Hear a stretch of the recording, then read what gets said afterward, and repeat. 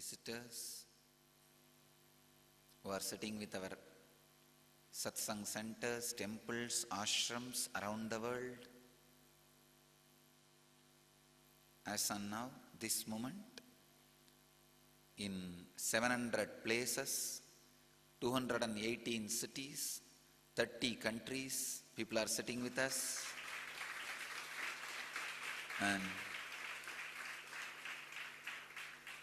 34 cities and 11 countries are two-way with me, means I am able to see them. But all other 700 places are able to see us.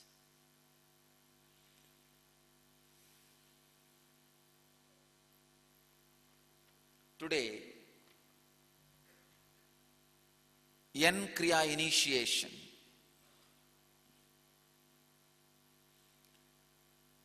I wanted to speak the deeper dimensions of Yen Kriya.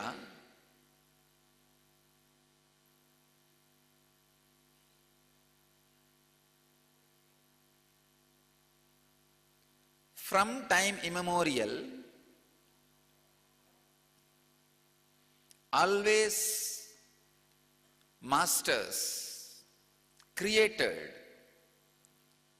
a strong, powerful, energetic, experience-based meditation techniques, kriyas, sutras, mantras, mudras, bandhas,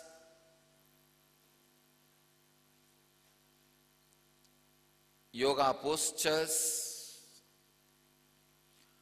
to reproduce the extraordinary experiences and powers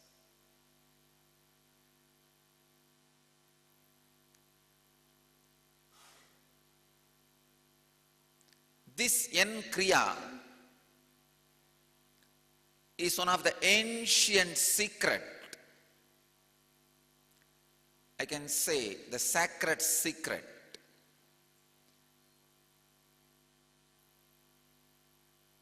delivered to the world in the Hatha Yoga Sampradaya by the great masters Maschendranatha and Gorakhnatha, preserved, protected, practiced and preached by the Hatha Yoga Sampradaya yogis.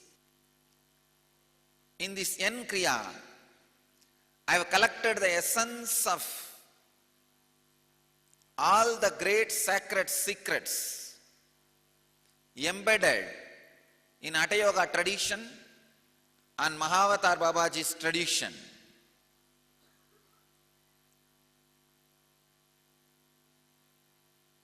Please understand, this Yen Kriya is not just a religious faith.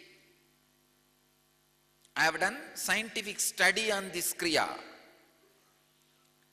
21 days inner awakening, which happened in December. We have done a thorough scientific study.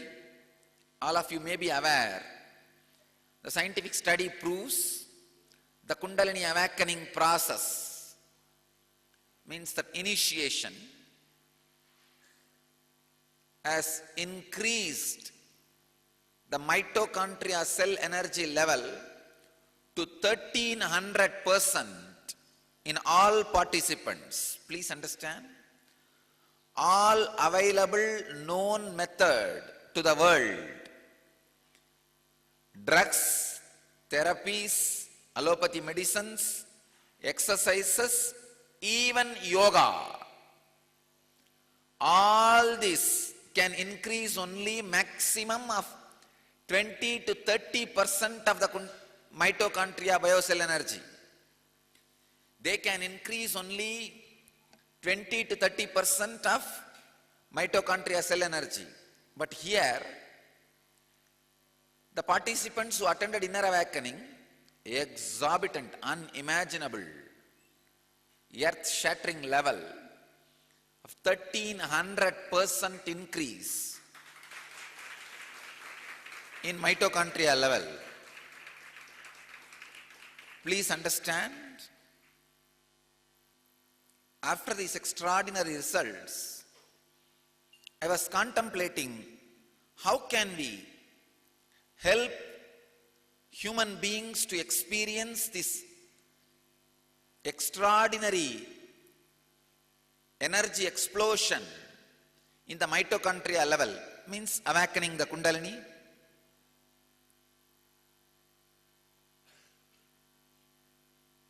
I was feeling to create a strong, powerful technique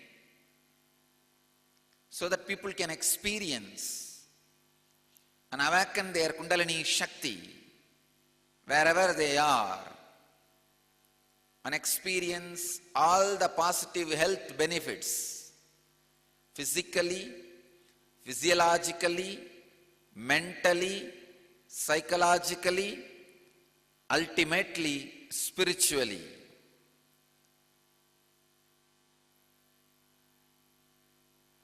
With that contemplation and meditation, this N Kriya has happened in my system as a gift to the world. Mainly, this N Kriya is concentrating on awakening your Kundalini Shakti. And I can challenge, I respectfully challenge the scientific community and invite them to study further.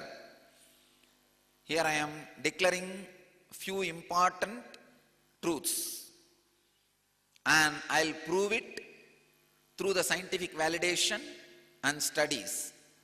Within 21 days of practice of N Kriya, any person will have at least 500% of energy explosion in mitochondria level because of the Kundalini awakening. If you practice this N Kriya at least once a day, just 21 days, 500% of mitochondria cell energy level will increase. And another one thing,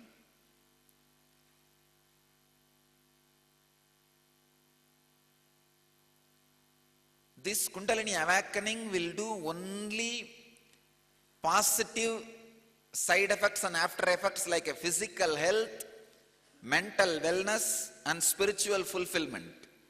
There is no negative side effect, 100% foolproof.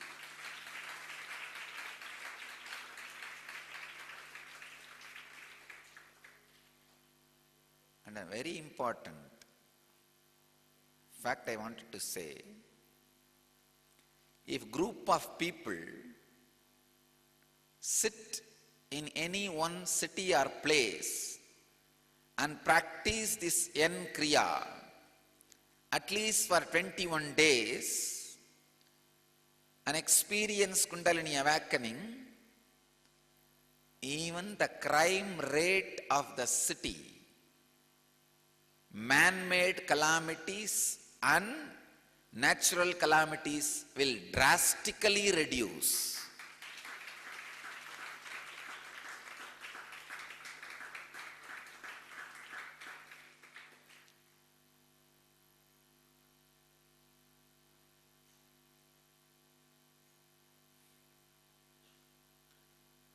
Man-made and natural calamities will drastically reduce. That is an important thing.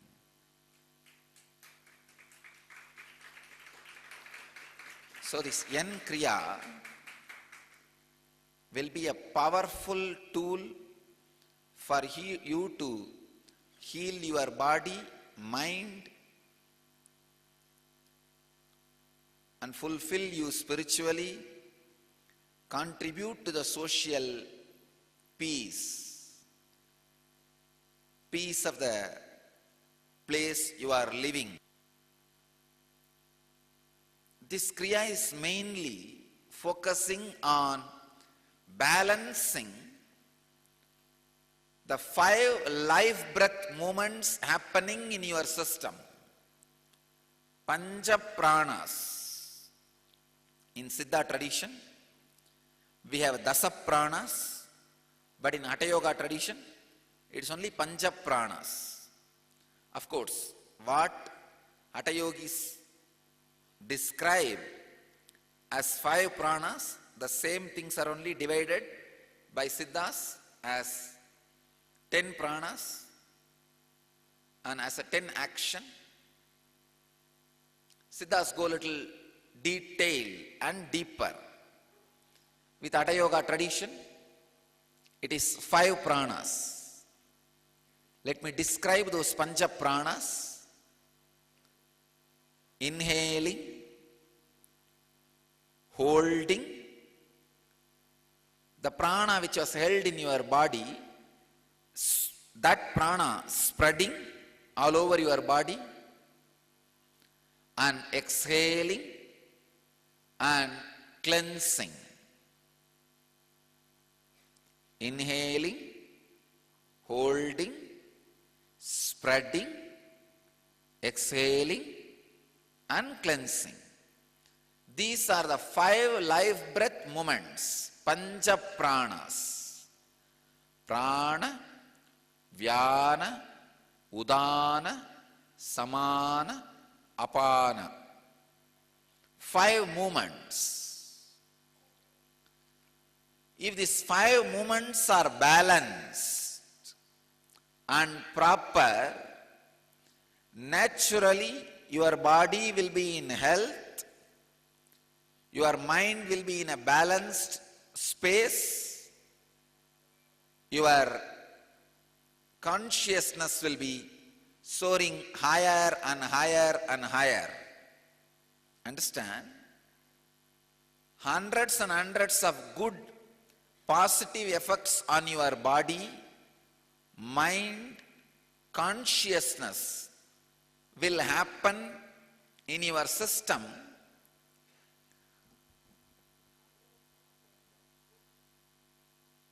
just by balancing this Pancha pranas. Yan Kriya is all about balancing this Pancha pranas. Many people were asking me, if we don't have time, should we do Nitya Dhyana or Yan Kriya? Please understand, do Yan Kriya. I have updated my contribution to the world. I can say, Yan Kriya is much more powerful, updated gift from me to the world. Or I can say, through me to the world by the great masters of Maschendranatha and Gorakhnatha belong to Hatha Yoga Sampradaya. So,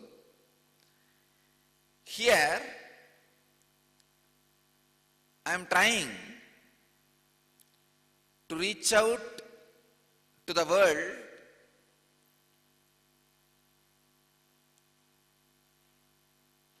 as many ways as possible so that people can experience health physically, physiologically, mentally, psychologically, emotionally and spiritually. I feel by spreading this Yan Kriya, we will create new world health order.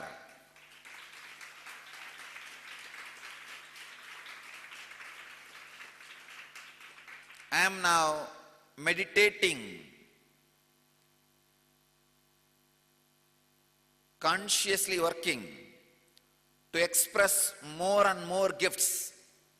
I'm going to come up with Yan Mudras, Yan Yoga, Yan Bandha, Yan Meditation. The essence of all the enlightenment technology, I'll be condensing it in this few process and gifting it to the world.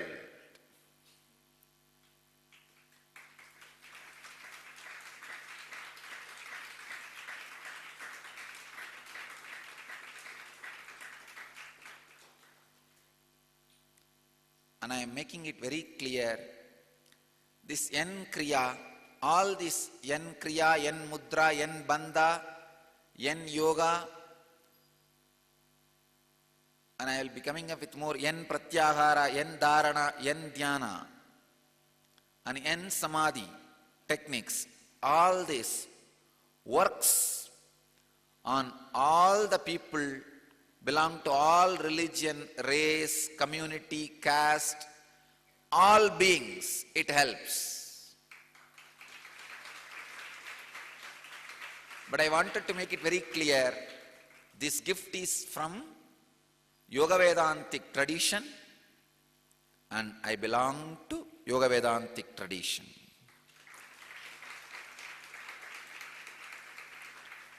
Me and my Dhyana Peetham belongs to Hindu Yoga Vedantic tradition. We are not non-religious secular organization.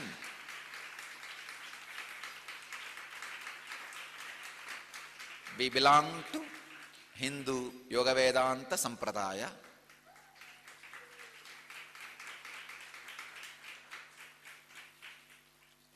We serve to all community, caste, creed, race, religion, ideology and beings. But we are from Yoga Vedanta Sampradaya of Hinduism.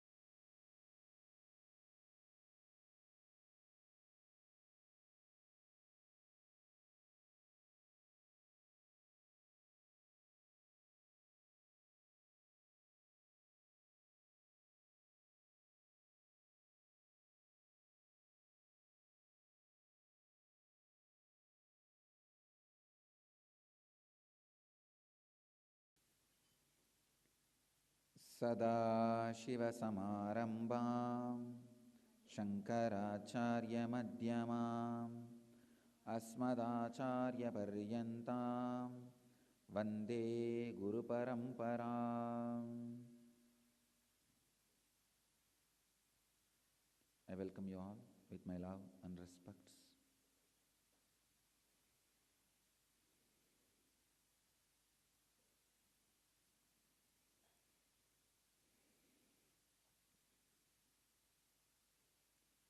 Before entering into today's satsang,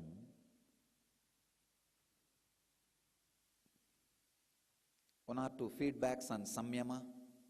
Yesterday's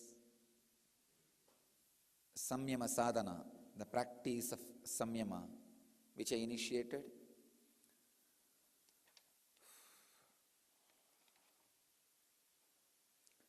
I'll take up only 2-3 and comment. Hundreds of feedbacks are there. I'll take few samples and comment on it.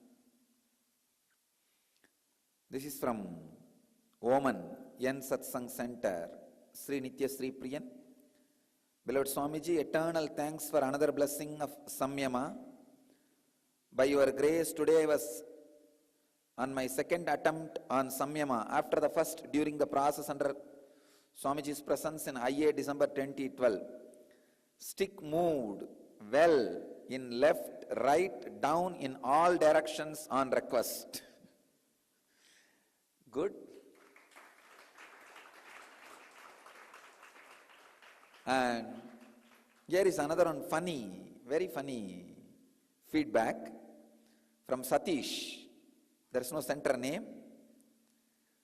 It's Satish.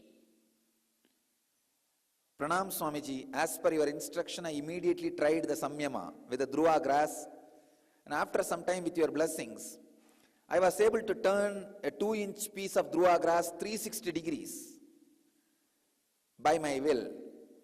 But I had some doubt, thinking that maybe my breath contributed to it. Mind comes here. So the next morning, after a dose of N-Kriya, I tried it again under very controlled conditions, making sure that not even my breath would disturb the grass. I could not do it, maybe because I was in a hurry. Then I remembered that recently you mentioned that prana flows through the hand.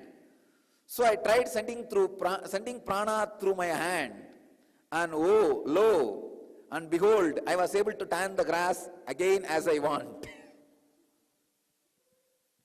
My daughter was witness to that.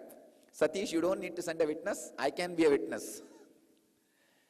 It's a beautiful thing too. Please understand, in this whole process, you need to understand two things. One, first, you are able to move the grass 360 degrees as you want, out of your will. Those moments, you had a strong trust on me and my words. But the moment doubt entered, maybe the air, breath, breeze, or fluke, the demon has entered in your system. So the demon was responsible for you not able to move second time. And the restlessness which is created by the demon. Of course, again, third time, your vidarka, strong trust on my words, through hands the prana can be sent. The next samyama worked on you. Satish, you tried one more samyama on your own. It's good. It is actually good. And just because of the trust, you tried the next samyama and automatically it worked. So, my blessings. The lesson which you need to learn from this experience is put more energy on the apta pramana and shastra pramana so that it can become atma pramana in you instead of wasting your brain in French praise and French philosophies.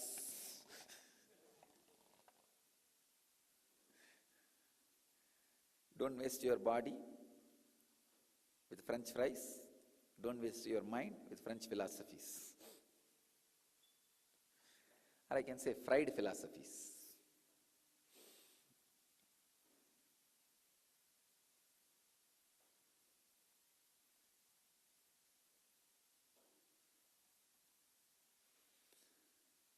As on now, in 734 places, 204 cities, 25 countries, people are sitting with us. I welcome all of you with my love and respect.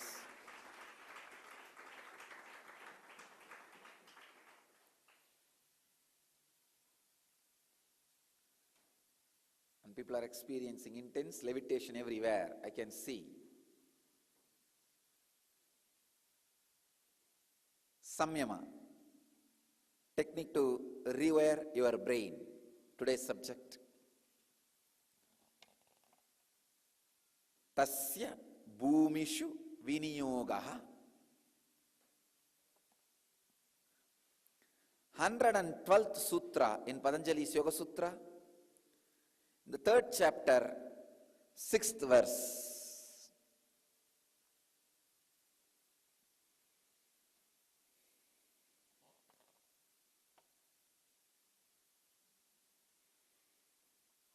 Tasya bhumishu viniyogaha. Swami Vivekananda translates the sutra as that samyama should be practiced in stages. Swami Prabhavananda translates as it must be applied stage by stage. Swami Sachidananda translates as its practice is to be accomplished in stages.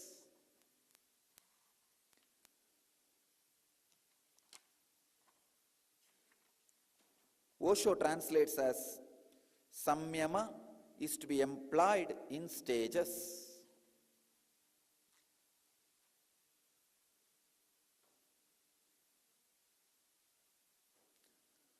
I will translate based on my own experience this sutra as samyama has to be practiced, applied in progression. I do not want to use the word stages. No, stage by stage. No. It has to be applied in progression. Please understand, it means there's a big difference between stage by stage and progression.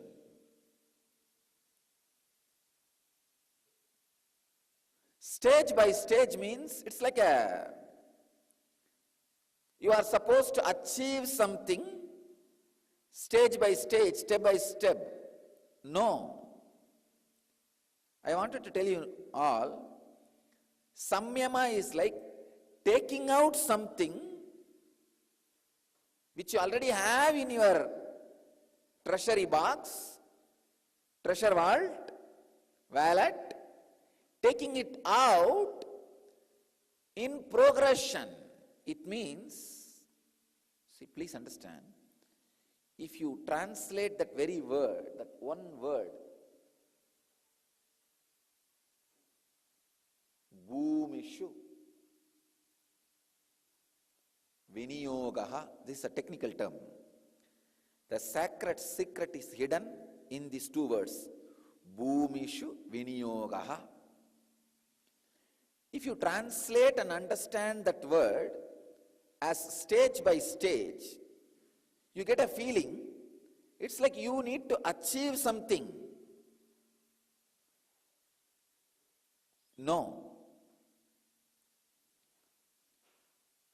Even if you think your body and mind, please understand, you don't need to achieve anything. There is already enough treasures in your vault, in your treasury box, in your inner space. You only need to take them out in progression. Stage is different, progression is different. So technically I will translate this word bhumishu viniyogaha as progression, then stage by stage.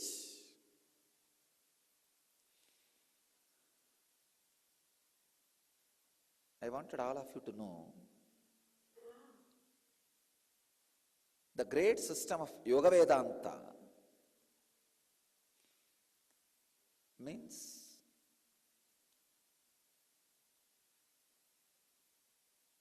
combination of yoga philosophy and Vedanta philosophy.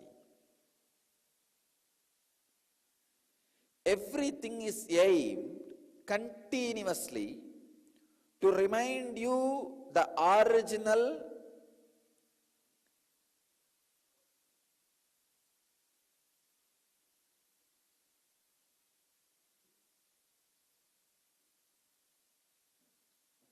space of all-knowing, all-pervading,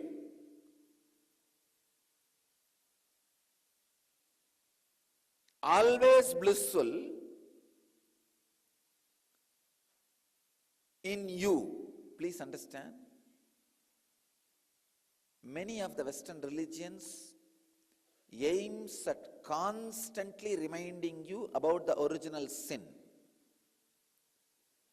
But the Eastern religions, especially the Yoga Vedanta Sampradaya, constantly works to remind you about your original, graceful, all-knowing, all-fulfilled, always blissful state.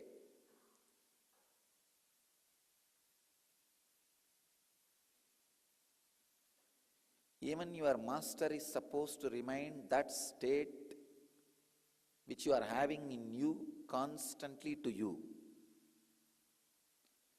That is why in Yoga Vedantic tradition, even God is just a stepping stone for enlightenment. Please understand. God is not ultimate. In Yoga Vedantic tradition, God is a stepping stone for enlightenment. God is a concept used for you to experience godliness. The ultimate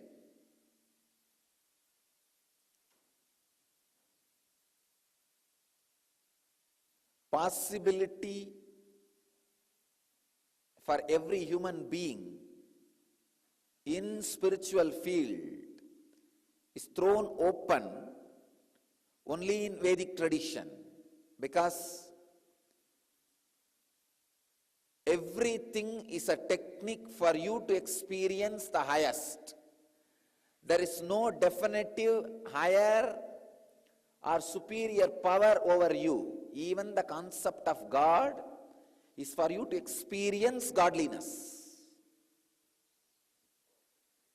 The moment you translate the word stage by stage, it gives the feeling like you need to achieve something. No, you don't need to. Take the responsibility to only get something out of your treasury. You don't need to yearn. As long as you have the idea you need to achieve, you always feel there is somebody who is having it. Somebody who is possessing it, you need to take it away from that person. Tribal mentality. It is okay for religions in a very primitive state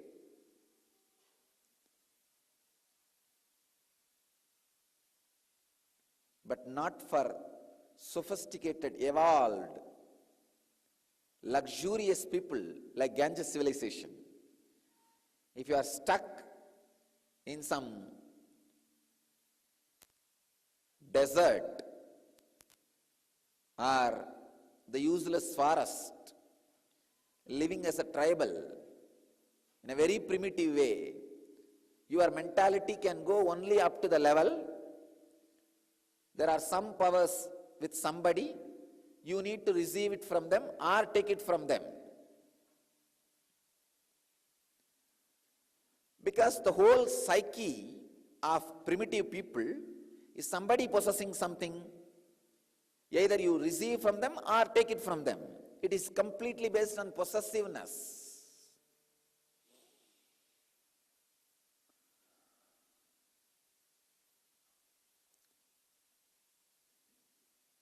But the religion of Vedic civilization has grown in the rich Ganges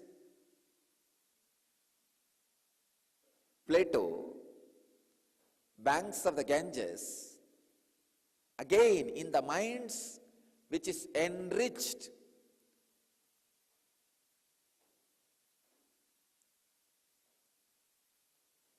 by the freedom and luxury of all the time and energy is available for their highest, honest research and development. So here is a religion which has grown in an inner space which is not primitive, which is not possessiveness based. Understand the vast difference between translating this Bhumishu Viniyoga as stage by stage or progression. A big difference. If you translate that as a stage by stage, still you are stuck with the primitive mentality of religion. Somebody is having, you need to take it.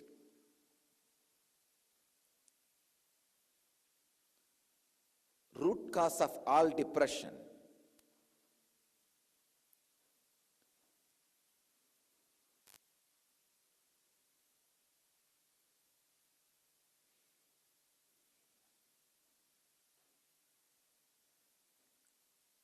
Progression means you have it.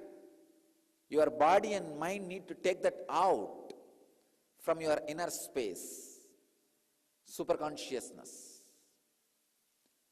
All you need is training your body and mind step by step to take those things out. Why the word progression, step by step? Because if your body and mind tries to take everything out, all the powers out at a time, it may not be able to stay in a balanced way and express those powers. It may just get burnt away.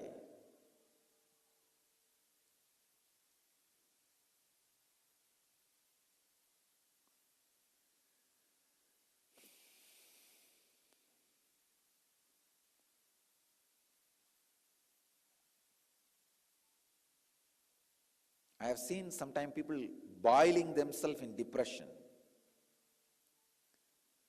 burning themselves into negativity. Same way, sometimes people can boil themselves even with extraordinary powers. If their body and mind is not matured enough to handle these extraordinary powers, they may just play with these powers in a foolish way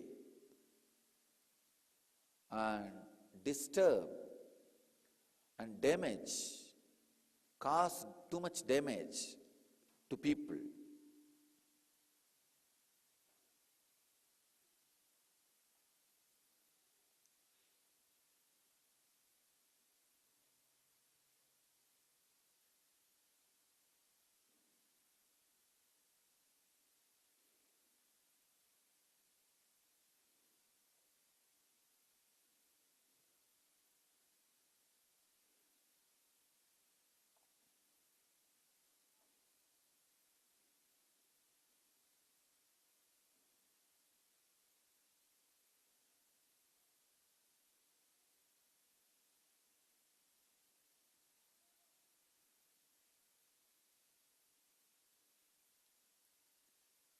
Ramakrishna tells a beautiful story. One sadhu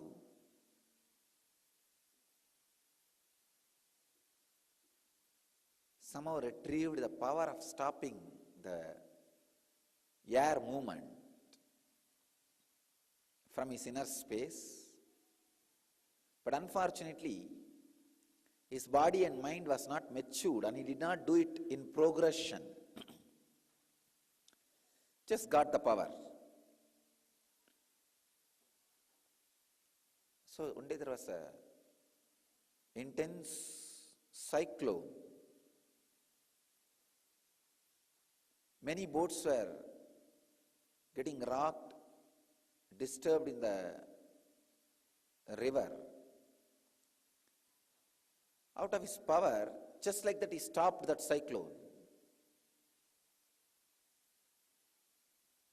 Because of the sudden stop, many boats tumbled, overturned. Many people got drowned and died. And that karma came to him.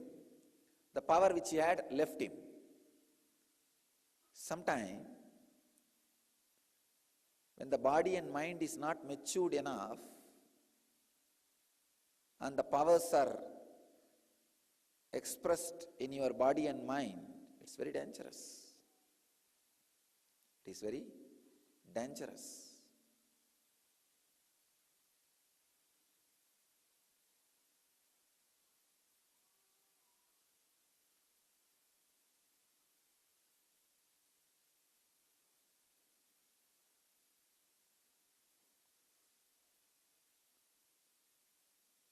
An important thing you need to learn,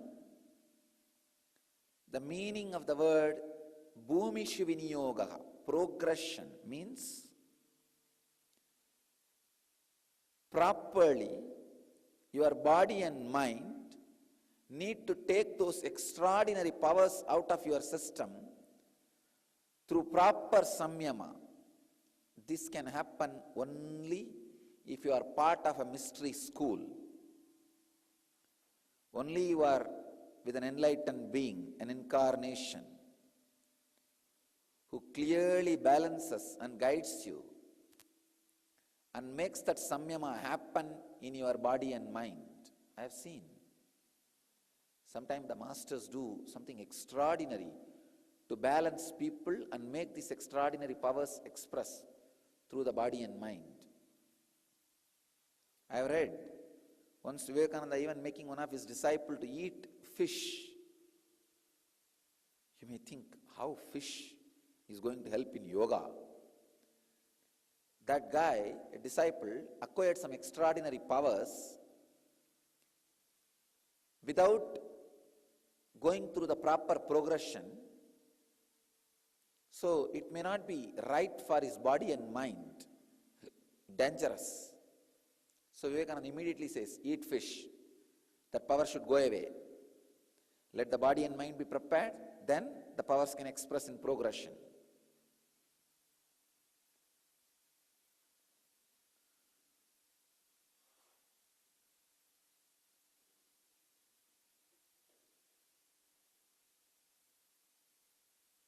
Immediately the disciple ate the fish and the powers left. And it was good for the individual. So you need to understand, only in the mystery school, under the guidance of the master, safely, blissfully, these powers can be brought out to your body and mind. You can rejoice, cherish, and enjoy these extraordinary powers. I am seeing thousands of people experiencing levitating all over the world. Not a single one had any side effect, wrong side effect. Thousands of people's Kundalini is getting awakened every day, all over the world. Not a single one is having negative side effect.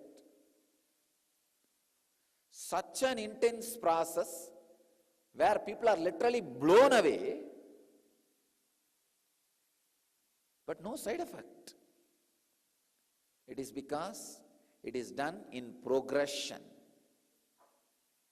It is done in progression, properly, beautifully, with honesty and integrity towards the spiritual experience, the spiritual truth. I heard a message from a devotee, or I don't know, he's not, you can't even call as a devotee. Somebody was attending satsang yesterday. It seems he was complaining that I was attacking some particular guru yesterday. I was not, please, I want to make it very clear, I never attack anybody. And I was not attacking any particular guru. I was only defending the Hindu Dharma.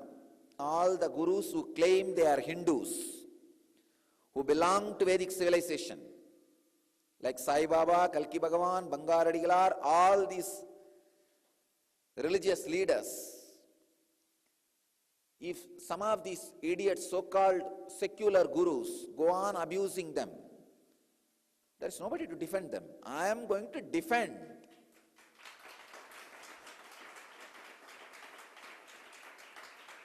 I am going to defend my religious leaders. That's all. If somebody claims they are secular, get out of Hinduism. You have no right to criticize Hindu gurus.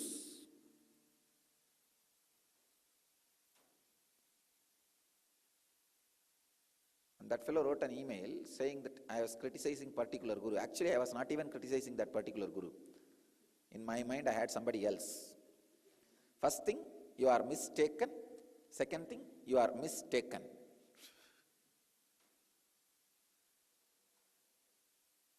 First, I was not criticizing anybody.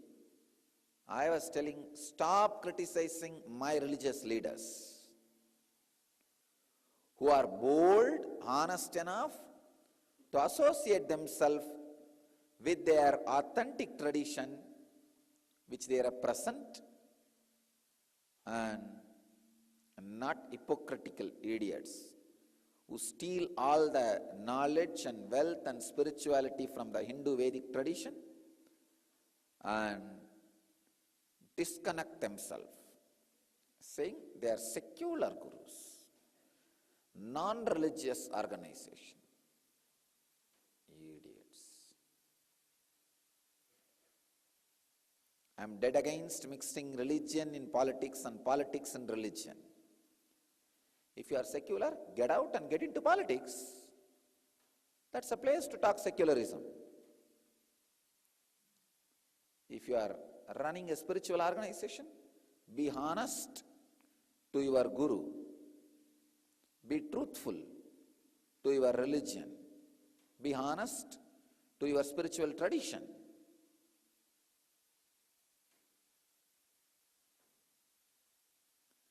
I am not saying one religion is higher or one religion is lower. Same way, I am not saying all religions are same. No. All religions are unique and sacred to their practitioners. So, there is no such thing as secularism in spiritual line, in spiritual field. So understand, I was not criticizing anybody. I was defending the fools who are criticizing my religious leaders. And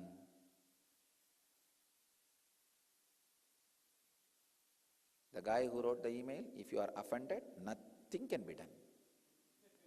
You are free to get offended and hit your face wherever you want and do what you want.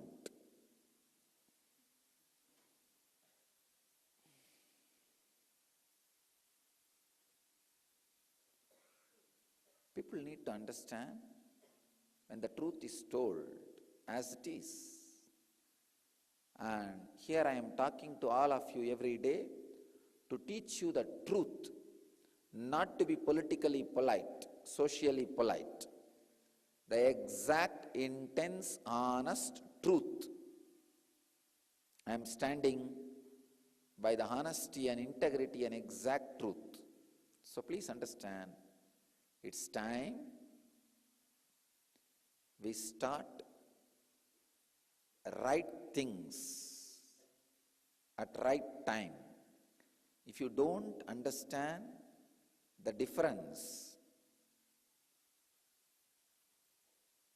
between political religions and religious politics, you will be continuously caught with pseudo-gurus. You will not be able to experience the honest truth. So here I am. If you are interested in honest truth and experiencing mystery school, I am not interested in Nobel Prize. I am not going to be socially polite or politically polite. I am interested in making few lakh enlightened beings. People are interested in Nobel Prize, let them maintain. They are political religious ambitions. I am very clear. My life is going to be creating mystery schools around the world, Vedic universities around the world.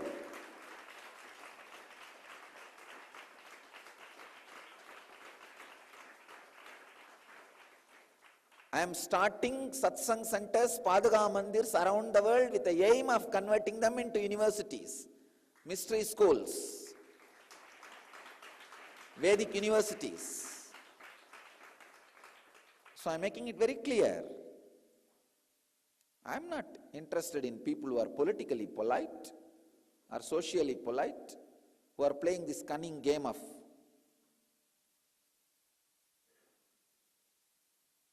politics and religion in politics. No. Let them play their game. I am not interested in that. And I am not even against them playing the game. All I am saying is don't interfere in our field. Allow a little bit of pure spiritual stream to be alive in the planet Earth. For heaven's sake, at least like you, few idiots can come in the next generations and eat the stuff which I created and live.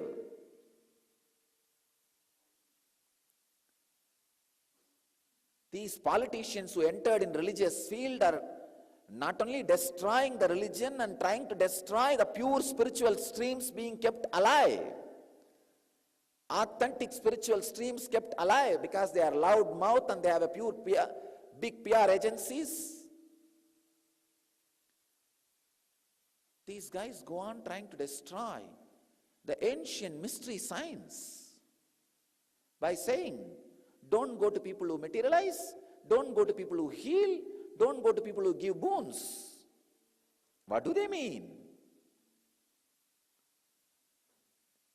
This is the pure mysticism, the Yoga Vedanta Sampradaya. So these are juice and essence of Yoga Vedanta tradition.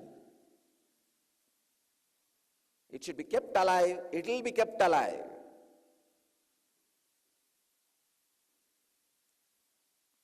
Oh, planet Earth, don't worry, I'll keep this science alive.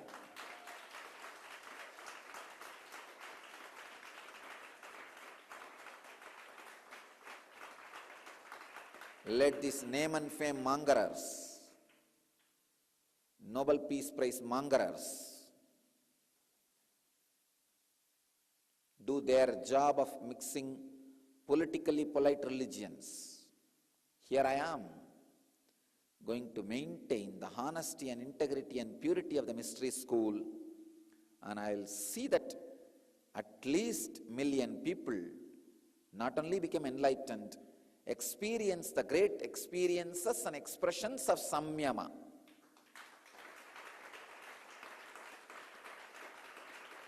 Experience the great experiences and powers of samyama. Please understand. In samyama, I am always saying two parts. One, experiencing the great experiences and powers and expressing it. For example, at this moment, I am in a great experience that all the so-called reality in front of me is made of a stuff which I can bend, break, mend, do as I want. This is experience. If I do at least small changes and things and show it in reality, physically, either through simple levitation or through simple teleporting of the vibhuti, it is expression of the power. Please understand. As experience at this moment, I am feeling anything in front of me is made out of stuff which is completely under my control, part of me. This is my experience. When I share this word, if I ignite this mood in many of you, I am expressing the experience. Same way, this experience brings certain powers. Like any body can be moved as I want. Any body's kundalini can be raised to the same level I am in. Or any material can be moved from one place to another place by the power of the mind. This is extraordinary powers. First one is extraordinary experience. Second one is extraordinary power. So if this is shown visibly as the Kundalini awakening or the levitation or teleporting, it is expressing extraordinary powers. I wanted both dimensions of samyama to be kept alive.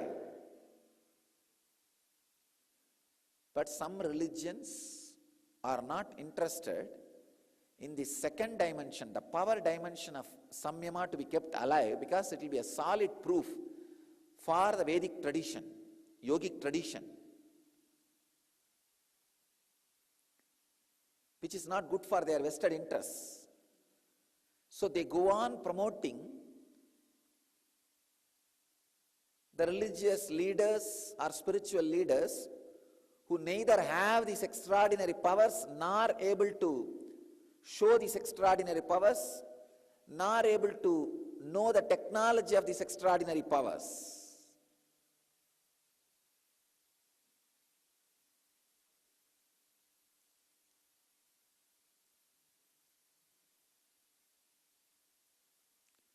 Naturally, they also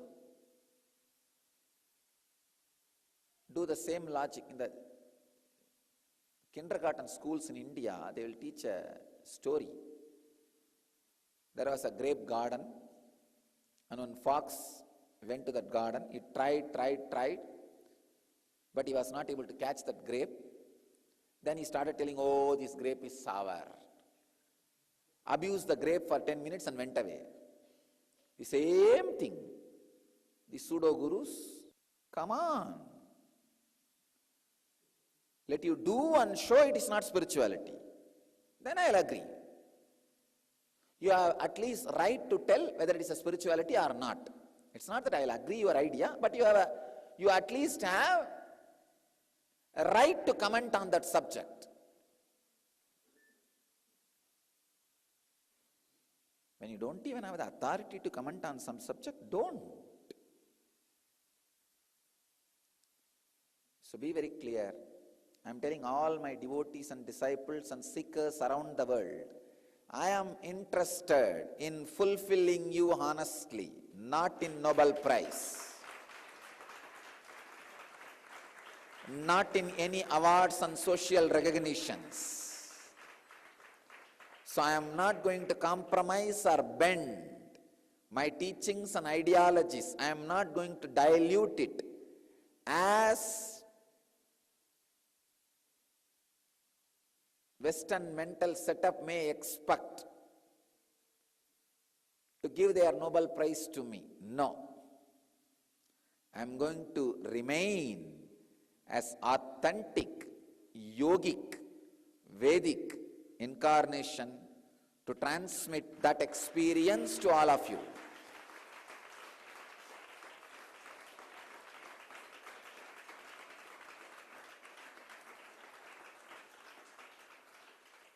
So I invite seekers from around the world to gather around me and in my mystery schools, satsang centers.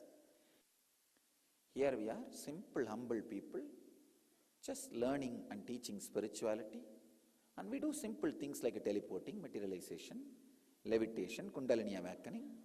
Why don't you let you guys live with us? Live ourselves with our own ideology and philosophy. Let us live our Vedic truths and yogic life. Understand samyama.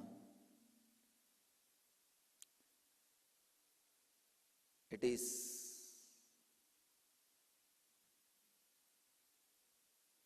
expressing the extraordinary physical and mental powers in progression.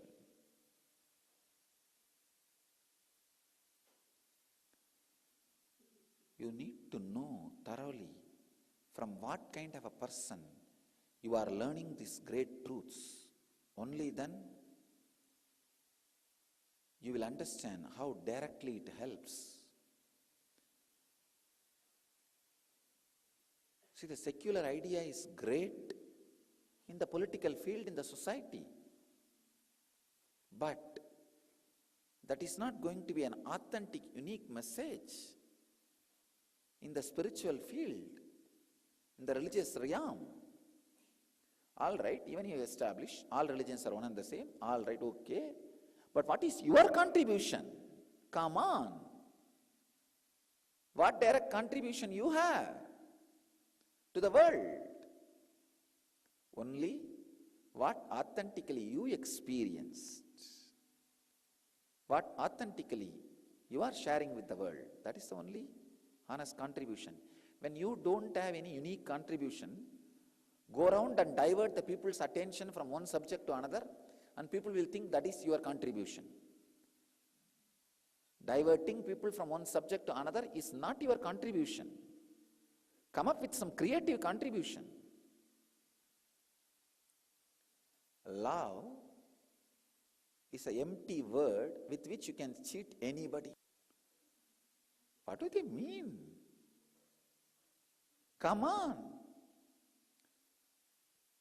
Let them show their love. What do they mean? I don't understand.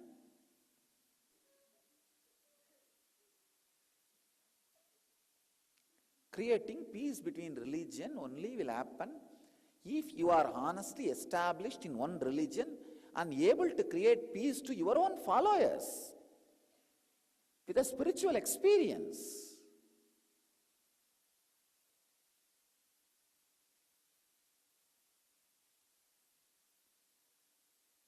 When we don't have our own authentic contribution in any field, just go on doing politics. See all the.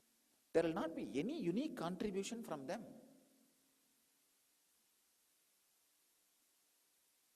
The whole world there are only two kinds of minds. One which contributes creatively. Another one which goes on meddling with people and tries to put some big identity. No.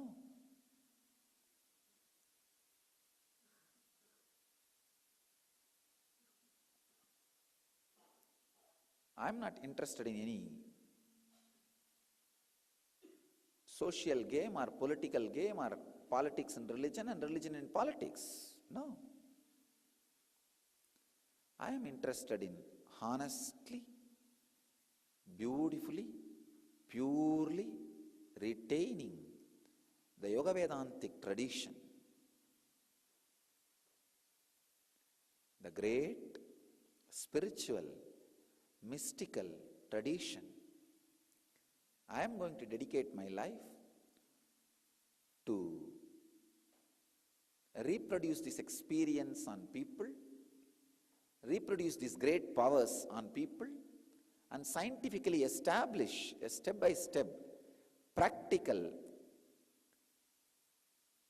lifestyle where people can experience all these great experiences and powers of samyama and express the great experiences and powers of samyama to the world.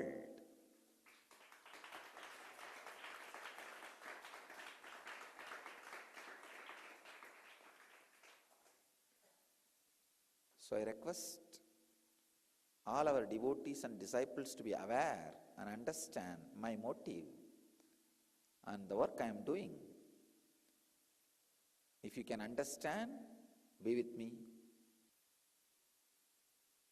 So as Patanjali says, I'll teach you samyama, experiencing and expressing the extraordinary experiences and powers from superconsciousness through your body and mind in progression. So I request all of you, devotees, disciples, satsangis, participants in our satsang centers, not to miss even a single instruction and go through the whole process intensely, sincerely in progression. I bless you all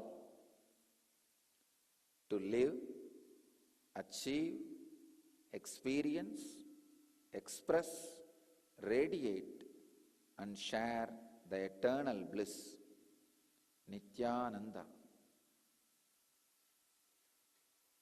Thank you.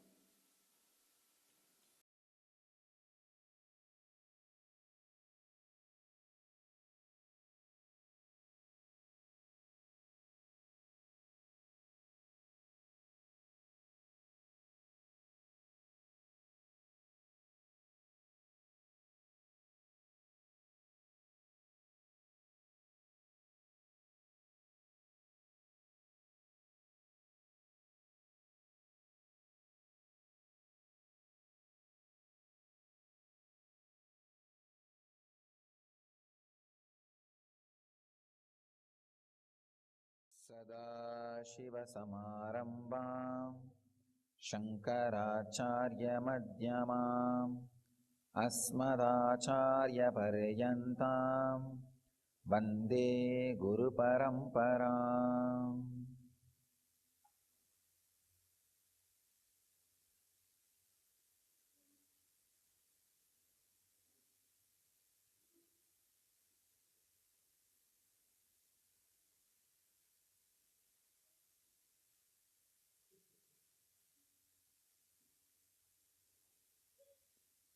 I welcome you all with my love and respects.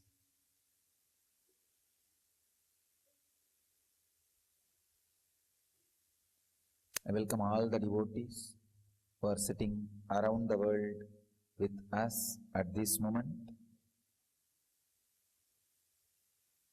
Without even internet connection, in the ashram, just through Skype,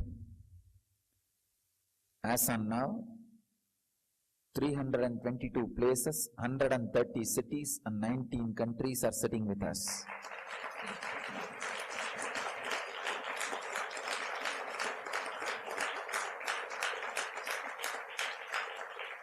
And some of these countries are on two-way with me. Dubai, Petaling Jaya, Malaysia, Singapore, Los Angeles, San Jose, Atlanta. They are all two-way connection with me. I am seeing all of them doing Pada Puja. Dubai, my blessings to you guys. I accept your Pada Puja and your sincere devotion and love. I am very happy. And just now I have been informed in Taramangalam Center, they are sitting with us now live. Continuously, enormous quantity of vibhuti is getting materialized out of Paduka. They are removing. They say the huge quantity is continuously pouring out.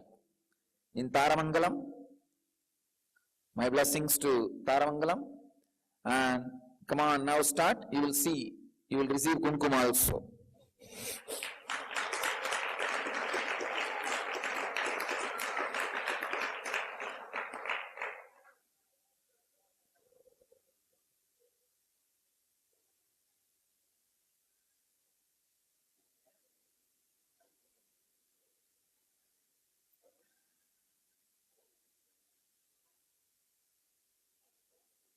It's time we enter into satsang.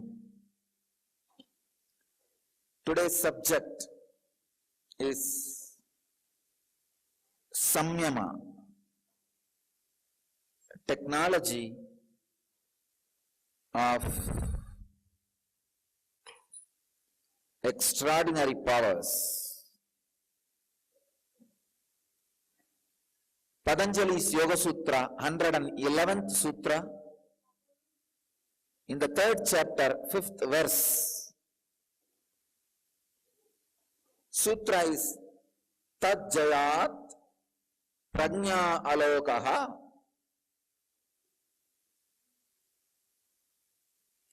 Tajjayat Prajna Alokaha.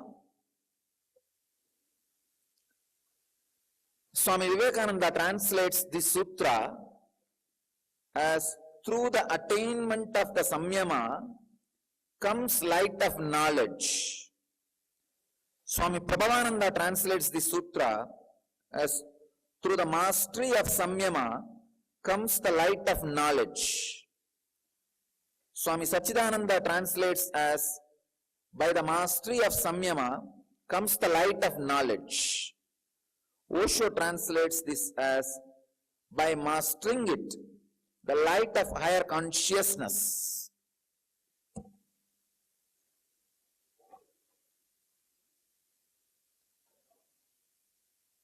I will give my understanding, my experience on this sutra. Tajjayat prajnalokaha.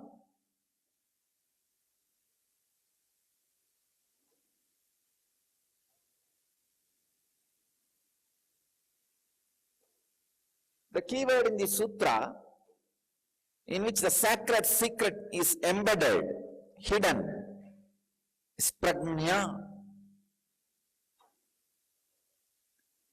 The word prajna should be understood very deeply. Prajnanam Brahma. We have Mahavagya in the tradition. Prajnanam Brahmam.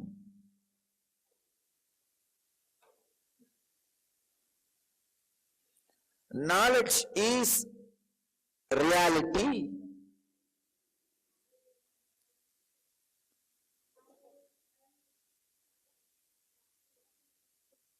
This word prajna, if it is understood, the confusions in the translation and understanding of samyama will be cleared.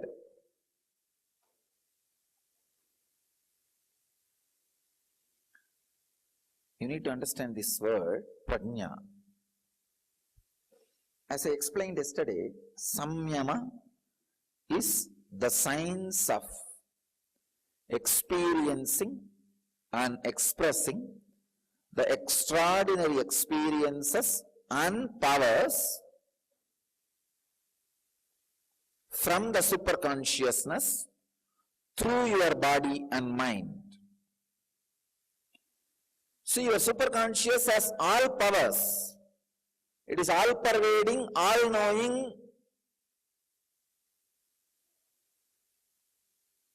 eternal. But your body and mind needs to be prepared so that it can experience and express those extraordinary experiences and powers. Please understand, there are different category of people in the spiritual realm. Some who experienced extraordinary experiences and expressed those experiences, that's all. They are called great Vedantic enlightened masters, like Ramana Maharshi. He had one of an amazing superconscious experience through the samyama on death. A spontaneous samyama on death happened in him at the age of 16, and that's it. He stayed in that experience forever and gave that experience to many.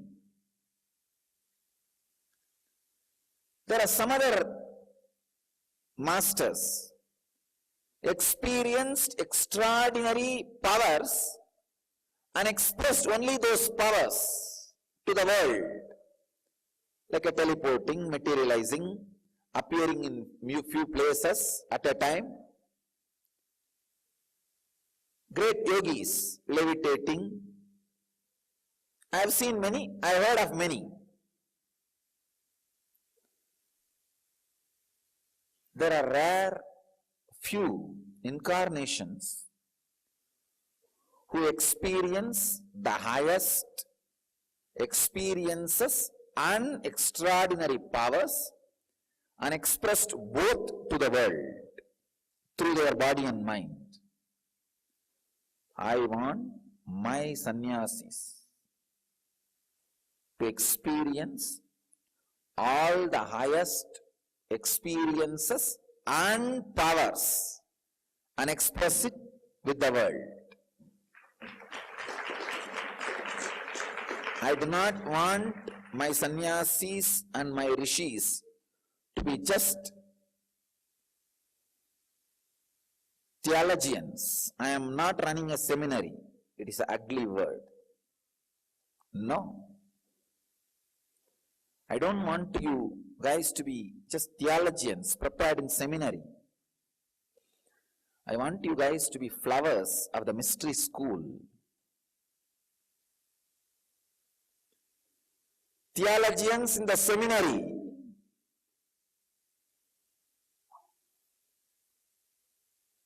Just like parrot memorizing words and repeating it, blah, blah, blah, blah, blah. No. I want you guys to be the flowers of the mystery school,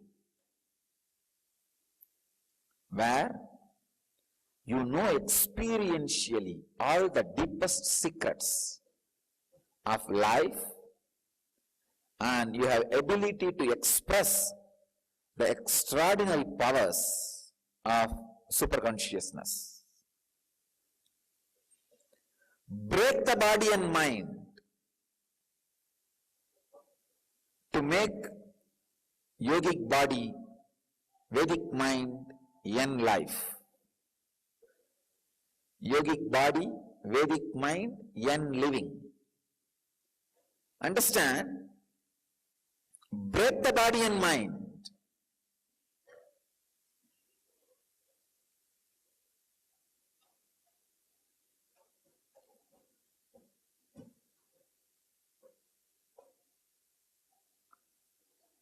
You need to experience the deepest truths of body and mind.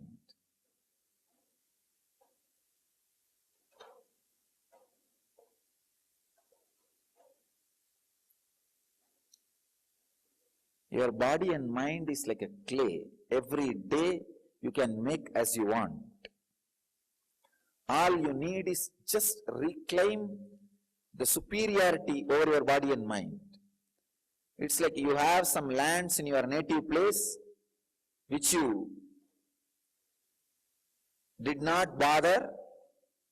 You were working somewhere and somebody else was trying to occupy. All the ghosts, naturally all the eyes will fall on your land. But suddenly, if you decide to go there and declare and put a board, it's my land, that's it, nothing else. All the fellows will run away. Reclaim, that's all. Same way, your body is also, when you don't reclaim, the tamasic, devilish intellectual mind. It possesses your body. Please understand, this is the worst abusal happening to your body and mind. Reclaim it. Consciously own it. Create as you want. Create yogic body, Vedic mind, Yen life.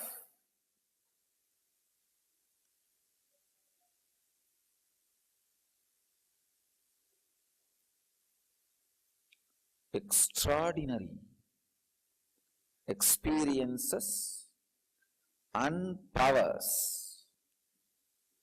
Please understand, Samyama is the technology of extraordinary experiences and powers.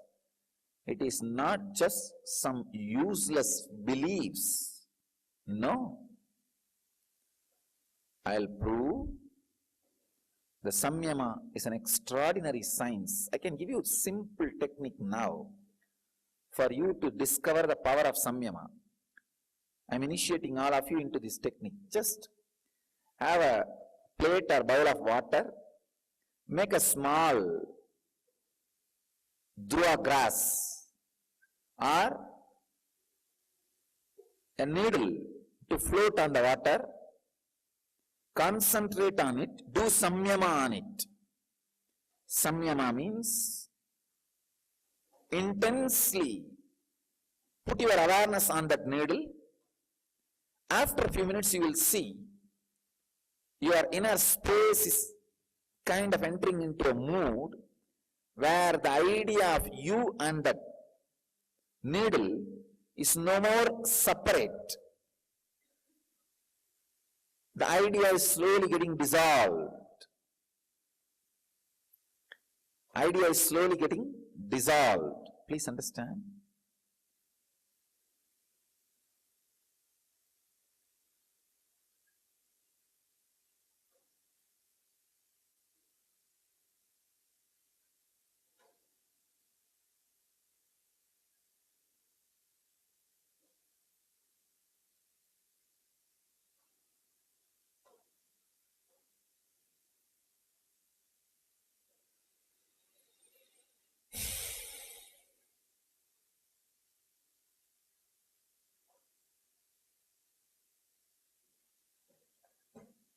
At that moment, when you feel the intense oneness with the needle or a grass, give a command, move right, left, straight, down.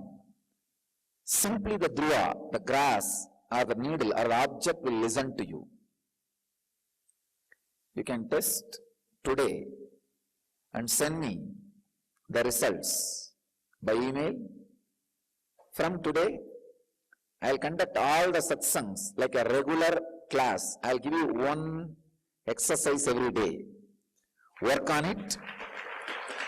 and send me your report. I will further answer, update, upgrade your understanding. From today, I declare all our satsang centers are branches of my mystery school, where we will work on the great mysteries of Patanjali, Samyama. Please understand, especially if you have levitated even once, if you have experienced physical levitation even once, you are ready for Samyama. Your Samyama will be intensely powerful. So you don't need to be worrying whether you have a capacity for Samyama or anything. So our satsang centers are not dry, dull, boring seminaries, theology seminaries. No, we are not theology seminaries. We are mystery school. We are Naimisharanya. Please understand.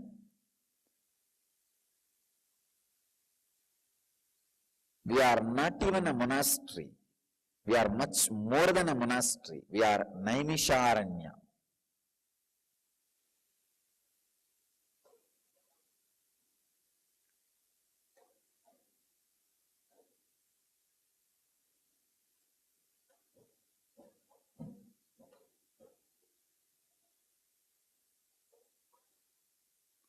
Naimisharanya means where these great truths are taught, experimented, and people are made to experience it.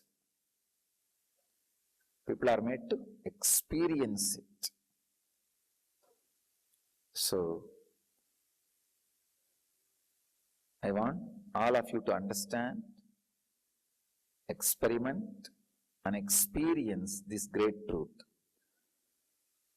By Tarana, Dhyana, Samadhi. Please understand. All these three put together is what we call Samyama. By Samyama, the knowledge is achieved. Lighting up of your consciousness happens. Understand? You are a human being with all extraordinary possibilities. That is what I call you are God living in human body. All extraordinary possibilities exist in you. Extraordinary physical and mental possibilities exist in you. Like simple training can make you float in the water, swim in the water. Same way, very simple things of the life, very simple things of the life, please understand, very simple understandings in the life, very simple changes in the life can make you experience extraordinary experiences and powers and release it through the system.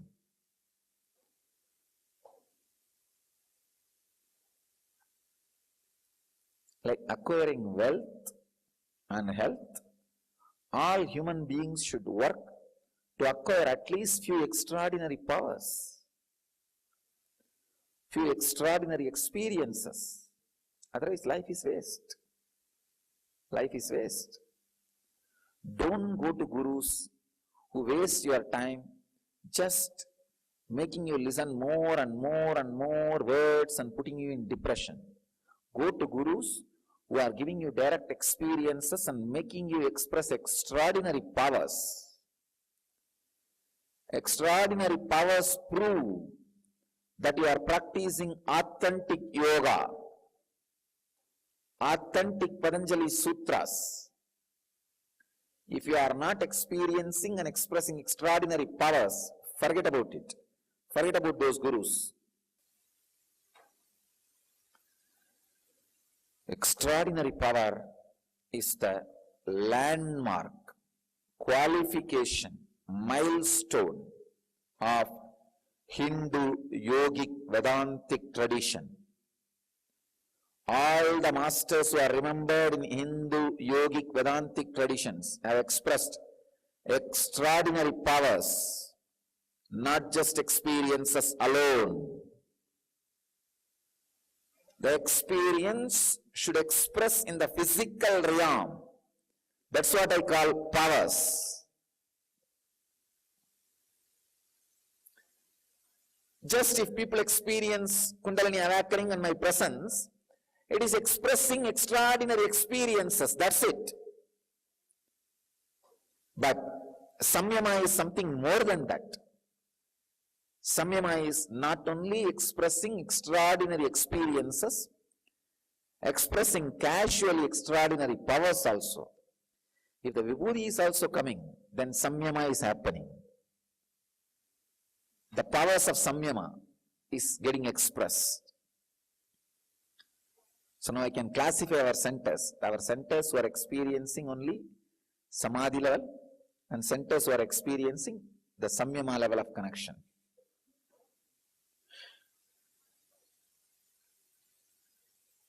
I want all our centers to be the sincere mystery school.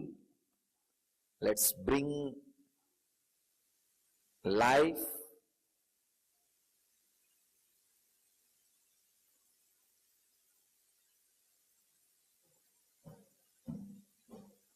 with extraordinary experiences and powers as reality. Let's bring life with extraordinary experiences and powers as reality.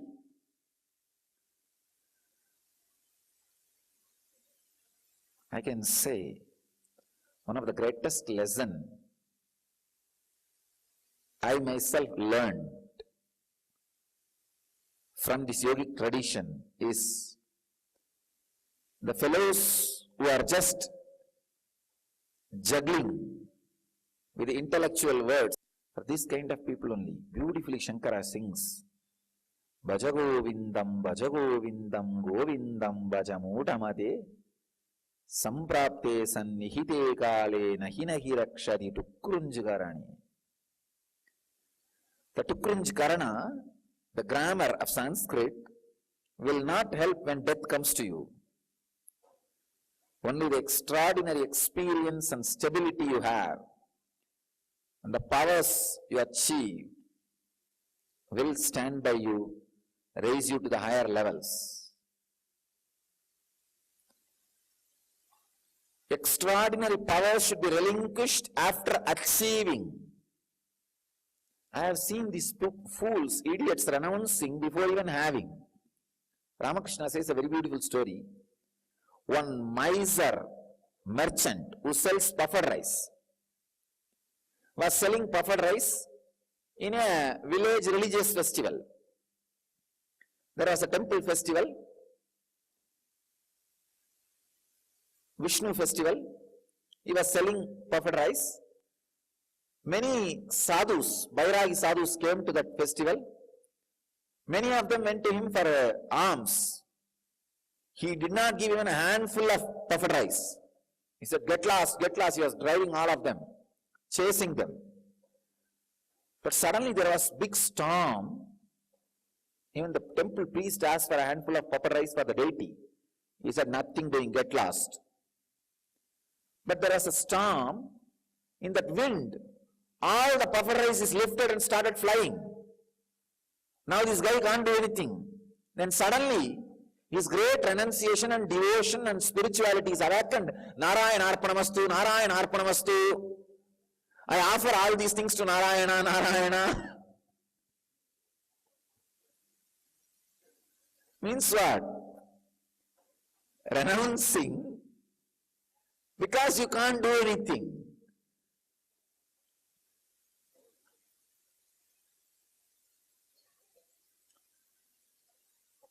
Ramakrishna retains the great innocence of the village.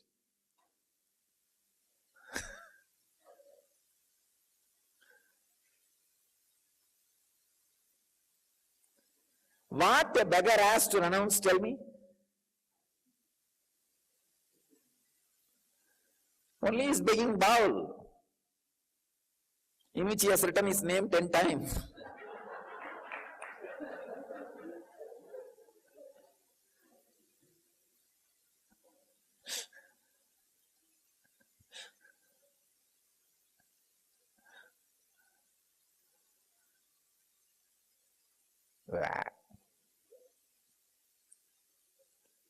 Nothing else. So it is time we teach the world.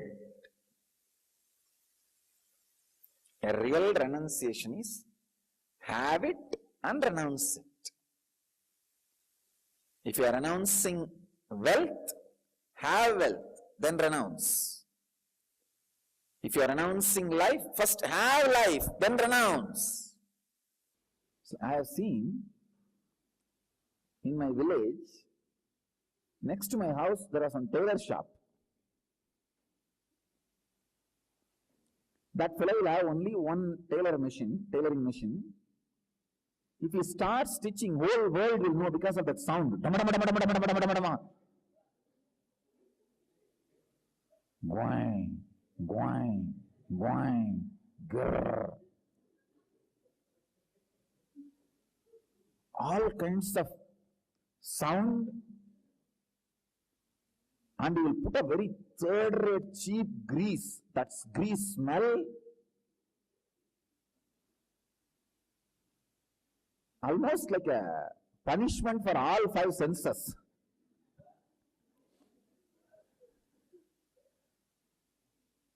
This huge sound and grease smell.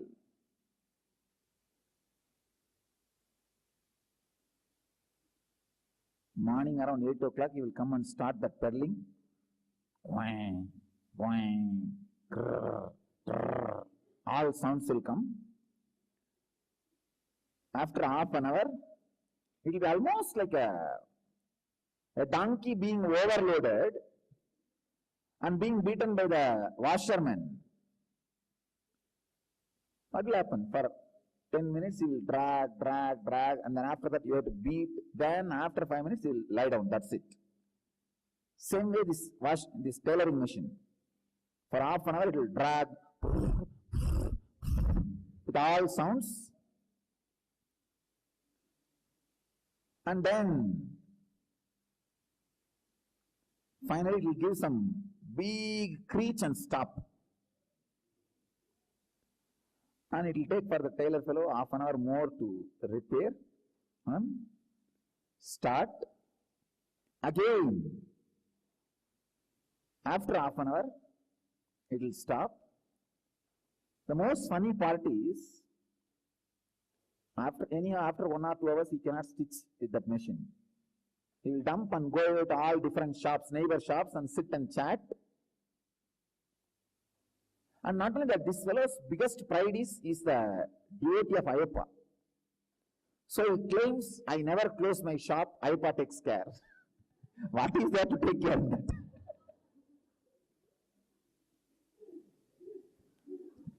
There is nothing to be stolen. And he will go around and tell everybody, see, I am Ayyappa's devotee and my shop is always open. Nothing is there to take care. His whole shop is totally worthy of maybe a few hundred rupees. And you can't steal also anything. And even if you steal, it will not work. And he had a bicycle, I know. No mudguard, no bell, no brake. It's barely 2.5 bones.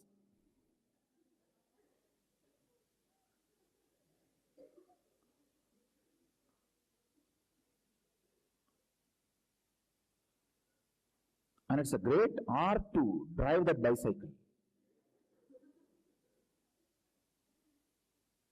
But one good thing with the bicycle is, you will not have any problem because the sound and the way the bicycle goes, anybody who comes in front will be frightened and move out and give way. It's almost like a pilot vehicle. How the police pilot vehicle, if it goes with siren, no vehicle will come in front, like this only this cycle.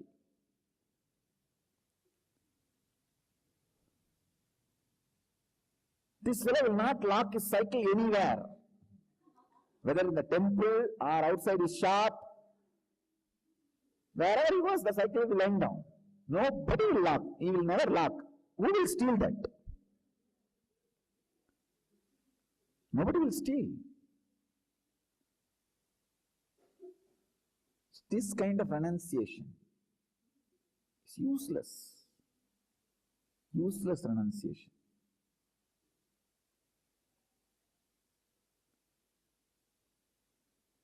The renunciation and surrender should be intelligent and rich. First of all, have to share. Have to share or renounce. Even the extraordinary powers.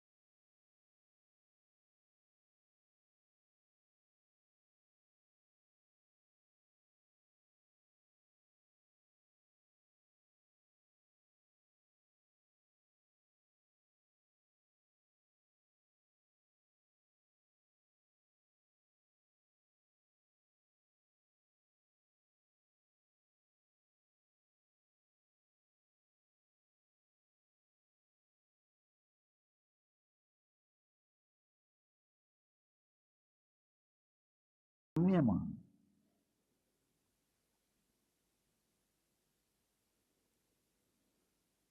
The capacity or the power, ability to experience the extraordinary experiences and powers, and then either enjoy or renounce as you want. So understand, but whether to live or leave or enlighten or the experience and express the extraordinary powers of consciousness, samyama is basic need. So, through next sessions, in the next sutras, we will continue to explore, experience the deeper secrets of samyama, the technology of extraordinary powers. That's the exact word I wanted to use. Samyama means the technology of extraordinary experiences and powers. We'll explore as per Patanjali. This moment, 352 places and 140 cities and 23 countries are sitting with us. I bless all of you and initiate you into one technique of samyama today. Have a bowl of water or water in plate. Make a grass, Graha grass or any grass to float. Do samyama on it intensely, at least for 21 minutes. By the time you feel that you are deeply connected to that object, give instruction, command to move left, right or center any way you want. You will see that object moves. Now, I am initiating you all into this samyama. You will see it really works. So I request all the devotees to try this samyama process today and send me your experiences. So tomorrow, we will enter into the deeper and deeper levels of samyama. So from today, we start the Yen Mystery School all over the world.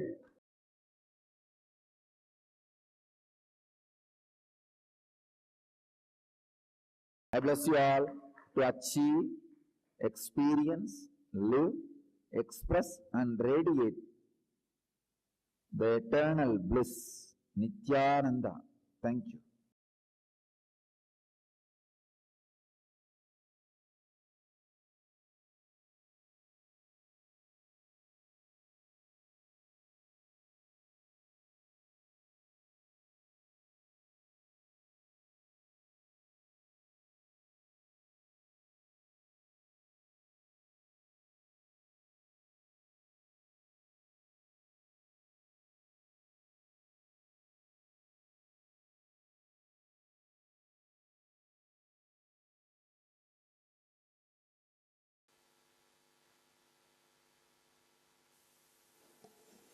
As and now, 544 places, 185 cities, 25 countries are sitting with us live.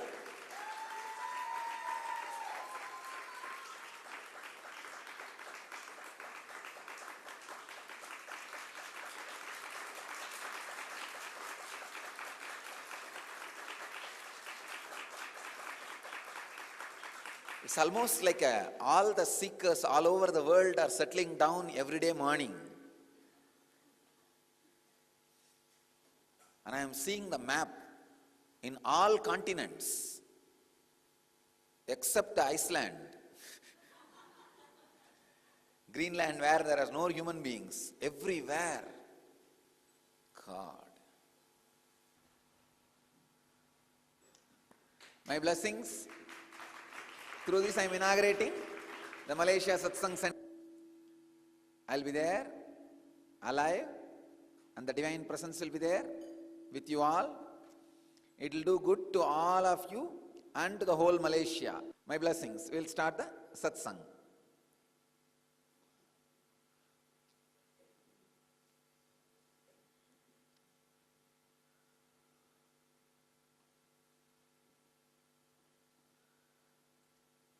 It is so funny to see. Aarti is done in one country and bell is rung in the other country. They forgot to ring the bell and he is ringing the bell here and chanting the mantra and Aarti is happening there. No, really there is no time and space for enlightened master. It's being literally proved.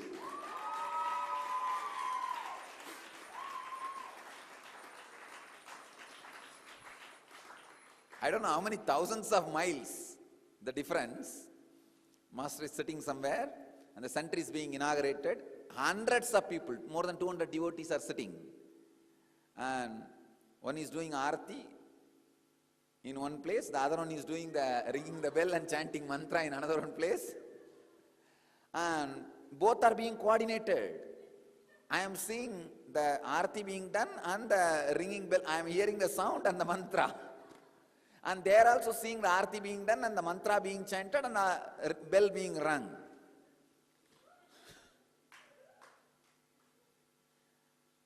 Naimisharanya with video conferencing.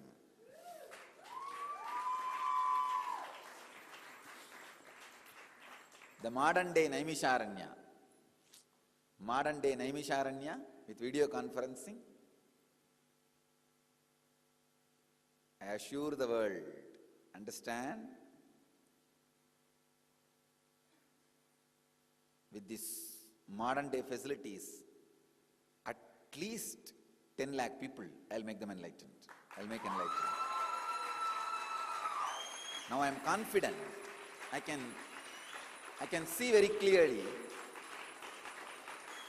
how all over the world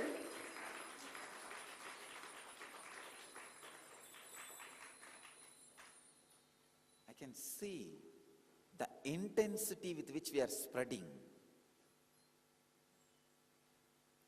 and the intensity with which this great science, the science of living, the science of being, the science of unclutching is spreading, and the enthusiasm, energy, wow.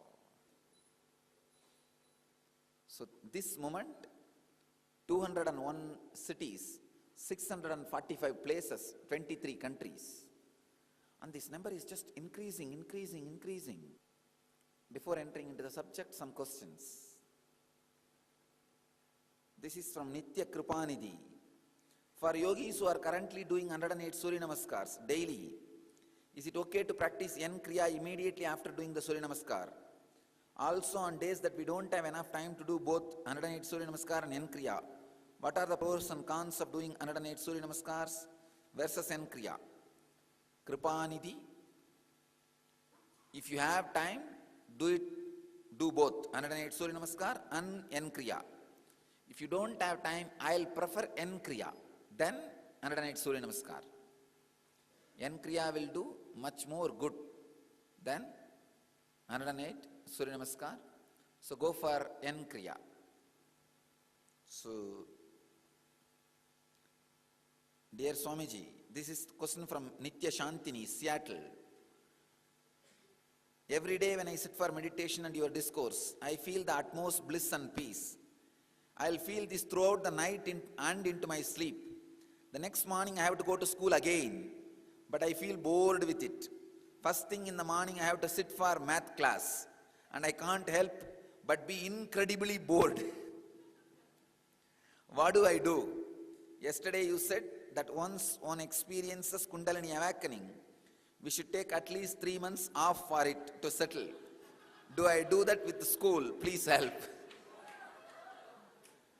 Nitya Shantini, Seattle. Nitya Shantini, are you there? Can you raise your hand?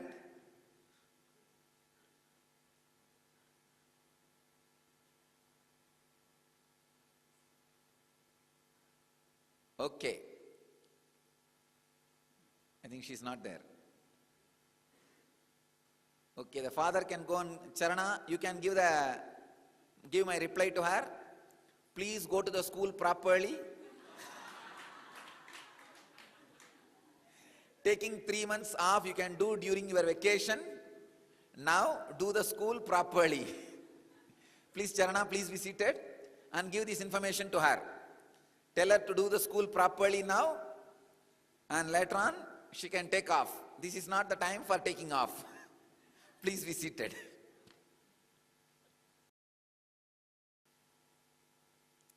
An Atlanta center is making a home temple, home Garbha Mandir, and they are building a temple. They want my blessings to all the Atlanta center. Soon it will become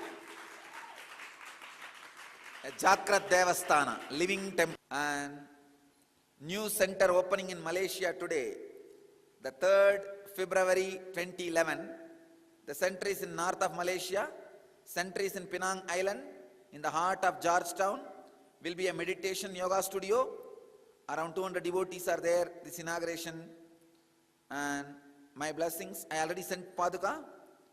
And my blessings to all the devotees to make this center, for making this center as reality, who worked for this center. My blessings for Penang and Malaysia. The devotees who are opening the center today, my blessings to all of you. God. It's almost like first I have to finish this introduction and center inaugurations and temples and every day. Now let's enter into the Satsanga. Today, 110th Sutra, 3rd chapter, 4th verse. The subject is Samyama.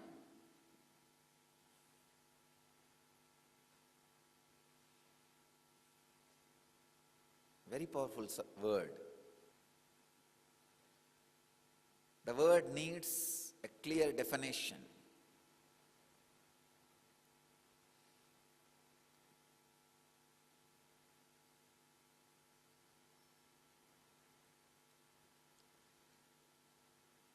Samyama.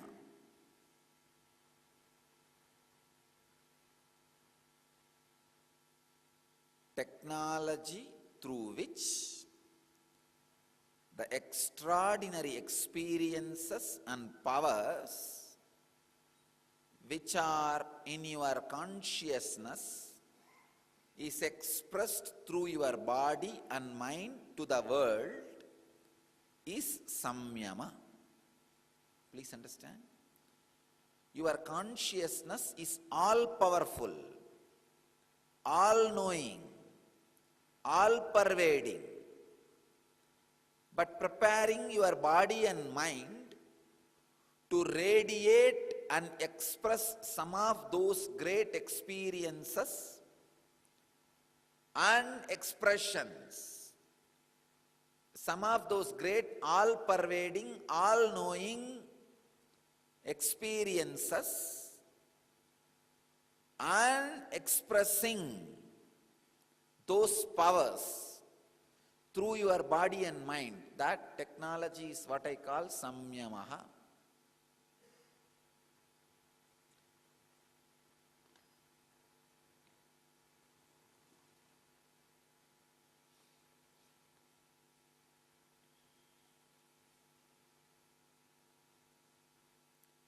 Samyama is the applied science of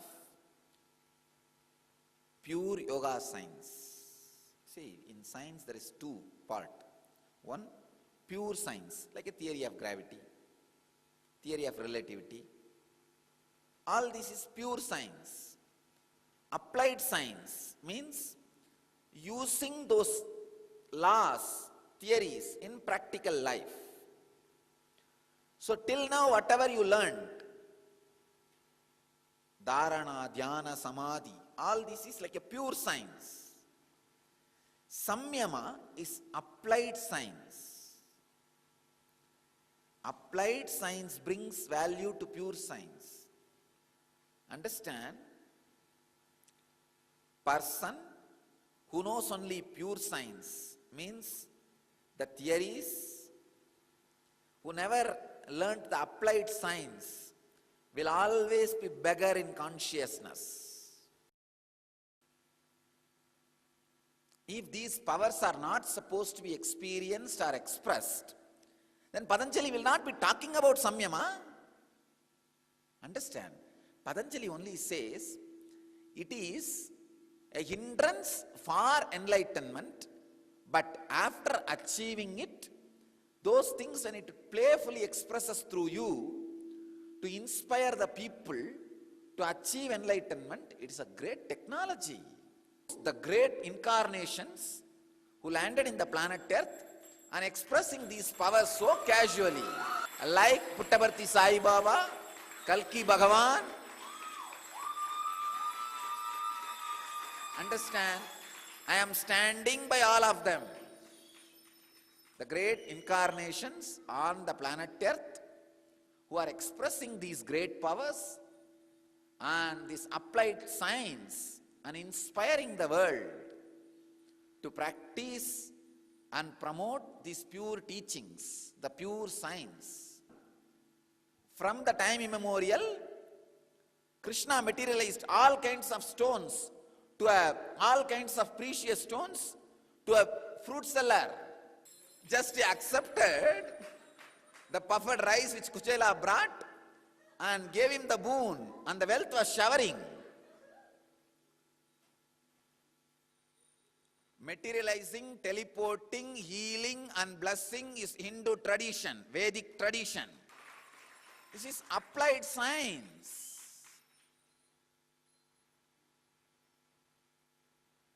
Levitation is the age-old Vedic tradition.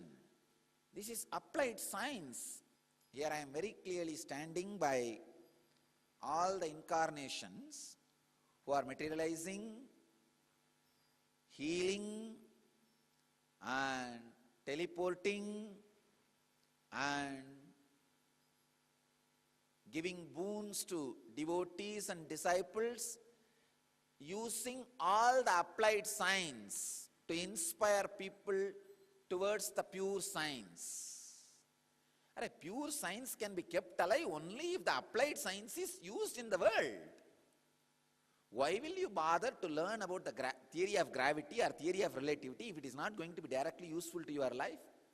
Come on. Why will you learn?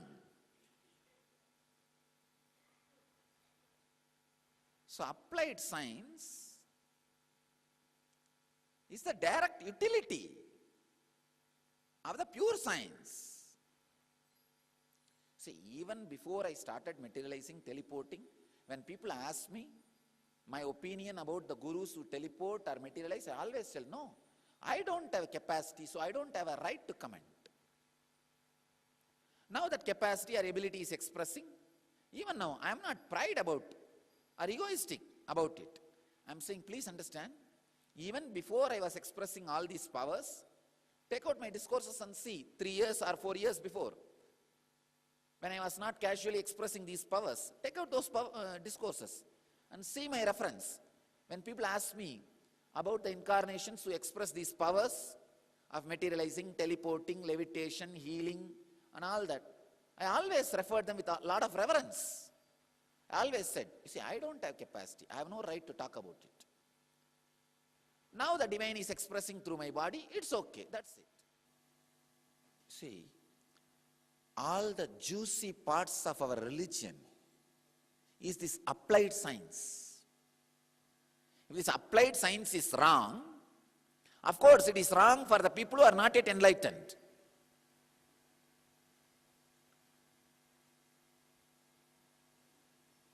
Not for the people who are casually playing with it. Who are casually playing with it. So, I support all the gurus who are expressing this extraordinary applied science of Vedic tradition and inspiring people towards the pure science. Understand, there are some people who use this kind of extraordinary powers, but they don't inspire people towards the pure science. I say maybe that is one small trouble. But that does not mean all these great gurus, Sai Baba, Kalki Bhagavan, all of them, not only they use this applied science, they are inspiring people towards pure science. Expressing these great powers like a materializing, teleporting,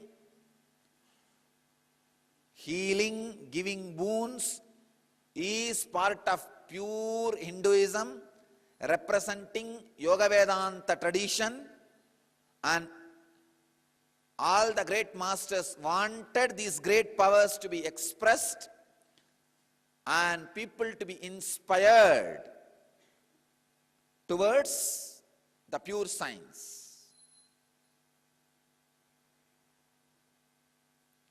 What these guys are talking?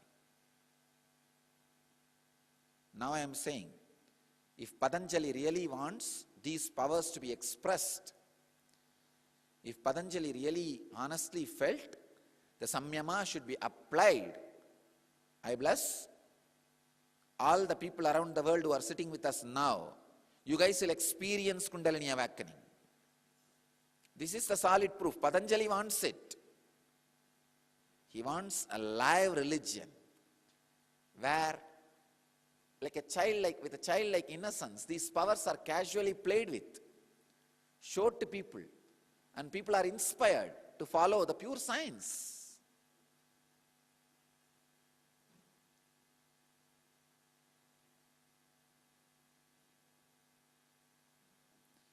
If you have the ability to do all these, perform all these extraordinary powers, and you show, then you tell this is not pure spirituality, then at least we can say, okay, this guy is little honest.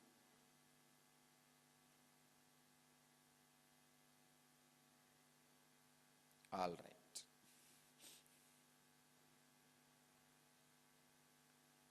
Samyama is the technology, the science, where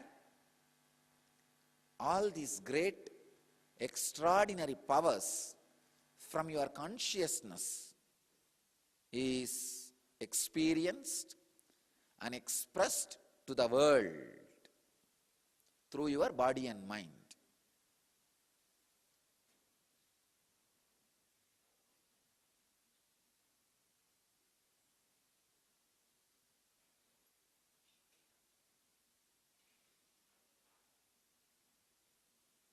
Samyama is the essence of Hindu tradition. Understand? It is the core of Vedic tradition. I tell all my disciples, devotees, and my sannyasis, let it be on record. Here I am promoting Samyama. Experience all extraordinary powers and experiences. Express it to the world as much as you can and inspire people towards pure science. Ramakrishna healed thousands of people. He made in the same branch two color flowers to appear. And hundreds of references are there where he materialized, healed, gave boons.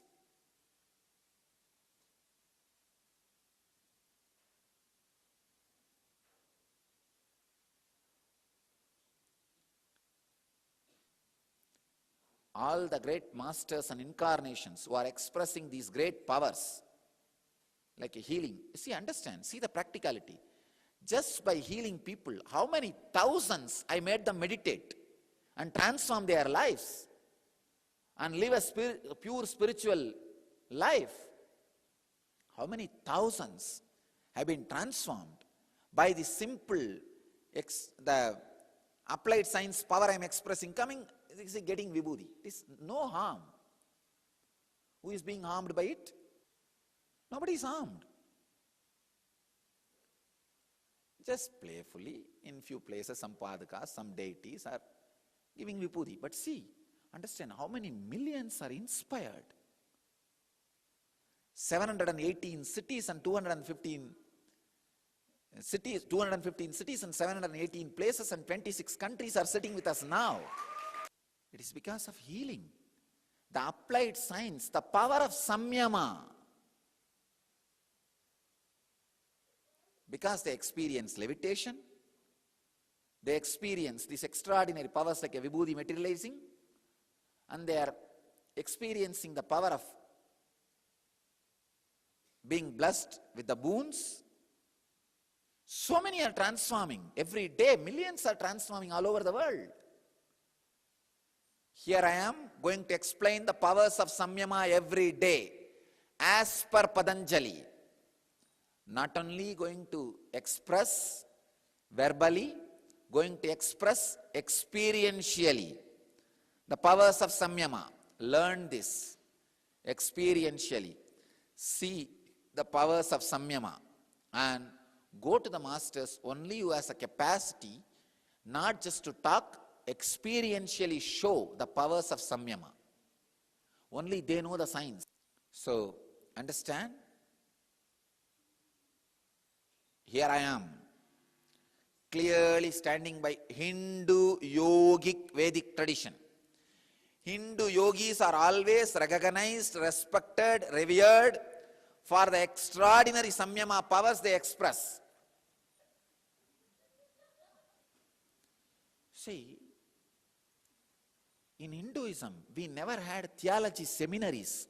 We created the ashrams where people are given training in this extraordinary mystery science, where people are taught to levitate, where people are taught to materialize, where people are taught to make people's intentions into reality. We are not theology seminaries. Just because they do not know the science of Samyama, they go on abusing Samyama. Let us enter into the science of Samyama. Trayam ekatra Samyamaha. The sutra, 110th sutra, in chapter 3, 4th verse.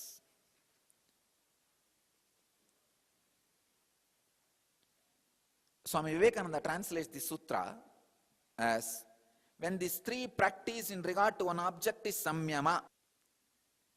Swami Prabhavananda translates this sutra as, when these three concentration, meditation and absorption are brought to bear upon one subject, they are called Samyama. And Swami Sachidananda translates as, the practice of these three Dharana, dhyana and samadhi upon one object is called samyama. And Osho translates this as the three taken together, dharana, dhyana and samadhi, constitute samyama. I'll translate this word samyama as the technology through which concentration, contemplation and experiencing the pure consciousness, where the meditator and meditated becomes one, and experiencing the extraordinary experiences and powers and expressing it to the world is samyama. The technology through which you experience extraordinary powers and express it to the world is samyama. So, I bless you all to experience, achieve, live, express, radiate, and share the eternal bliss, Nityananda. Thank you.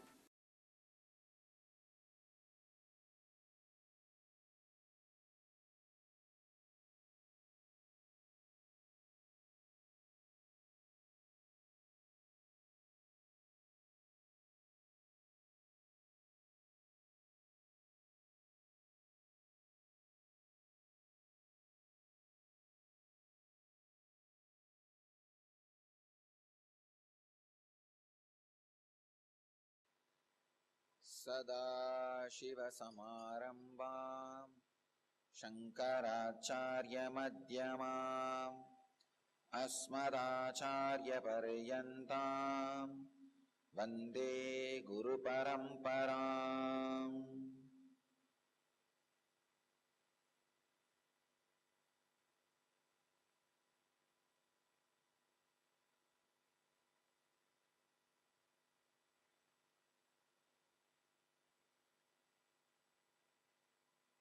I welcome you all with my love and respects. And I welcome all the devotees and disciples sitting around the world with us at this moment. 292 places, 192 cities, 22 countries.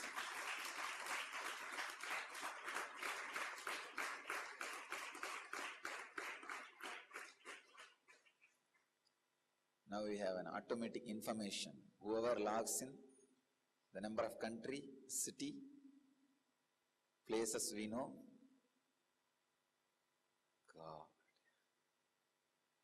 We actually expected from Mahashivratri, in 108 places around the world we will sit and create the N effect. Now I am very confident from Mahashivratri we will sit in 1008 places.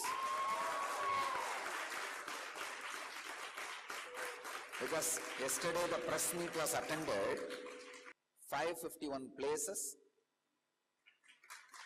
314 cities, 45 countries.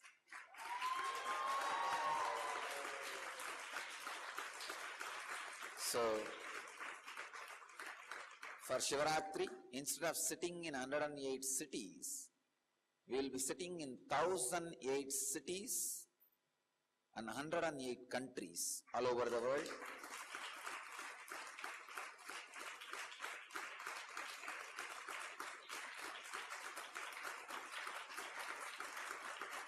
And I tell you,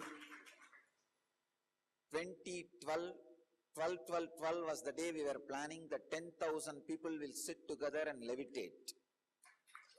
Now I am saying, March 2nd, this Shivaratri, we will have 10,000 people sitting all over the world and levitating, creating the N effect.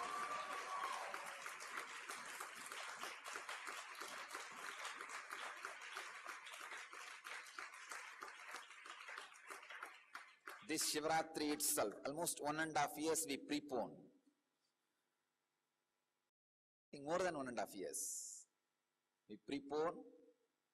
This Shivaratri itself we will have 10,000 people sitting physically with me and all over the world, totally, at least 10,000, and experiencing the Kundalini awakening.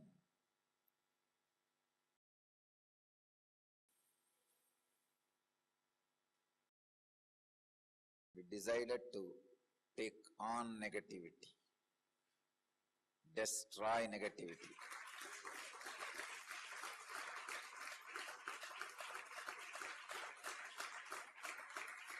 And I thank all the Indian media and international media again for reporting so truthfully, honestly, the whole press meet.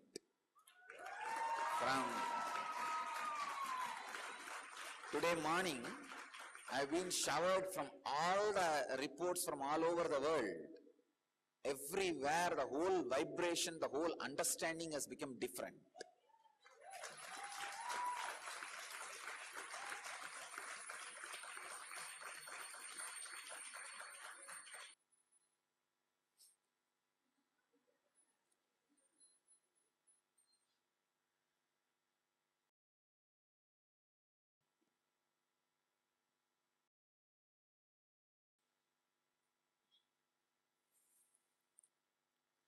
Let's enter into the satsang, the today's satsang.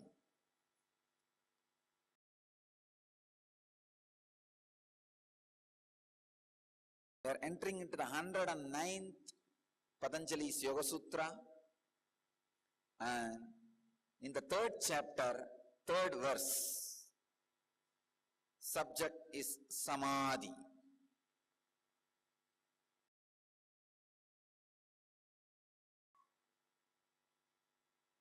I'll enter into the sutra. Tat yeva arthamatra nirbasam swarupa sunyam iva samadhihi.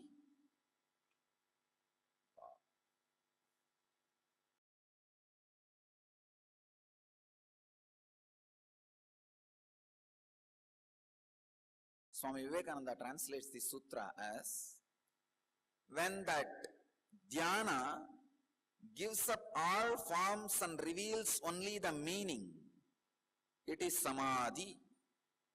Swami Prabhavananda translates as, when in meditation the true nature of the object shines forth, not distorted by the mind of the perceiver, that is absorption.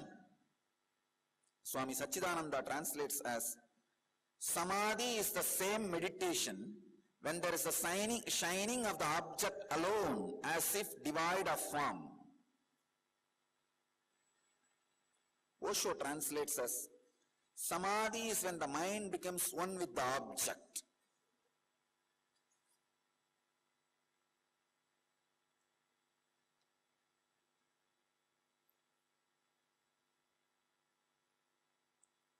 Again, I wanted to dig out and reveal the sacred secret in the sutra. Please understand. The sacred secret in the sutra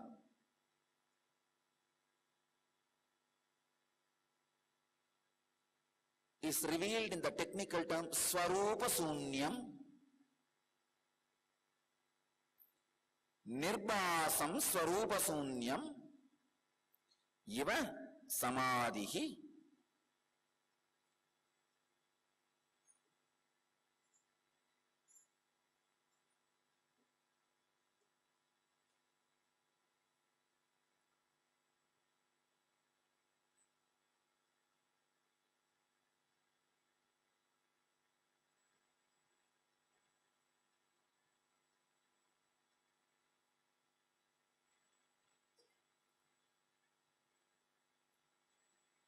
When the distance and difference in the name and form and substance between the mind and the object on which the mind was meditating not only dissolves, disappears into the highest frequency without even the trace of the mind and the object meditated upon, The space experienced is samadhi.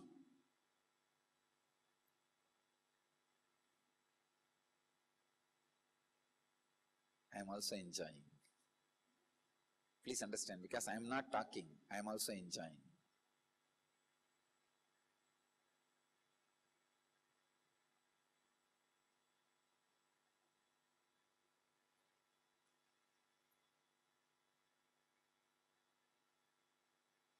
Still I remember, I can't make 5 words at a stretch in English and make a statement with 5 words in English. I do not know how these technical terms are getting revealed. I am also enjoying.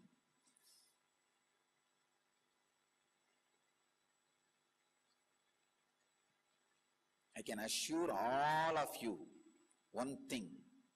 Please understand, just because I do not know the language, and now these extraordinary technical truths are being revealed in the language which I never learnt or studied,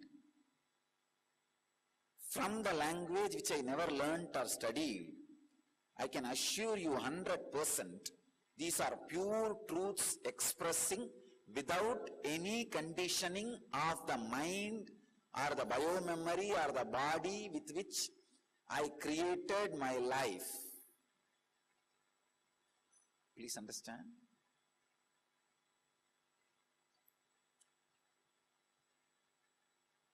The space from which the words came out of Patanjali's mouth, from that same exact space, honestly, without any corruption, the words are coming out.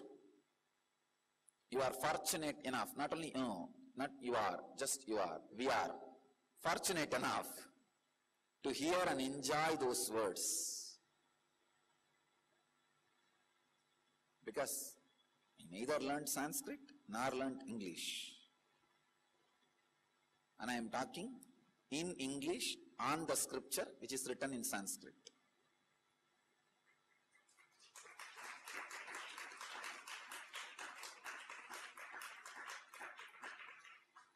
I wanted all of you to know, I am also excited every day for morning satsang. No, really. Otherwise, why do you think I'll sacrifice my morning sleep? That is the only pleasure I was having in my life. I will not get up in the morning. I will get up slowly by 7 o'clock. Will not even take bath, just brush the teeth, go around the banyan tree and be walking around as I want, when I want. That was the only pleasure. Means lying down in the morning. I tell you, why do you think I gave up even that? I am also enjoying the morning satsang. I am also excited. I am waiting. Because, understand, I am also learning Yoga Sutras every day morning. I am also learning.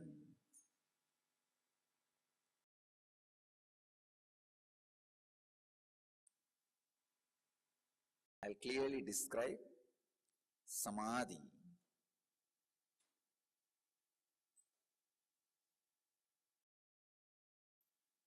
The stuff out of which your mind is made,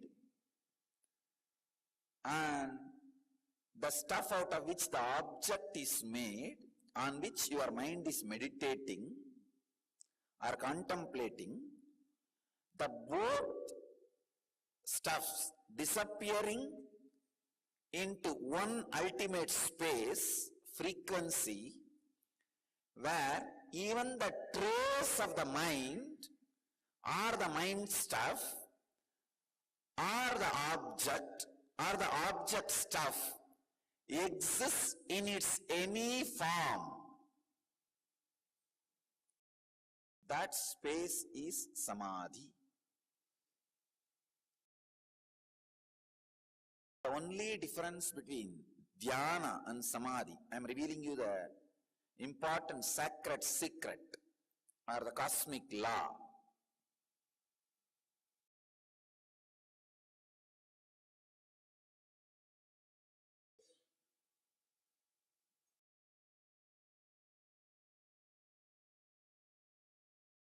In dhyana,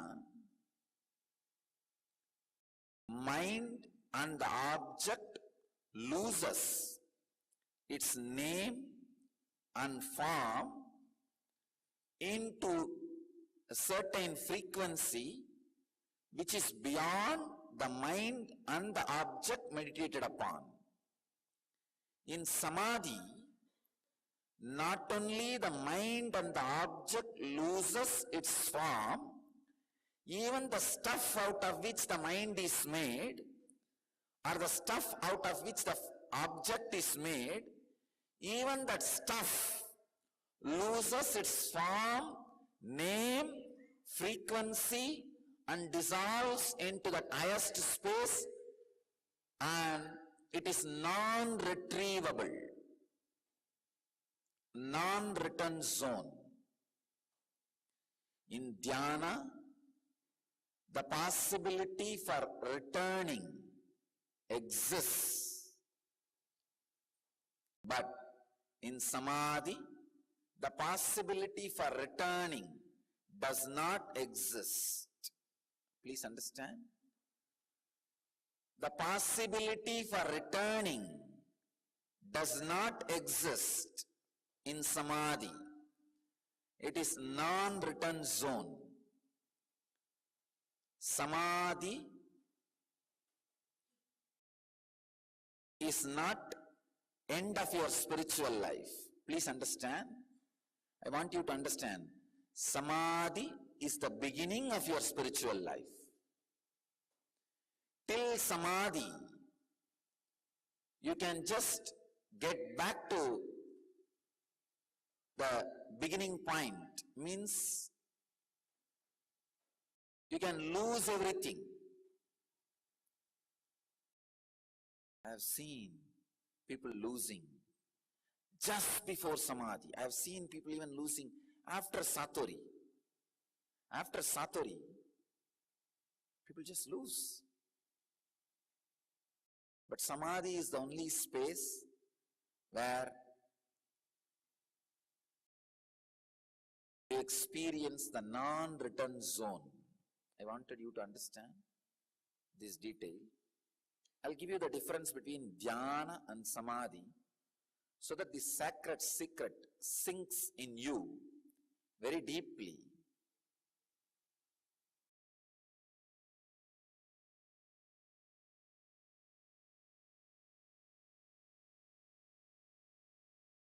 Come on, Vimala Devi, Redondo Beach Center. See your Paduka. Vibhuti is coming. In few minutes, you will have Vibhuti from your Paduka.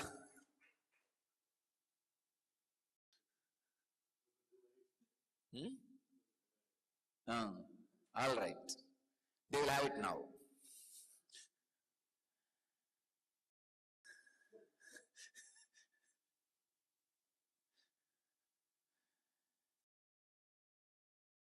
Side by side, the job is going on. One side, you see, I could see like an octopus, a cosmic octopus. This body is being used, which is residing in samadhi now. It's actually a fulfillment of my fantasy. I always used to feel I should listen to all these great scriptures from somebody who is in that state. At least I am fulfilling others' fantasies. Of course, now I am also listening, so no problem. I am also feeling fulfilled. I could see the body is in samadhi and all these words coming out. And not only the words are coming out, and everywhere around the world that people are feeling connected, these words are being taken to them and it is becoming experience in their system. I wanted to let you know, see now I felt very clearly because I was seeing her for a few seconds and she was intensely connected to me, the Redondo Beach Center, Vimala Devi. I could see very clearly whatever words I am uttering is becoming reality inside our space. That's the reason I uttered this word. The Vibhuti is coming. You will see now, it is coming. In our space, this word is becoming reality. Thousands of people sitting around the world, as on now, 342 place, 221 city and 22 country. These words are just going and becoming reality in them. The explanation about Samadhi is putting the seed of Samadhi in them. Understand? A complete right technical understanding of any sacred secret concealed in the sacred text immediately puts the seed in you to experience that sacred secret as reality. So as on now, this moment, 342 places, 221 cities, 22 countries, the seed of Samadhi is being sown into thousands of people. I wanted to define Samadhi once more in a very clear way, with a deep understanding. Dhyana means, I'll give you the example of you meditating on me. Dhyana means the idea of your name and form and my name and form will disappear into certain experience where you will not remember your individual identity or my individual identity. This is dhyana. Samadhi means in a space where the stuff out of which you are made and stuff out of which I am made both disappear, only that space exists, and it is impossible for you to get back to the original state in which you were before the Samadhi, or for me it is impossible to get back to the space in which I was before the Samadhi. That space is what I call Samadhi. Now I have sown the seed of Dhyana and Samadhi in all of you. All I want you to do, try to go on rethinking. I am using the word rethinking because no other word.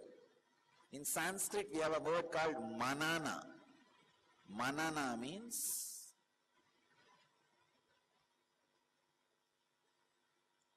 soaking your being in this sacred truth.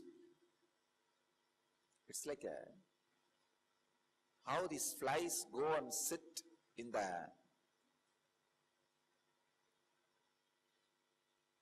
cup of honey and try to sip the honey.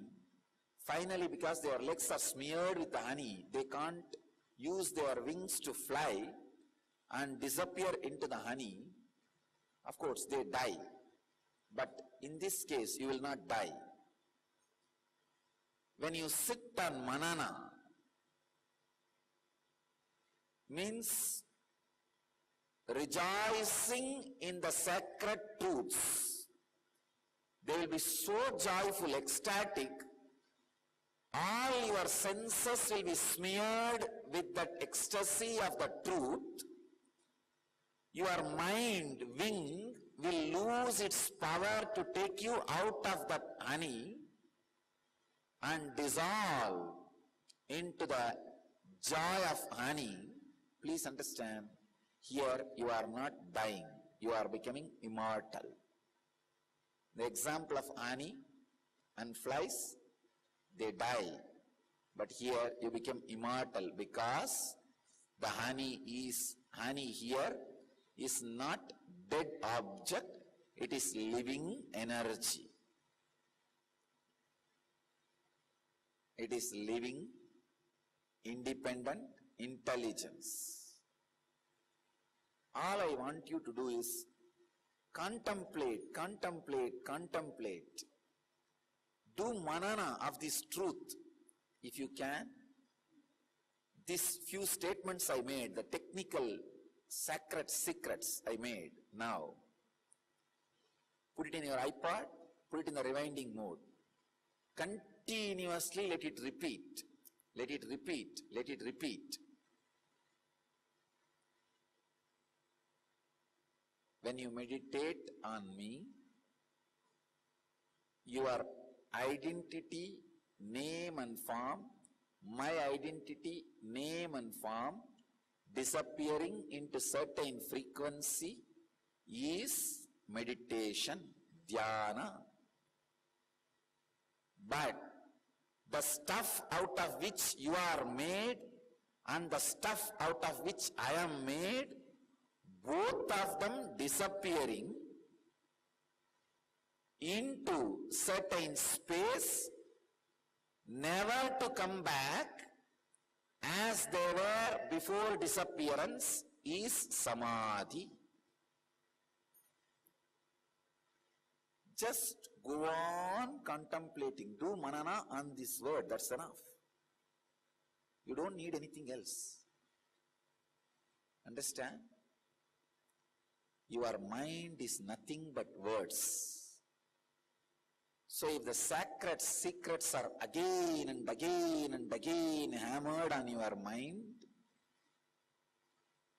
simply your mind dissolves into it and experiences the sacred reality, or the reality expressed through the sacred secrets.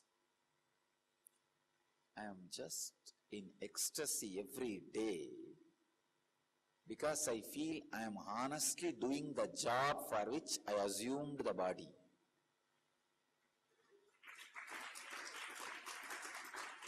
I really feel I am doing the job for which I assumed the body.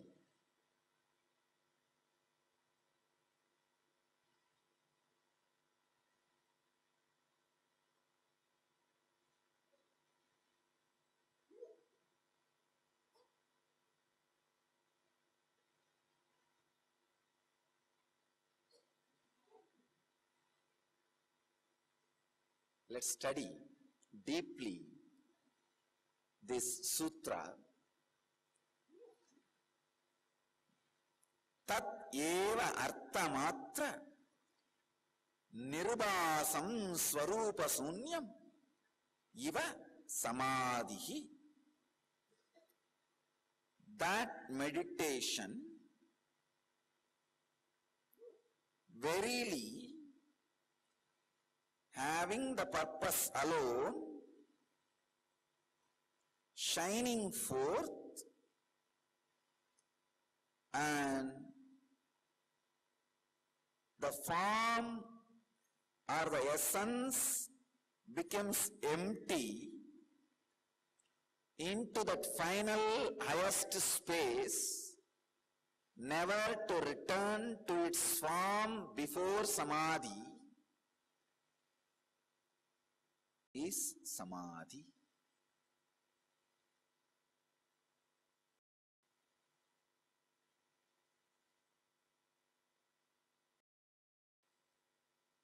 The whole Vedic consciousness is centered on this one word, samadhi.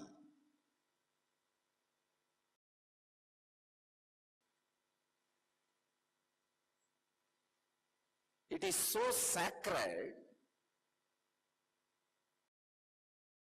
so secret, still this word is fresh even for me. Please understand. It is too sacred for anybody even to think they know it. It is too sacred for anybody even to think they know the meaning. And I am here very honestly saying to all of you, still this word excites me.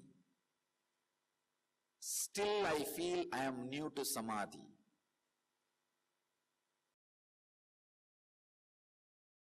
And I don't know what you are supposed to feel. No, really. That is the reason I can go on and on and on, explain the various dimensions and aspects of Samadhi.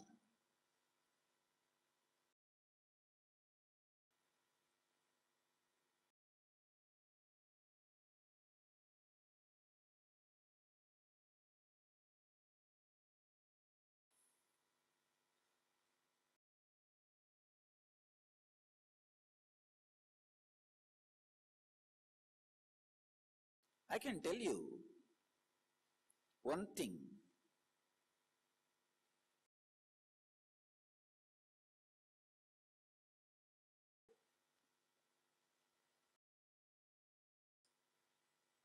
In you, even now, there is certain space which is residing in Samadhi. You have two methods of reaching that space. Either catch some object outside of you, whether the form of a chosen deity or your guru, and go on doing the manana. Sometimes even a concept is enough. You may not need the form of a guru or form of a chosen deity, Ishtadevata. You may not need all that. Even a concept, a truth, Satya is enough. A sacred secret is enough. A sacred truth is enough. You can take up even this sacred truth, sacred secret on Samadhi. You can take up any one, go on doing manana. Then, because of that binary experience, 01, 01, 01, 01, that is the way the meditation will happen. You will remember you and the sacred truth. Sacred truth and you. 01, 01, the binary experience will raise you to such an high frequency, it will explode and disappear into the Samadhi space. That is one way. There is a second way. Just you go on unclutching in your inner space and dropping to the deepest space of you and disappearing into the Samadhi space. In this too, any one is possible. Or you can even do both whenever you feel taste for any one thing. Please understand, I am breaking one of the big bondage. Usually these orthodox so-called yoga gurus go on insisting on you to pick up any one path. Either working with an object or just diving into the subject. I give you the freedom. Not only I give you the freedom, Patanjali gives you the freedom. If you are working just with object or subject, you will feel little bored and depressed at times. I can tell you one thing honestly. When my people will become enlightened, I do not know. But I can be 100% sure.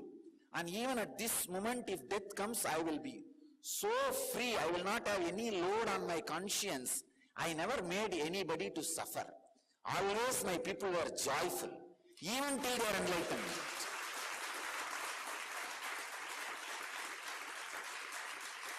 I never put my people in depression.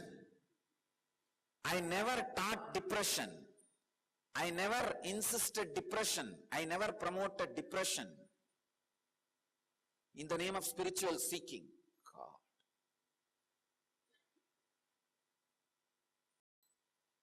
Why are you so much bothered about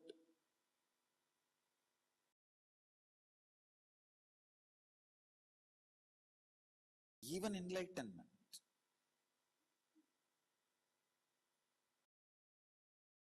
The idea of enlightenment is supposed to be increasing the joy in you. From joy to joy to joy to joy to bliss.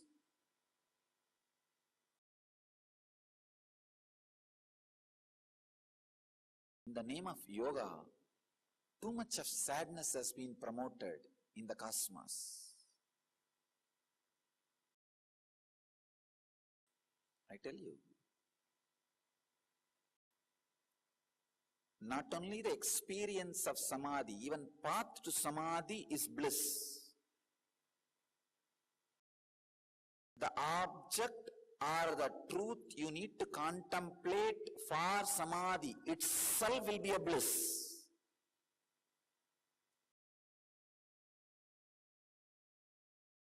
Whether you choose an object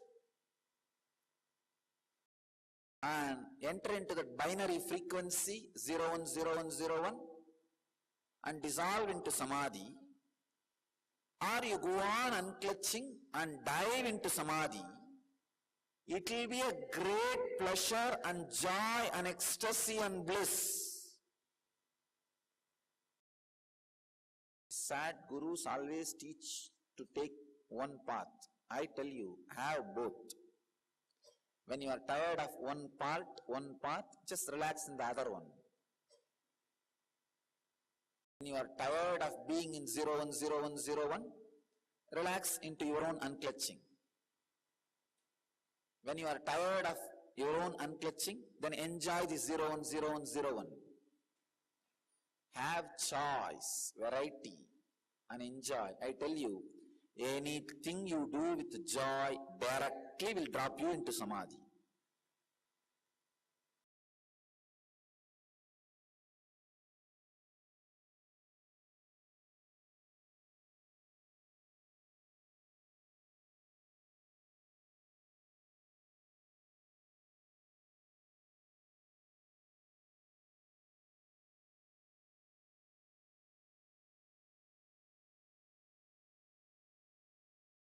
It's time.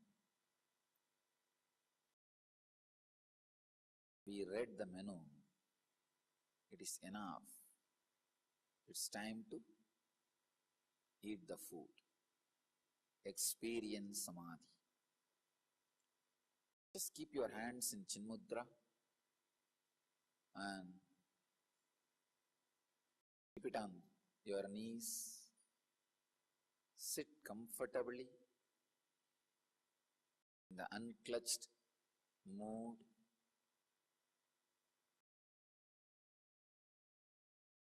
Close your eyes.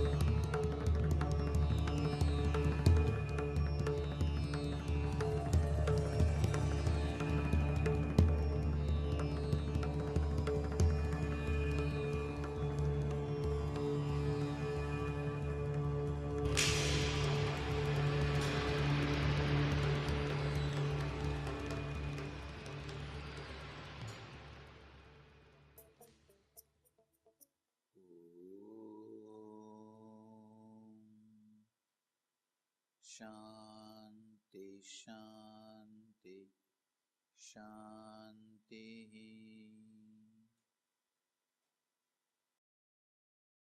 I bless you all to achieve, experience, live, express, radiate and share the eternal bliss. Nityananda.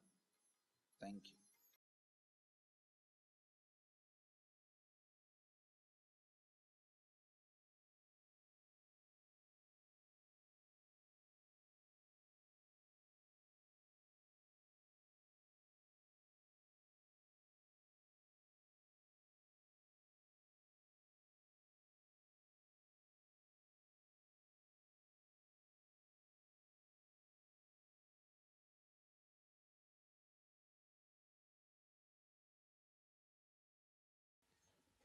सदाशिवसमारम्भां शङ्कराचार्यमध्यमाम् अस्मदाचार्यपर्यन्तां वन्दे गुरुपरम्पराम्.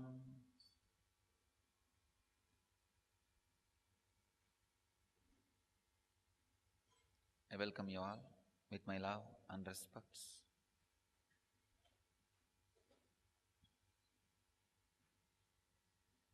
I welcome all the centers who are sitting with us now live.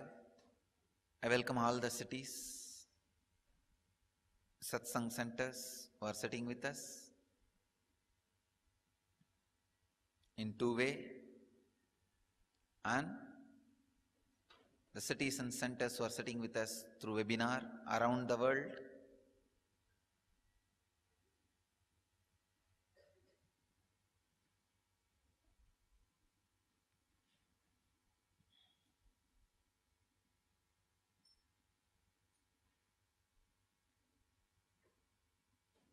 Today's subject for the satsang: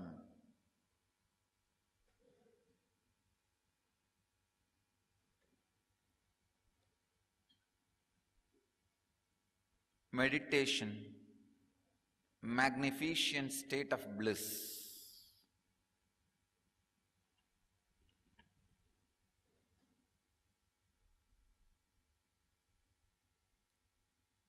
As I said, I am speaking on Vibhudipada, third chapter. Today's third chapter, second verse, and 108th sutra of Patanjali's Yoga Sutras. Tatra pratyayeka tanata dhyanam. Tatra pratyaya eka tanata dhyanam. Swami Vivekananda translates this sutra as an unbroken flow of knowledge about that object is dhyana. Swami Prabhavananda translates as meditation is an unbroken flow of thought towards the object of concentration. Swami Sachidananda translates as dhyana is the continuous flow of cognition toward that object. Osho translates as dhyan, contemplation, is the uninterrupted flow of the mind to the object.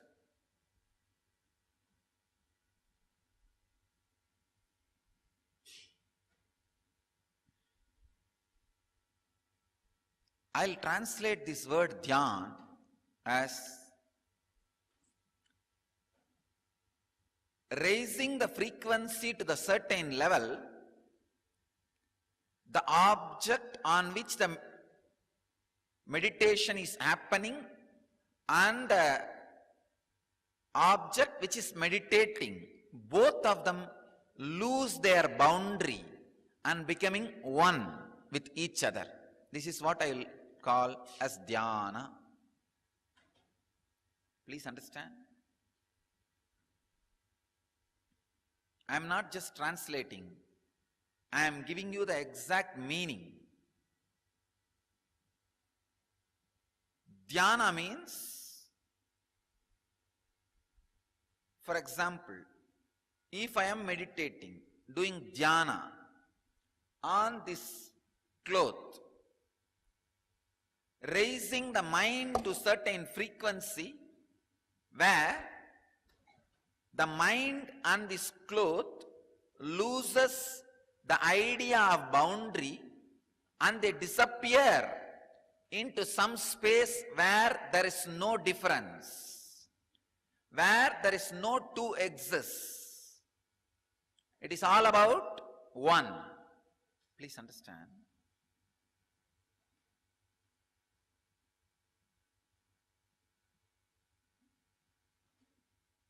If you translate dhyana in a very ordinary way, like a flow of the mind towards the object in an uninterpreted way and all that, this almost, you can come to the conclusion, if your mind uninterrupted way flows towards this kerchief, it is meditating on this kerchief, this cloth. No. Then, you can meditate on anything, but that will not lead to enlightenment. Please understand, you becoming intensely concentrated on the kerchief is not going to lead you to enlightenment. That is not going to lead you to enlightenment. Then what is the use of meditating on this kerchief? You need to know the exact meaning of the meditation. The word dhyana means raising your frequency, the mind's frequency, to certain level where you, means the mind, and the object on which the meditation is being done, both of them lose its boundary and become one. Means all oneness is enlightenment. Please understand. If you meditate on this kerchief, the mind loses the boundary and becomes kerchief. That is not dhyana. Kerchief and mind both should lose their boundaries and become one. That oneness is what I call dhyana. Please understand, it is one of the important sacred secret. Unfortunately, all orthodox translations have missed it. If you have read orthodox, many translations, you will understand what I am saying. When you use the word mind flowing uninterrupted way towards an object is dhyana, what you will make out? You will think, oh, if my mind flows uninterrupted way towards this kerchief, it is dhyana. No, it is not. Dhyana is a state where your mind and the object on which you are meditating, both of them lose their boundary.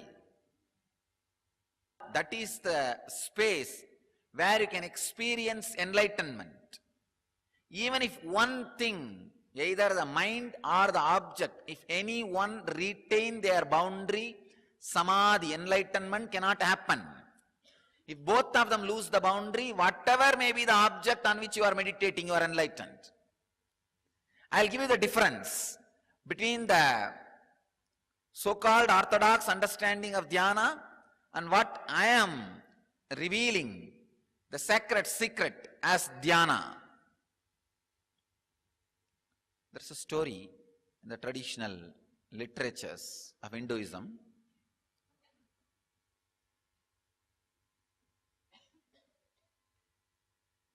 Story of Rishi, Bharata. This Rishi was supposed to be a renunciant, staying in the banks of a river.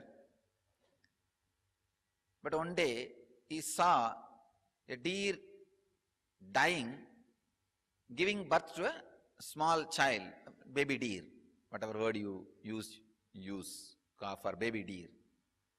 And this guy got very much attached to that baby deer. And he started taking care, because no mother, he started taking care. Slowly, the attachment grew so much. At the time of death, This Bharata was continuously thinking of the deer, worried about the deer, so attached to the deer, he died and took birth as a deer and came back to live with the deer. This is what will happen if you understand the word meditation or dhyan in so-called old way. What happened here? The uninterrupted flow of a mind of Bharata towards one object has happened. But finally, what is the result of that? He has to take the birth of deer and come back to live with the deer. No, that is not dhyana. That is not meditation. Meditation means where the mind which is meditating and the object on which the meditation is done, both lose its boundary. When the boundaries are lost, you experience samadhi, the extraordinary powers and siddhis and realizations. I'll give you another one example. One suppressed class person, so-called untouchable, wanted to have initiation and want to meditate on God. But that village guru is not interested in initiating him. He said, no, I will not initiate a suppressed low caste person.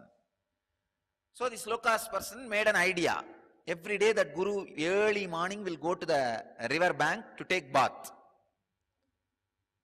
So he was observing. One day that guru by mistake slipped for some reason. Then he immediately chanted Ram Ram. Usually in Indian villages, if you slip or fall or sneeze, they will chant God's name. So this guy thought, yes, this is a nice idea. I'll go and lie down in the steps of the river early morning. So naturally this guru, in the early morning darkness, he will not see me and he will step on me and he will chant the name Ram Ram. So I'll take his feet touching my head as an initiation and word he utters as a mantra. So he goes and lies down with this plan. But naturally that guru is not an enlightened guy. He did not chant that Ram Ram last time with awareness. So many people were around him, so he chanted Ram Ram.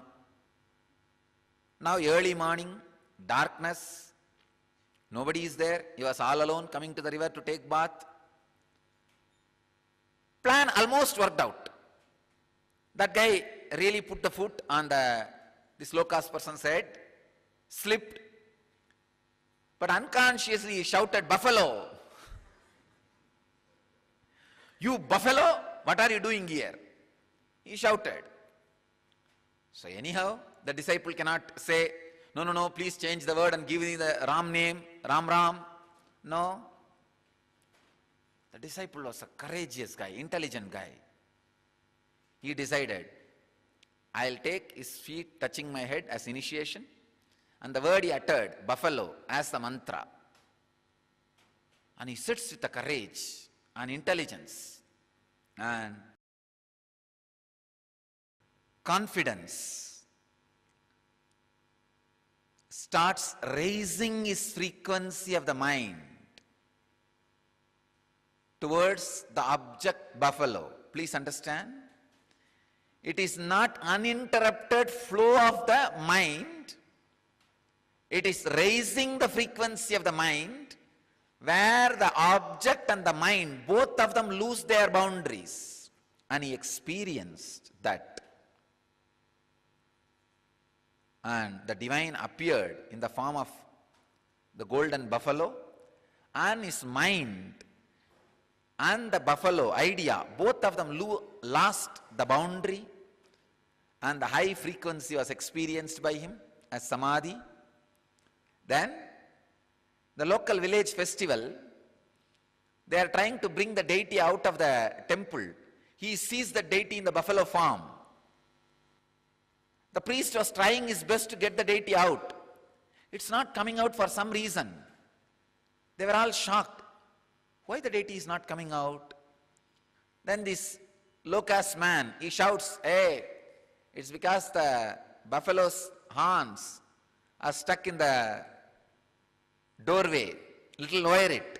He goes and lowers it and immediately deity comes out. Means, please understand, the power of object and the mind losing its boundary and vibrating in same frequency. It's a subtle difference, but an important difference. Please understand? Subtle, but an important difference. This is a very important truth. This is the sacred secret hidden in the sutra, which needs to be revealed. In every sutra, the sacred secrets are hidden. Understand? Dhyana is not just your mind flowing uninterrupted way towards an object. No. Dhyana is raising your frequency of the mind to certain level where your mind and the object on which your mind is meditating, both of them lose their boundary and merge into the oneness.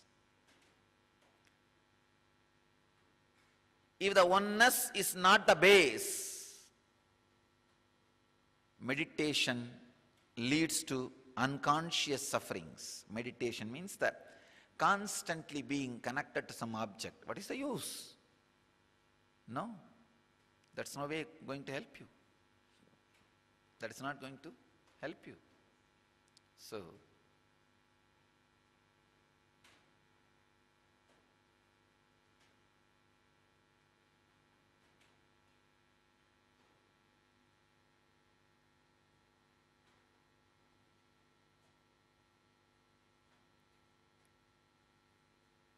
the sacred secret behind the word dhyan has to be understood so that the right practice can happen. I tell you,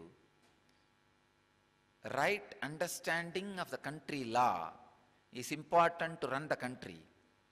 Right understanding of the cosmic law is important to experience the cosmos. These are cosmic laws. A small misunderstanding or misinterpretation or wrong understanding will lead to misery, not to one person or two person, thousands of people. That is why I warn you again and again and again. Listen to those great secrets, internalize these great secrets with a lot of care, because the cosmic law, the ideas which you internalize, is going to play a major role. The way in which you think, the way in which you work, the way in which you do the strategy planning about your life. Wrong strategy is not only dangerous for you, dangerous for everybody.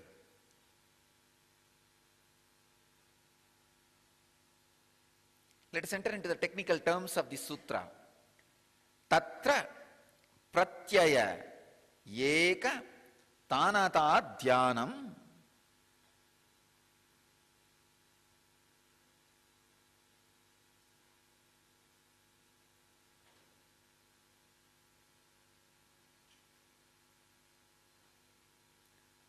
pratyaya.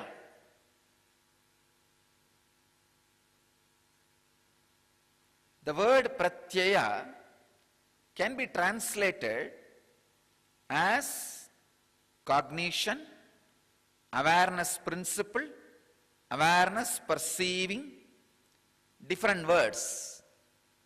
I'll translate that word pratyaya as raising the frequency to the level where the object and the mind, which is meditating, both of them lose its independent boundaries.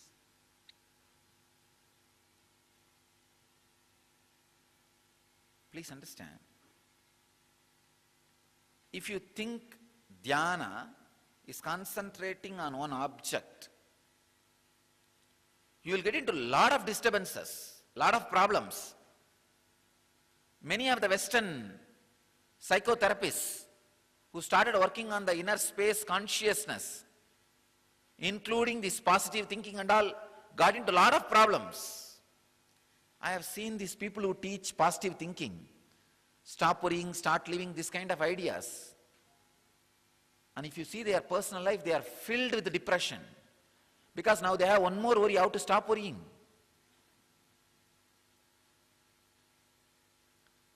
It's like people take sannyas, celibacy vow to achieve enlightenment. Finally, after a few years, how to maintain the celibacy vow becomes a major main focus than enlightenment. That's a wrong space to be in. It's like you get into a train to reach Delhi. By the time you get so attached to the train and you brag about your train so much to the whole world, now the whole priority and everything to become how to be inside the train, not to reach the Delhi. Then you decide, whether train goes to Delhi or this side, that side, I'll sit in the train itself and we will have to do something to be in the train forever, because to the whole world I declared and claimed this is my train and all these things. Now you yourself will fix somebody to stop the train and break the railway track so that the train does not reach Delhi. You are there in the train all the time. This is what I call perversion. Please understand. I have seen people getting perverted in the name of dhyan. That's the most sad part. Most sad part. The purpose is lost. It's really sad. I have seen these people, in the name of dhyan, all kinds of foolish ideas being taught. Understand, flowing towards certain object can never be called as dhyan. That can lead to more and more irritation, agitation, suffering, restlessness. Raising your frequency where your mind and the object loses its boundaries is dhyan. That is dhyan.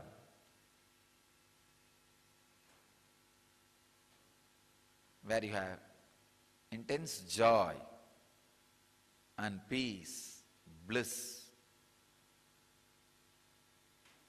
Normally, if you meditate, if you concentrate on just some object, what will happen? Your mind will become that object, maybe maximum. But your mind is not created out of that object. So even if your mind becomes that object, it will not have peace. It will not be contented. For example, if my mind, even if it concentrates on this kerchief and becomes this kerchief, it's not going to feel homely. It's not going to feel settled. It's not going to feel the moksha, because my mind is not created out of this kerchief. So when will my mind feel the moksha, samadhi, homely? Samadhi means becoming the origin. Sama, adi. Adi means the origin, source. Sama means becoming that. When will that happen to me? If I raise my mind to a certain frequency where not only my mind loses its boundary, the kerchief, the object also loses its boundary. That is where the sama adi happens. I'll feel homely, settled. Means the mind has returned to the origin or the source from which it came out or created. So the understanding about dhyana should be proper, so that you can experience the next step, samadhi. The understanding of dhyana is wrong, then samadhi can never happen in you. Even if you are put in samadhi, means in Sanskrit we use this word for two meanings. Being buried also is called as samadhi. And achieving the enlightenment is also called samadhi. If you have not understood the word dhyan properly, even if you are buried, you are not going to achieve samadhi. If you understand the word dhyan properly, even if you are buried, you will be in samadhi. There's a big difference. The sacred secret you need to understand in the sutra is raise the frequency of the mind to a level where not only your mind loses its boundary, the object on which you are meditating, that also loses its boundary. And both enter into the essence from where both came out. Dhyana is raising the mind to a level where my mind and the object, kerchief, on which the meditation is happening, both of them lose the boundary and become one with the frequency from where both came out. That is what will give the eternal peace, the homeliness, sama adi, becoming one with the origin, source. So, I wanted you to contemplate on this sacred secret and how you are missing this one word dhyana and doing many mistakes in your life. Just contemplate on this one idea. I don't want to give you too much words today. This one sacred secret can solve many of your problems, because whole life, whole day you are concentrating on something. If you are concentrating with this clarity, your day-to-day life itself can become nitya dhyana. If you are not having this understanding, even your nitya dhyana will not be a dhyana. It will be just some concentration, leads to more restlessness. So understand this and do your dhyana, do your nitya dhyana, do your life based on this understanding. I request you all to have this understanding in your dhyana, and I bless you all to achieve, live, experience, express, radiate, and share the eternal bliss, Nityananda.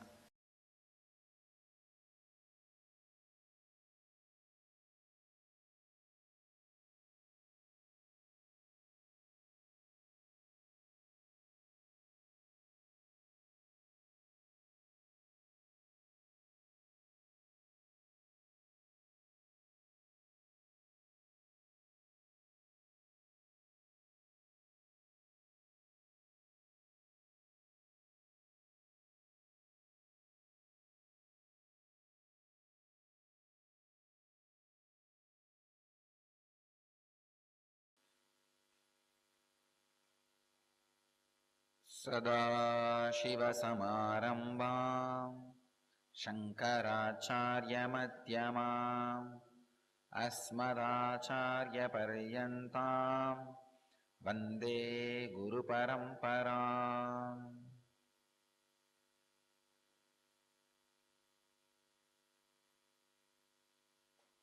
I welcome you all with my love and respects. I welcome all the devotees, disciples sitting with us around the world at this moment live. Los Angeles, San Jose, Seattle, Ohio, Dallas, in two-way communication, in all other places, including Chicago, in one-way communication. My blessings to Rekha Pathak. Today she did Pada Puja. My blessings, I am with you. All other hundreds of cities who are sitting with us, hundreds of places people who are sitting with us live at this moment. I welcome you all with my love and respects.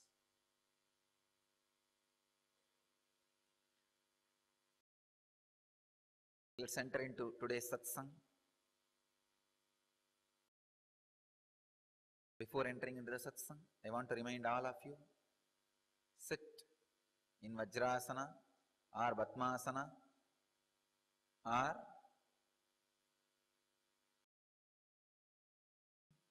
Sukhasana and Samana Mudra. Lock your hands in Samana Mudra.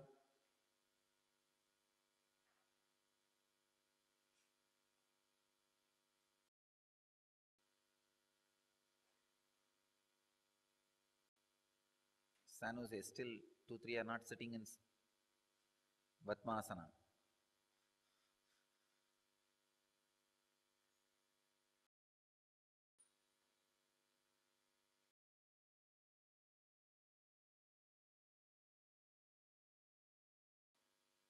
Lock your hands in Samana Mudra. Let your mind be in the unclutched state.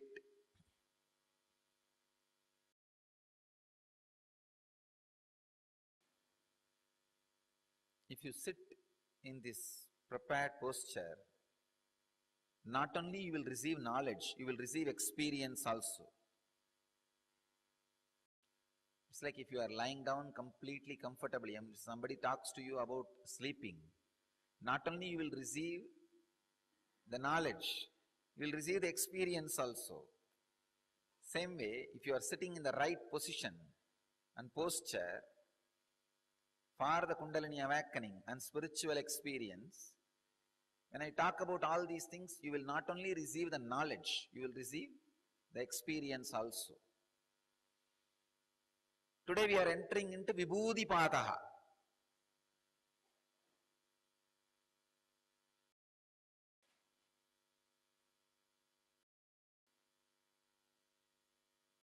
The chapter in which Patanjali very beautifully describes how to create extraordinary expressions of energy through you. Please understand.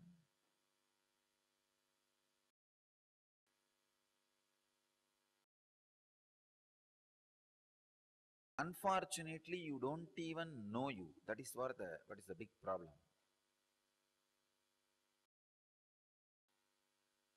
You don't even know you. I'll give you a simple understanding. Now you are sitting and watching me,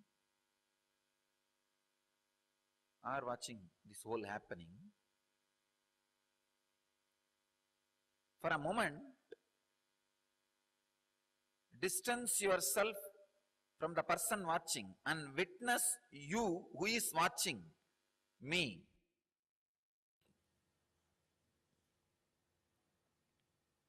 You can try just now, you can try mentally. See the person who is seeing me in you. There is somebody in you who is seeing me. See that person.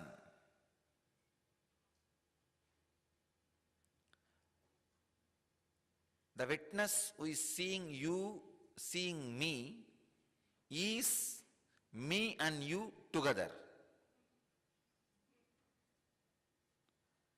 The witness who is seeing you, seeing me, is you and me together. Or in that state, you and me are one and the same. If you relax in that witnessing mode, whatever expresses through me can express through you. Dharana means falling into the state of consciousness, falling into the space of consciousness,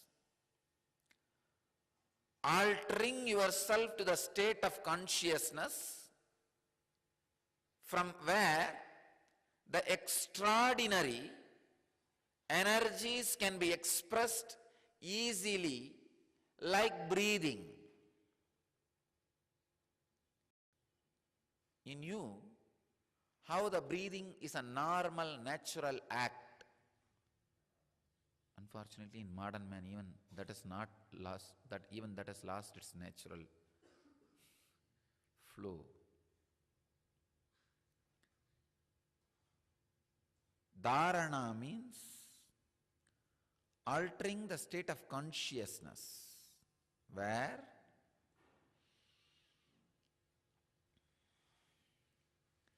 the extraordinary powers and energies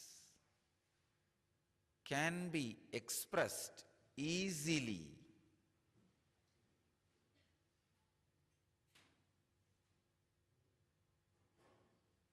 through your body and mind. In this Vibhuti Pata, Patanjali gives you amazing, powerful signs to express different extraordinary energies through your body and mind. By putting you into the ultimate state of consciousness, transcendental consciousness, Patanjali is making all the extraordinary energies to come through your biomemory. Please understand. I'll introduce this Vibhuti Pada today so that every day the truths we learn can be a powerful technique for you.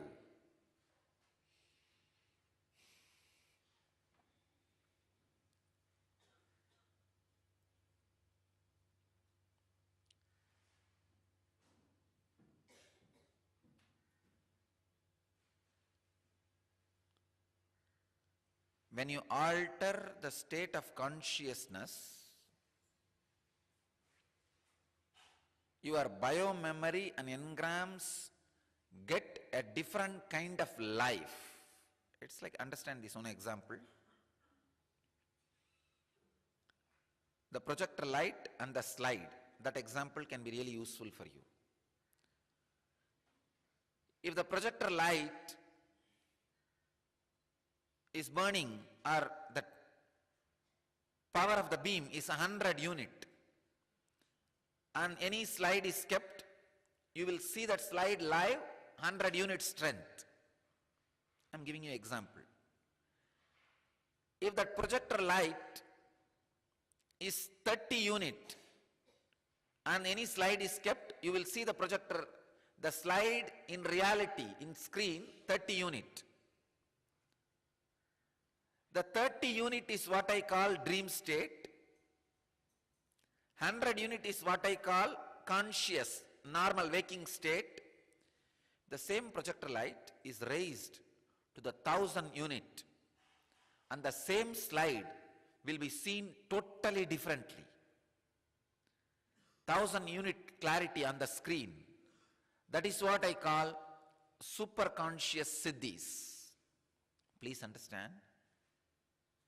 The same slide, if the power of the projector, power of the light of the projector is altered, the same slide can show you different realities. The same body, this body is the slide you carry. The biomemory is written on that, is the scenes. The light, projector light is your consciousness. If the projector light goes to the sleeping mode, 30 unit, you see dull, vague, unconscious, unconnected, ideas flowing as your reality, which we call dream.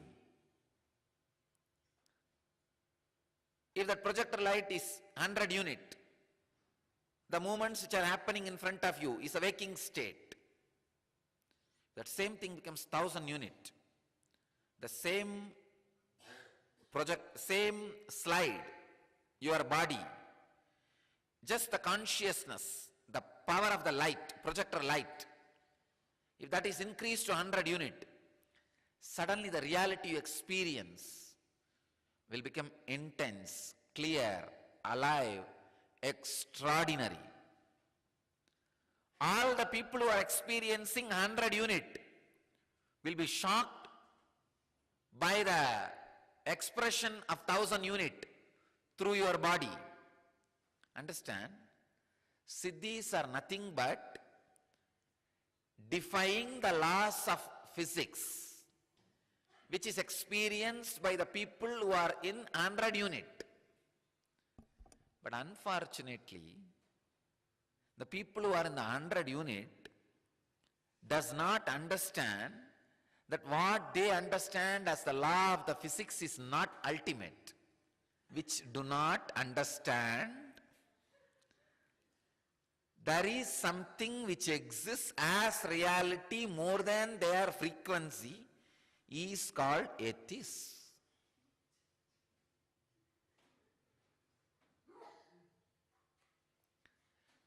Fortunate are those who even believe the basic idea there is something more than what they understand, the frequency with which they catch. There is higher frequency and higher reality. Blessed are those who have even simple faith towards this truth. And blessed are those who are ready, are interested in moving towards that higher frequency. Ultimately, blessed are those who catch a glimpse of that higher frequencies. Understand? I'll give you an example. If you are interested continuously in eating, your body biomemory is based on eating.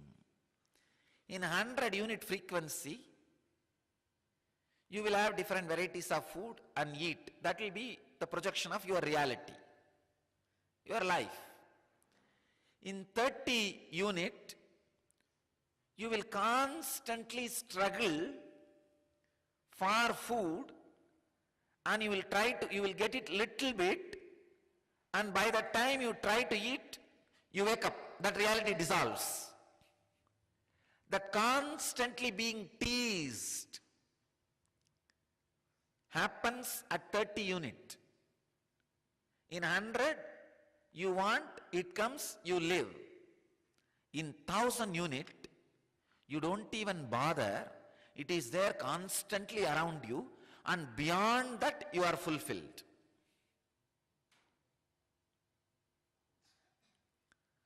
The other day, one of my brahmachari was asking me, Swamiji, how to find out whether I should get married or live sannyas life? I said, don't bother at all. Just all the bio-memory, samskara, engram you carry about lust, sex, the physical pleasure, surrender that to your own inner space. Surrender it and pray to your inner space. If this need to be fulfilled, you yourself make without any conflict in my life. Let the situation, persons, things happen in my life, let it be fulfilled. Or this is not required to be fulfilled, you yourself see that it is burnt. Relax into that higher consciousness, to the higher frequency. Please understand, even if you have not raised yourself to that higher frequency once, the higher frequency exists in you. Even if you have not realized you are God, you are God.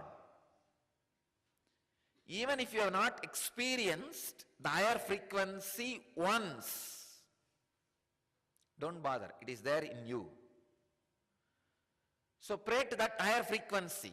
Tell the higher frequency, I do not know how you look. I do not know how you feel.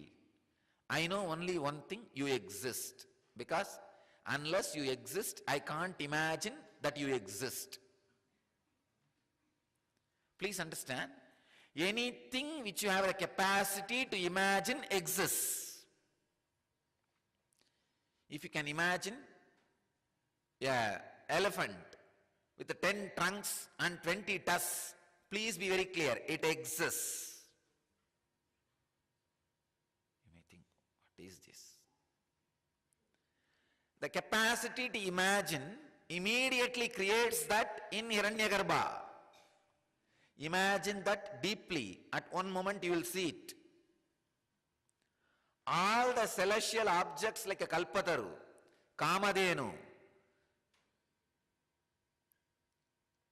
all the Ratnasimhasana, Manidvipa, Chindamani Graha, all these things are the imaginations of our rishis in highest frequency, which has become reality in Hiranyagarbha, which is available in Hiranyagarbha, means the cosmic womb. If you raise the frequency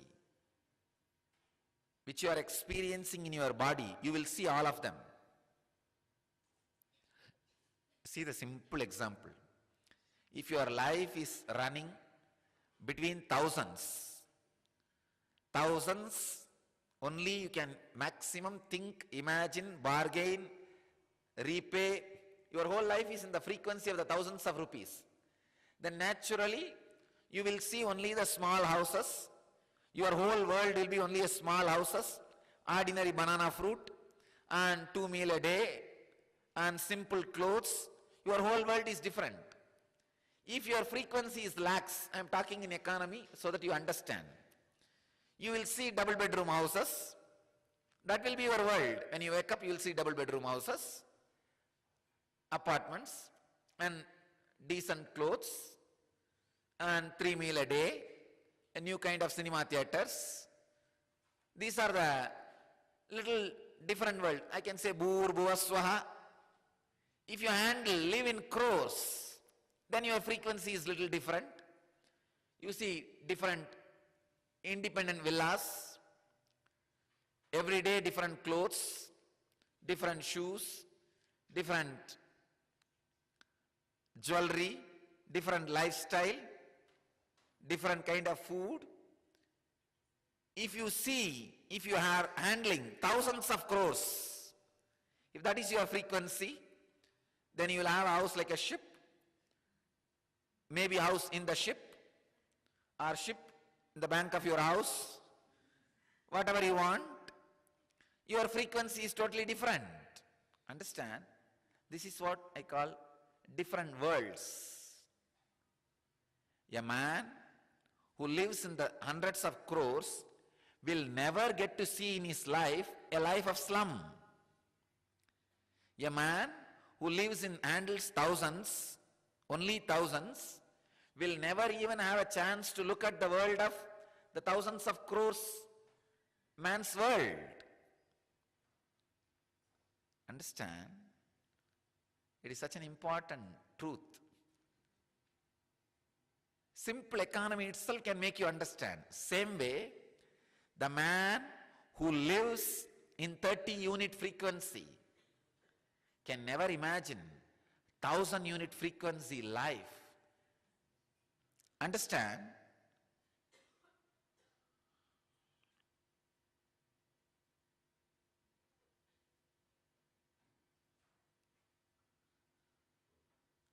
The change of frequency in which you exist consciously is what Patanjali calls dharana. In my language, the change of frequency, only I call it samyama. This whole Vibhuti Pada is about raising your frequency to the different levels and making you experience extraordinary powers, making those extraordinary powers to come out of your system, your body and mind. Let me enter into the sutra.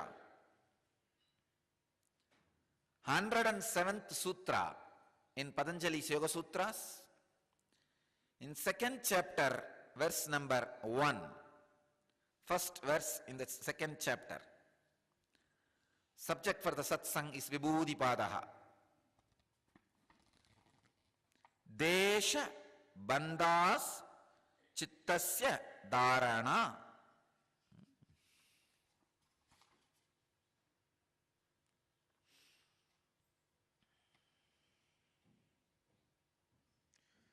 Swami Vivekananda says as dharana is holding the mind onto some particular objects. Swami Prabhavananda translates as concentration is holding the mind within a center of spiritual consciousness in the body or fixing it on some divine form, either within the body or outside it. Swami Sachidananda translates as dharana is binding of the mind to one place, object or idea. Osho translates as dharana, concentration is confining the mind to the object being meditated upon. I would like to translate as dharana is a method through which your mind is fixed on some object and your consciousness is altered to that higher frequency so that the extraordinary powers, experiences, energies can express through your body and mind. The technique or a method through which your mind is fixed on different truths, either it may be idea or an object, and your state of consciousness is altered.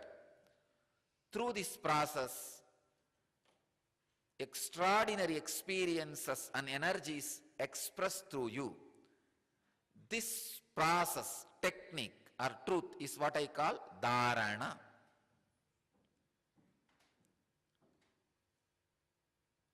I have seen great yogi like Raghupati Yogi doing dharana, not only on his body, expressing those powers of dharana through my body, just like that, casually.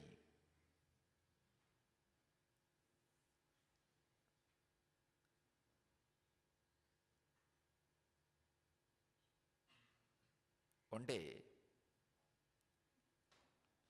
he told me that concentrate on this spot, Kurmanadi, you will be able to see all the stars. I started laughing. I had a very intimate, friendly relationship with him. Still, when I remember, I can cherish it. I had a great reverence, surrender, devotion. With all that, very friendly. I can say one of the important ingredient was there in my relationship with him, which I cherish still now. I was never surprised or shocked by the extraordinary powers he expressed. He said, it's okay. Somehow, in the deep down, even though I have not started expressing those powers at those moments through my body and mind, I just know I have all of them inside me. Like sometime, even though you have not become visibly sick, clinically sick, you know you are carrying a certain sickness inside which will express in next few days. Intuitively you know, your muscle memory knows. Same way, I had a very deep clarity. Even though I have not expressed those great powers as on now through my biomemory, through my muscle memories, I just know these powers do exist in me. So any expression he showed, I was never put in awe. Like a child, like innocent awe will be there for a few minutes. Then I will come back, okay, next. Because of this, I had an amazing, very friendly relationship with him. One day he said, concentrate on this spot, you will be able to see the stars in daytime. I said, too much. And I did not naturally believe. Then he just held this pot in my hand and dragged me out of the mandapam where we were sitting. Mandapam means a stone pillared hall. Kritige Mandapam, that was the place in the Arunachaleshwara temple. He used to teach me yoga. He dragged me, holding that spot. When we came out, it was maybe noon time. He just showed me to look at the sky. I looked up, I could see very clearly the stars, just like a dark night. I was shocked, really I was shocked. I said, how is it possible? He said, when you concentrate on this spot, the subtle movement happening in your eyeballs will stop. See, the subtle movements happening in your eyeball is responsible for you to experience that blue layer. What do you call that? Raman's effect. The Raman's effect of that blue light being reflected is seen by you, experienced by you, because of the subtle movements happening in the eyeballs. If the subtle movements in the eyeballs stop, if you are able to penetrate through the Raman's effect, that blue layer, you can see the stars. Actually, if you concentrate on this part, you can see very clearly the subtle movements of your eyeballs will immediately stop. Means raising the frequency of the ability to see. Understand? Now if you have the ability to see 100 feet, if the frequency, the constant restlessness in the eyeballs, if it stops, if your awareness can look through, penetrate through the eyeballs,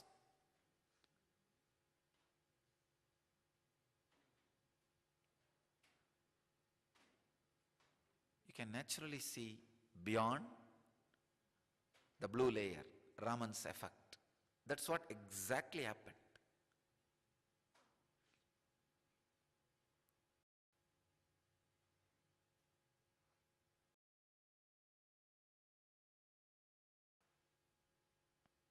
You need to know a fact. All your senses are capable of doing all the job of all other senses. Your eyes has a capacity to breathe and experience smell. Your ears has a capacity to see. I have seen one yogi, very elderly yogi. He will blow the thread, anything, through the eyes. He will keep that near the eyes and just blow it. And it will fly. Through the eyes he will blow the air. And the objects will fly.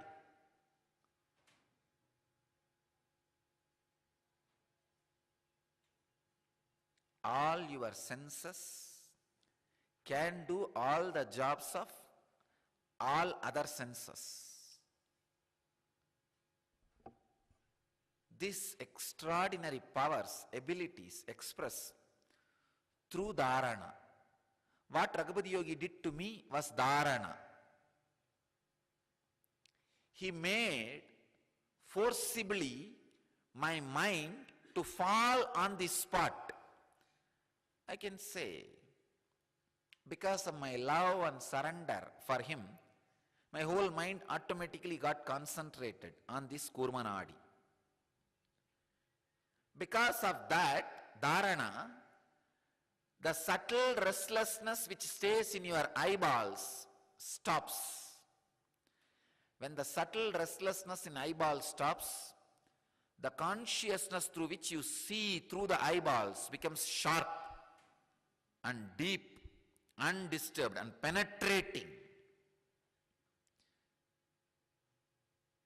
With that penetrating look, when I look up, I could see the Raman's effect being crashed by me. The deflection of the blue layer, blue light, being crashed by me, and I could see the pure space. If you want to experience that penetrative look, see during energy darshan. How I saw the stars, same way only I look at you. And all the Raman's effect you created by the deflection of thoughts moves out, whatever is inside, all those stars are seen by me. All those grahas, then I say, come on, this fellow wanted to have some good things, all the inauspicious grahas move out. they align for the boon you ask in Kalpataru. All right, now go next.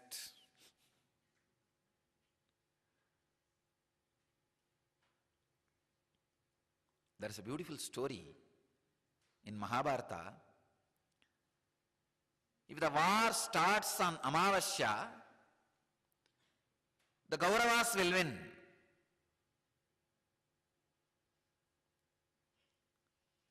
So, Kauravas are prepared to do all the rituals to start the war on Amavasya.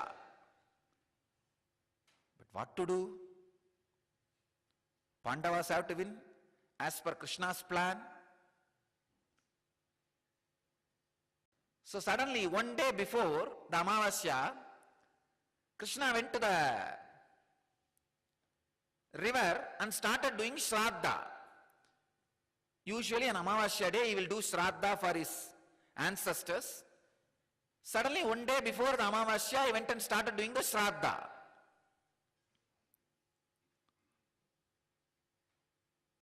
Sun and the moon, they got shocked. What is this? Krishna is supposed to be doing this Amavasya only tomorrow, where we both meet.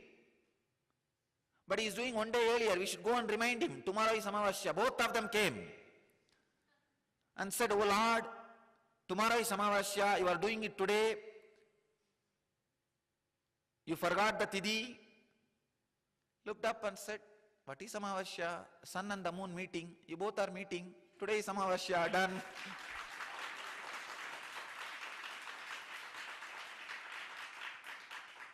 Understand? I'll tell you the science of how he did it.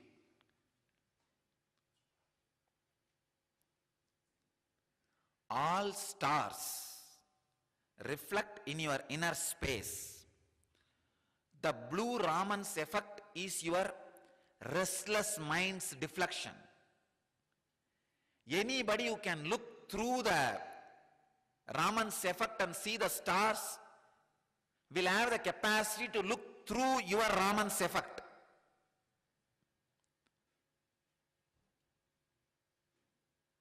And alter the reflections of those stars in you.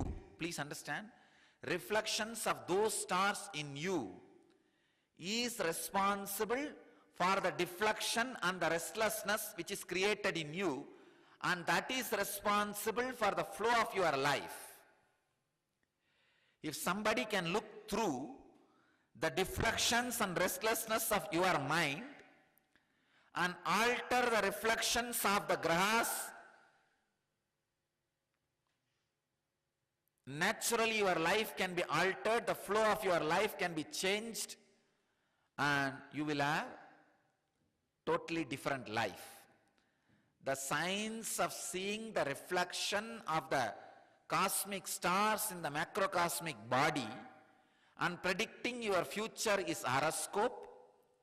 The science of altering the reflection of the microcosmic stars in the macrocosm and making that in tune with what you want in your life is the science of giving boon, Kalpataru.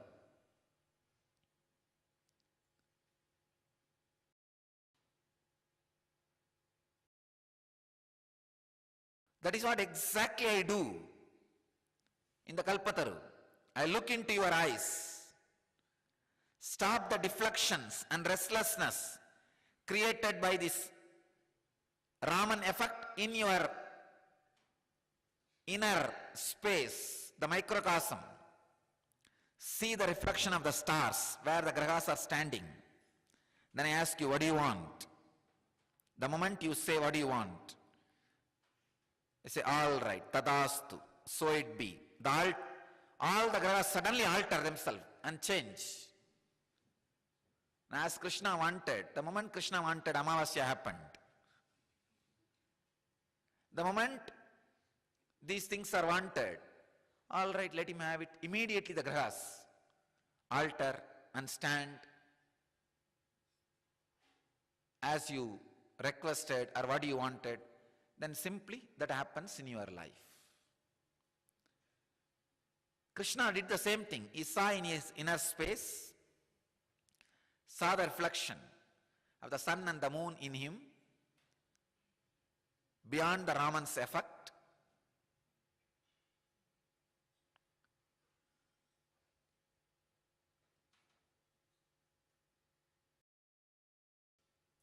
And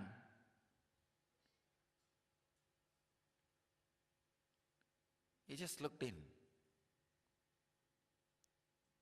And he saw the sun and the moon were supposed to meet tomorrow. He just looked in and felt, let the Amavasya happen, let both of them meet. The meeting has started happening and he started giving Shraddha. When the meeting has happened in the inner space, it has to happen in the outer space. Both of them landed and meeting has happened. Amavasya was preponed.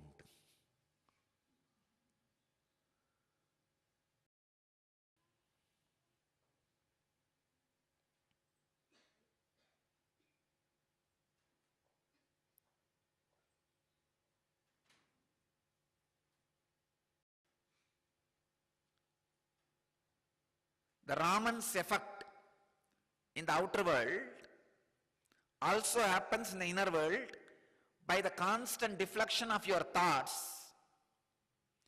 In the outer world, Raman's effect creates the blue light, blue color. The inner world effect of that same thing creates a black light. That's why when you look in, you see the black color, darkness.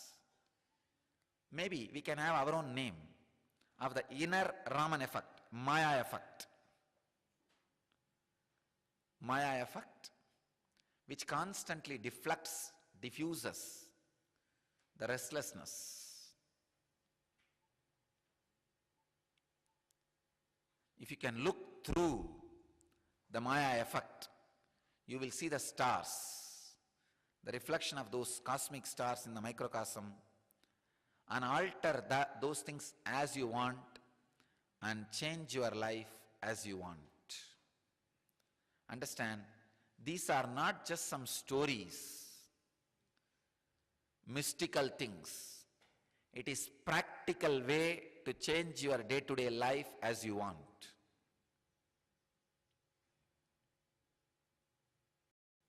Just yesterday, one of our devotees went to a very famous astrologer.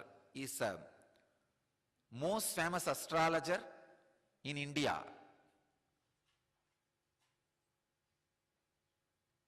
All of you may be aware that 90% of the Indians believe in horoscope and astrology. He is the most famous astrologer. More costlier than the greatest criminal lawyers of the country. One of our devotees went for his purpose. Suddenly, that astrologer saw the mala, my photo, and then started talking about me, and then suddenly it seems he said, studying my horoscope and astrology and all the timings, it is proved he is incarnation. Because he is incarnation only, he is still alive. Otherwise, 32 is the time. He has made it very clear. 32 is his age. He should have been dead. But just in a very simple way, such a strong law of life was changed by him.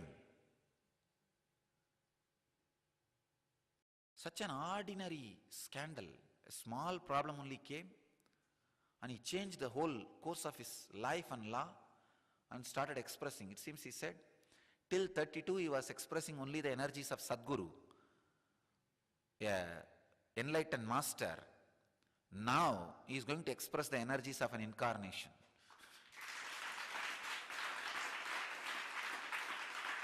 Actually, I am seeing that is happening. I am seeing that is happening. Now I was really, see, usually I don't go to astrologers, I don't send people to astrologers, I don't big way promote it. But I was shocked how precisely he predicted. And he said, just by the tapas power, not only he did not die, he just made he changed the whole course of life on Maya. And survived the whole thing. Just like that he came out.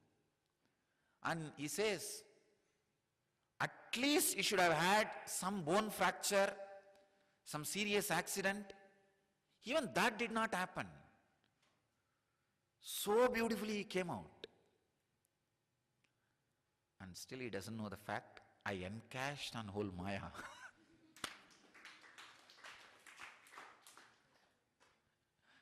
And now the world will know how through this scandal, all the positive things I am going to create, I am creating.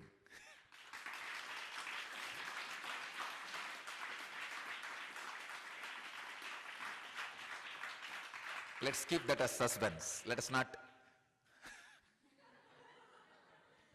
That will be the climax. See, they started comedy scene.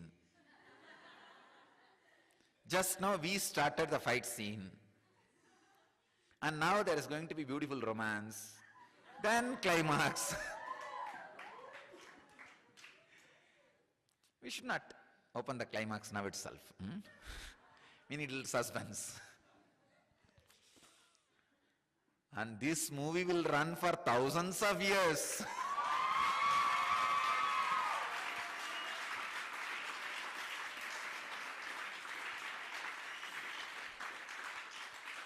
Screenplay, direction, producer, hero, everything is one person.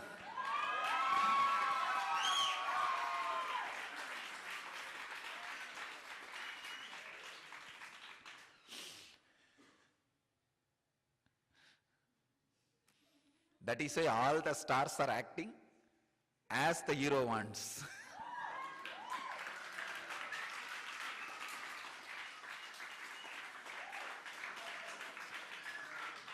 So, anyhow, the astrologer said, it seems after that, I have to come to the ashram just to take the blessings of Swamiji. When I heard the last word, he wants to come and touch my feet and take the blessings. He said, oh God. Then the guy is honest in his prediction. See, if he has said just for the social courtesy, all the good words, to encourage our devotee or not to hurt our devotee sentiment, then he could have stopped with that. After the whole prediction, he said, I wanted to come and take the blessings of Swamiji. Please get his appointment. I know for sure he's an incarnation. Nobody else could have stood and changed the course of the grahas so easily, so casually, with such a small thing. And he says, the effect which is supposed to be not even 1% has happened. He just changed practically 99%, more than 99%.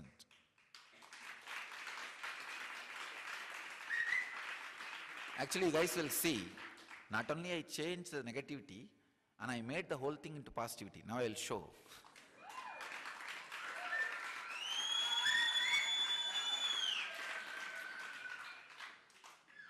The science is just do dharana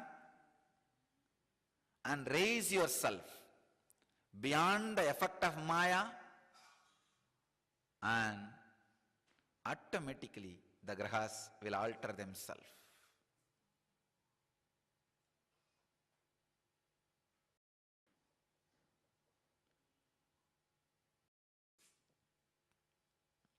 We will enter into the deeper techniques and technology of dharana in the next sutras, in the next satsangs, through the Patanjali's Yoga Sutras.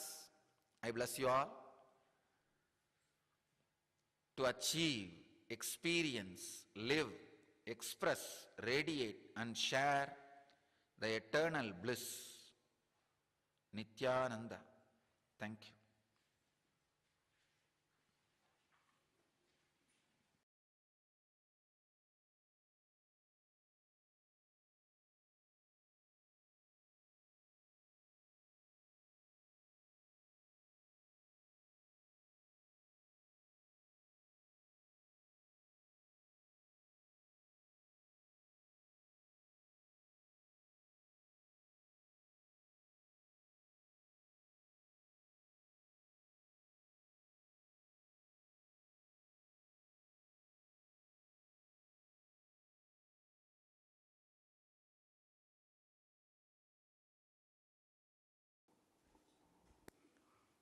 सदाशिवसमारम्भां शङ्कराचार्यमध्यमाम् अस्मदाचार्यपर्यन्तां वन्दे गुरुपरम्पराम्. Welcome you all with my love and respects.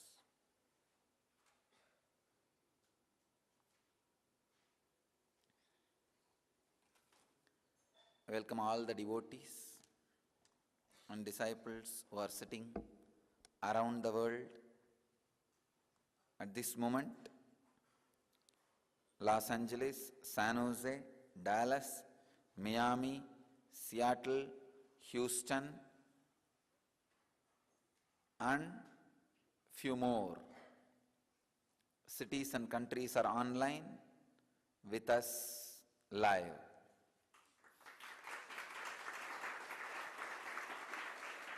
I welcome all of you for today's satsang.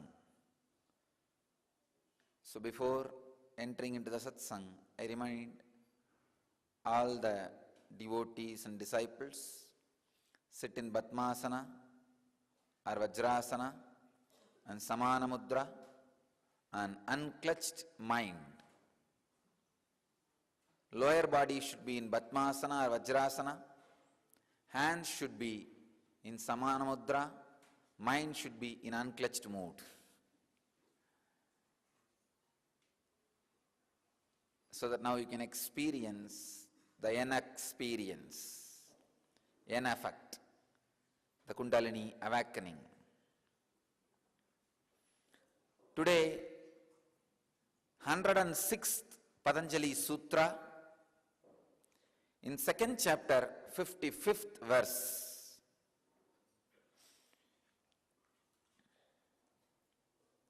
Subject, master your senses.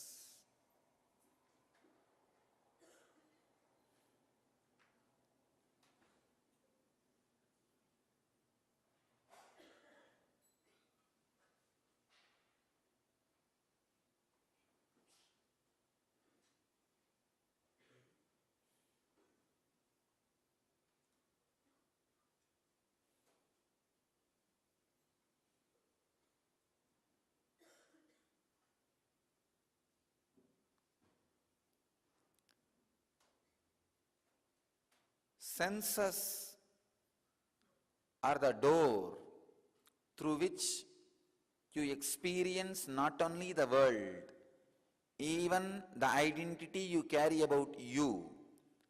You taste your own identity only through the senses. Please understand. Even the identity you carry about you, you taste only through senses. Mastering your senses means mastering the identity you carry.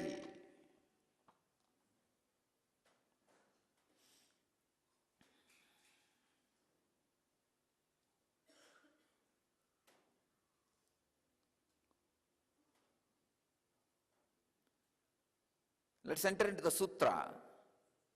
Tata parama vasyata indriyanam.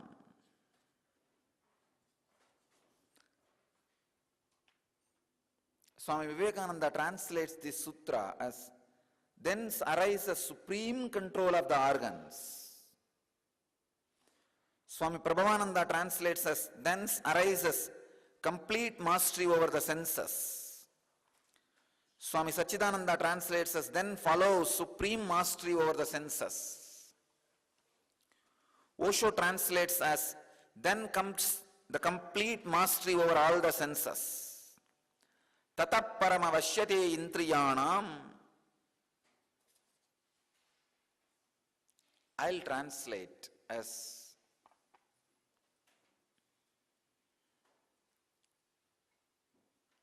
then comes the senses being attracted, digested, dissolve or absorbed into the Supreme. I have my own way of translating. Through my translation, I give the intention of Patanjali. What Patanjali intends to express through the sutra.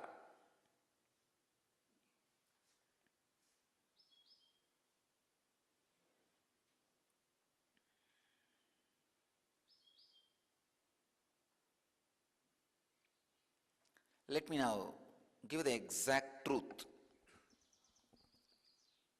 By the Pratyahara, yesterday Patanjali was talking, the last sutra Patanjali was talking about Pratyahara, withdrawing the senses. Now he is talking about the power of mastering the senses. Complete mastery over the senses. Please understand. First truth I wanted all of you to understand is, as you think, you do not experience only outer world through your senses. This is one of the important revelation. In this sutra I wanted you to understand, not only the outer world, even what you think as you in the inner world, you experience through your senses. Please understand. You can see in your life. If you suddenly master one sense, for example, tongue.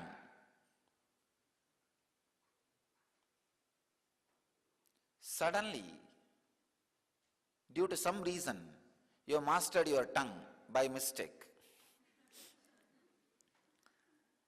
And you reduce the quantity of the food and increase the proper quality of the food. Please understand. Our main problem is reduced quality, increased quantity. There will not be any quality food. Left and right snacks. It will not have any quality. It may have taste, but it will not have any quality.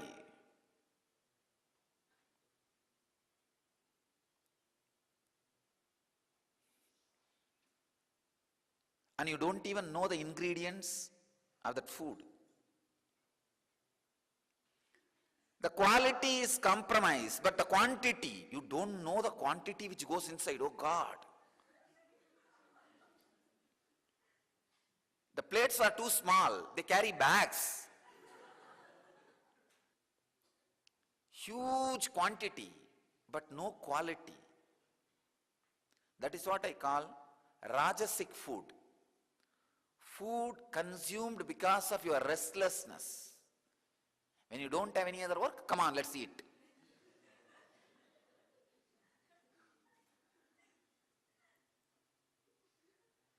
If you have mastered even your one sense, now I am seeing the whole ashram, I am seeing, when I changed the understanding about food and everybody has fallen into the routine of the 2 meals a day, immediately you will see, not only you are mastering your senses, your understanding about you suddenly changes. Please understand. If you master even one sense, your understanding about you will change. Oh God. This is the sacred secret behind the sutra. Understand? I am not commenting on the sutras. No. I am revealing the sacred secrets behind each sutra.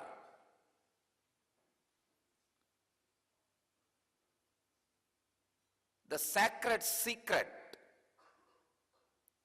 The moment you understand, you start living that sutra. Please understand, that is the main thing.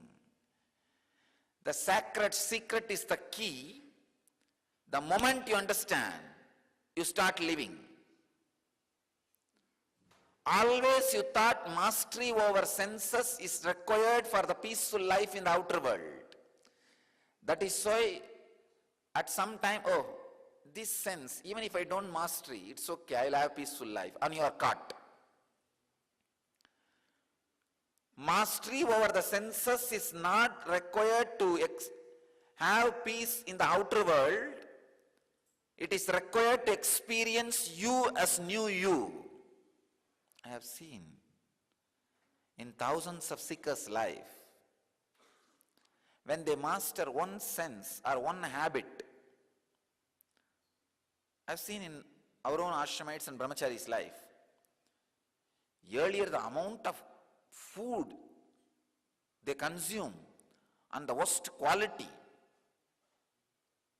anything available in the street, any color, any ingredient, car will stop. And you know why? Whenever I used to travel, I'll see except my car, all cars will suddenly disappear.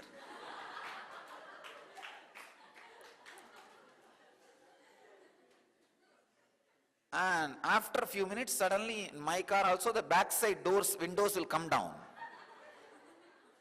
And some cars will be coming very closely parallelly, and from that car to this car some packets will be thrown. And I'll be in Ananda Sayana. And still making these guys believe I am sleeping. And from behind some gadamuda, gadamuda, gadamuda sound will start. Gak, bak, bak. And will go on for 6-7 hours.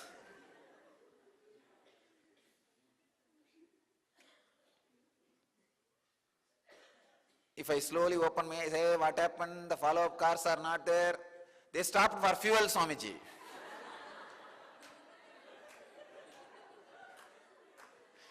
Fuel for who? Nobody knows. And then this crew travels with me. Suddenly they wanted caravan. I asked why? Because we need bathroom inside. See, when you consume too much, you need to stop. Because I don't eat anything in between, I don't stop. So the fellows in my car,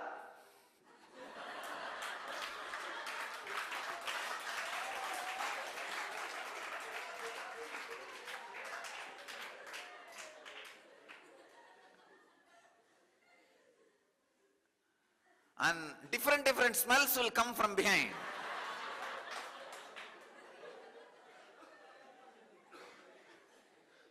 First it will be some snacks, then it will be some juice, after that some bottle opening sound, some covered seal opening sound, then different opening sound. That is the time I will wake up and lower the glass for the fresh air.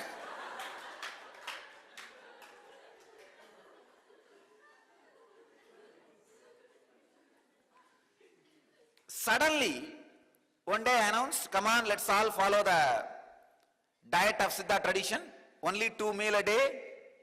No question of eating outside. No food other than what you eat during the 2 meals. And that also only in the mud plate made out of Ganga mud. When I made all these rules, I saw from that day, these guys have become healthy, and I want all of you to know, whole ashram was suffering with anemia. That's the reason I gave this new diet. Whole ashram was suffering with anemia. And our official doctor wanted bypass surgery for everybody.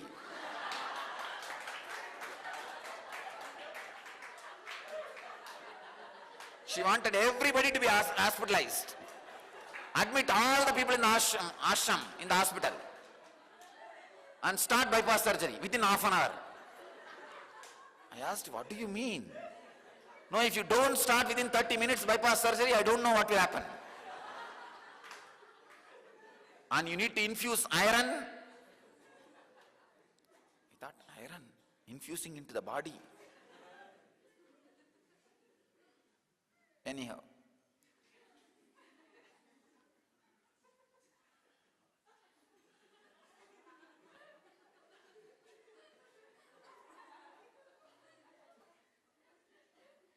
And already she has taken few brahmacharis and brahmacharinis to the hospital. And they are all coming with some big bandage, this side, that side, some infusion, so many things already started. All I did is just stopped this snacking habit and made it into 2 meal, reduced quantity, increased the quality of the food, the neem juice in the morning, night, 250 ml milk with a little camphor, the traditional camphor, unprocessed camphor, that's it. 48 days, the whole ashram is out of anemia. Everybody has become all right. Please understand, it is not that only the outer world conditions or outer world understandings about the senses has changed. I can see they started having new respect about themselves. The identity, the idea they have about themselves has suddenly changed. Wow. We can master our senses. Then unconscious strength, confidence on their own will, everything has drastically changed. Please understand. Unconscious strength, confidence over their will. I'm really happy that I made this understanding of 2 meal a day, because I know some of the monasteries suffer just because of food. Please understand.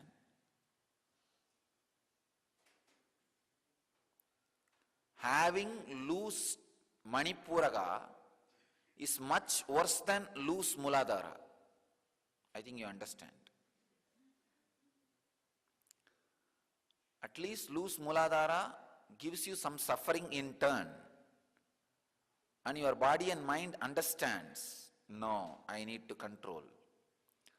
But this loose Manipuraga, you never understand. I have seen in some of the monasteries so much of perversion just because of the food. Food is an alternate for sex. When the sex is suppressed, come on, eat left and right.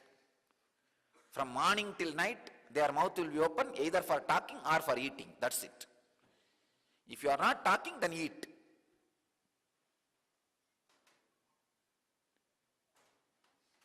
It is very big torture. That's the right word I can say. Understand? Siddhas are shown with big tummy. That is not because of food. It's because of prana. When you just live on prana also, you will have little bigger belly. When you master even one sense, I saw our brahmacharis and brahmacharinis and devotees, when they mastered that one sense, eating 2 meals a day, and no question of snacking here and there, suddenly I saw their own understanding and idea about their own identity has drastically changed. I tell you, even the great vows like a brahmacharya are controlling particular senses. It's not just mastery over the outer world or mastery over the senses. The very idea and identity which you carry about you will be transformed. That is why I do not want to translate that word vashyata, a technical term in this, keyword in this sutra, as mastery or obedience. I can say vashyata means just getting dissolved, absorbed. Vasya does not mean somebody masters you. No. You just surrender into that sweetness. Parama, when the ultimate opens up in you, when the inner light awakens in you, when the peace and joy of unclutching is experienced in you, when the Kundalini is awakened in you, all the senses just relax themselves into the sweetness of Parama. Parama Vashyata. Vashyata does not mean you going and mastering it. They just relaxing and surrendering it.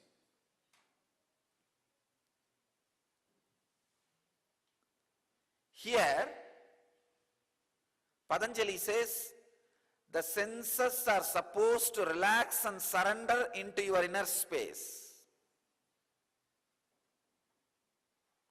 The word mastery as an underline of violence and arrogance. So I do not want to use that word mastery. No. I'll better use the word a sweet dissolving. The senses are supposed to sweetly dissolve into your inner space. That is what I call complete mastery over the senses. Viragaha. Raga means attachment. Araga means detachment. Viraga means beyond attachment and detachment.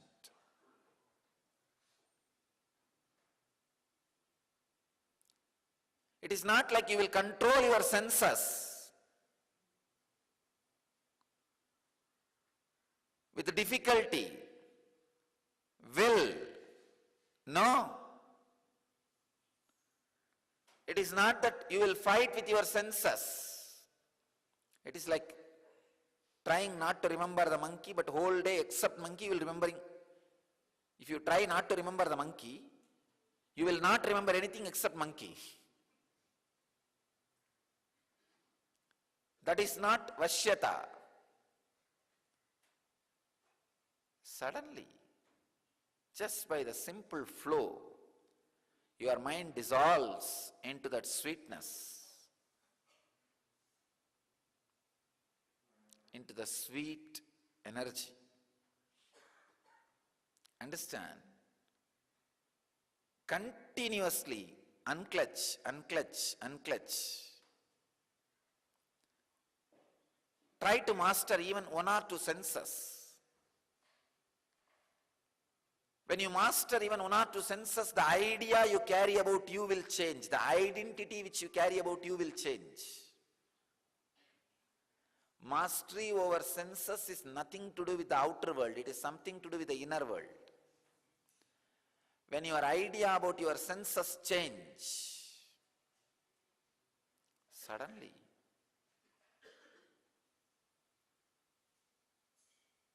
you realize you were always enlightened. The idea you carry about you need to be changed. That is the essence of the whole life.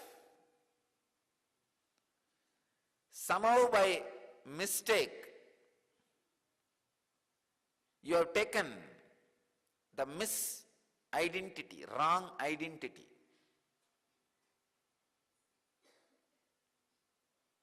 You missed and messed.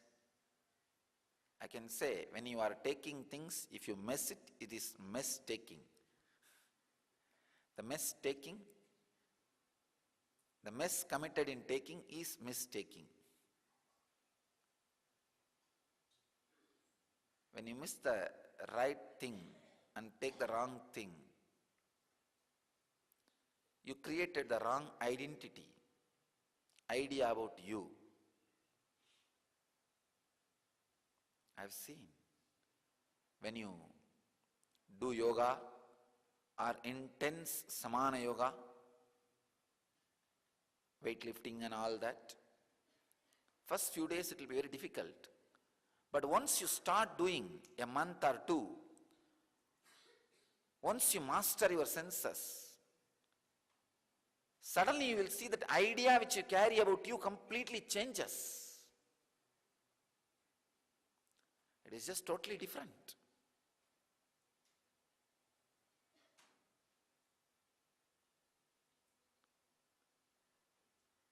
Mastery over senses.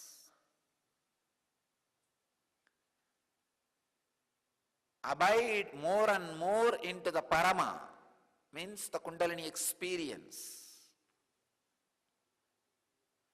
unclutching experience, the Vashyata, Indriyana, the senses dissolving into the ecstasy of that inner space will happen.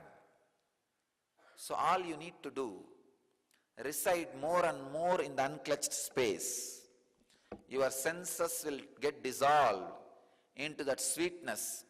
So the supreme mastery over the senses happen in you.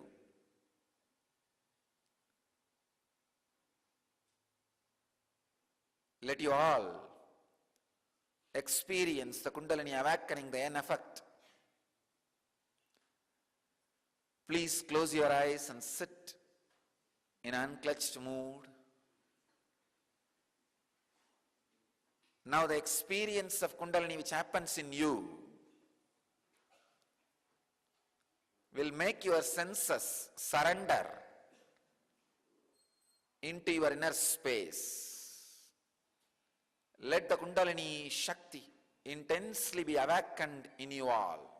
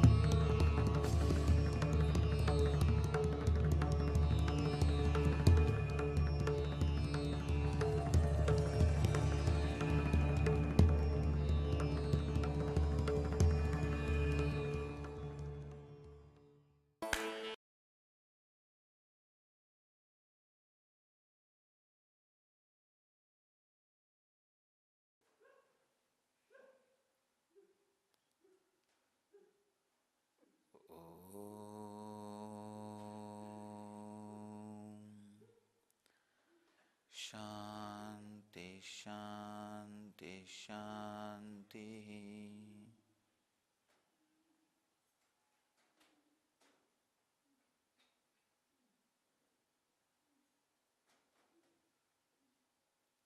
I bless you all. Let you all achieve, experience, live, express, radiate and share the eternal bliss, Nityananda. Thank you.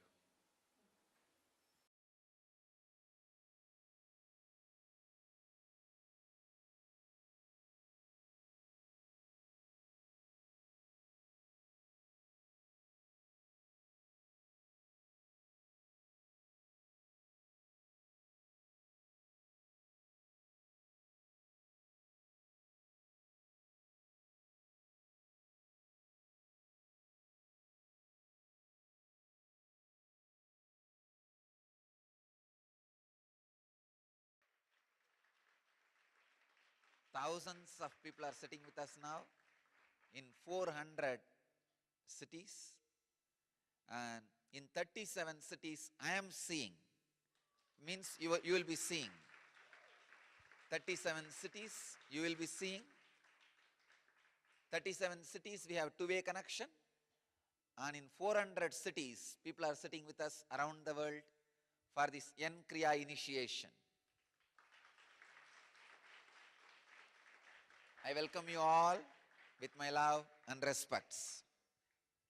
During the Pada Puja, I'll be transmitting the experience to you. So, receive the experience. I want all of you to know, your brain can receive and send informations without communication, done in an orthodox way, like words or visuals. So just understand this much. Your brain is capable of receiving or sending communication without the orthodox methods like words and visuals. Means without verbal or visual action, your brain can receive and send information. Just remember this one truth, that is enough. You will experience the experience of N Kriya before initiation. Then I'll give you the technique. So I'm changing the trend. Usually technical knowledge, technique, experience. No. Experience, technical knowledge and technique.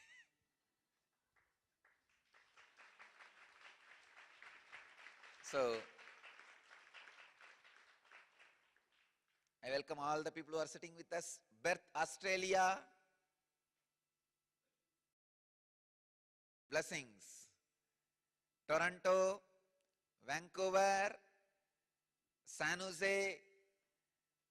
Wow, Vancouver, huge crowd. LA, Seattle, Columbus, Adlingen, Germany, and London, Phoenix, Turkey, New Zealand. New Zealand 2 means New Zealand 2 cities. New Zealand itself. New York, Dallas, Singapore, Redondo Beach, California, Calgary, Temple City, California, Houston, Guadalupe, Juarez, Mexico, Jalisco, Mexico, Kuala Lumpur, Hyderabad, Pullman, Washington, Jammu, New Jersey, Slovakia, Slovakia 2, Bangalore, Patling, Jaya, Malaysia, Philadelphia, Mumbai, Sri Lanka, Atlanta. These are the cities we have two-way screen. You will be seeing all these 37 cities levitating. In all other 400 cities, I will be seeing them levitating.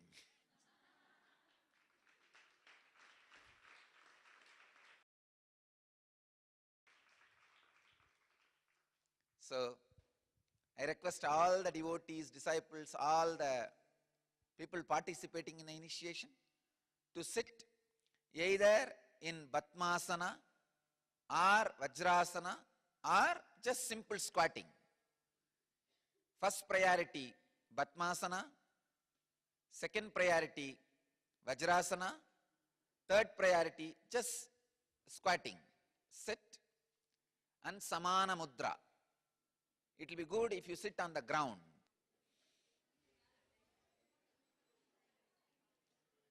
So, sit in Samana Mudra means lock your hands.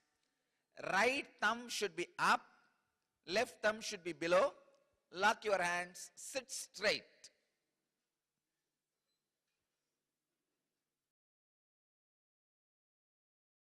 Sit straight.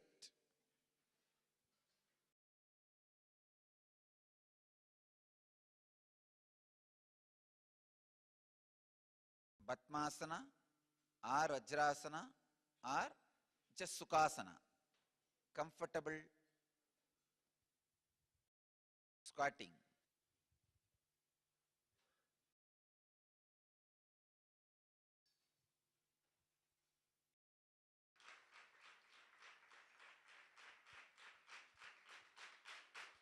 We'll start the initiation.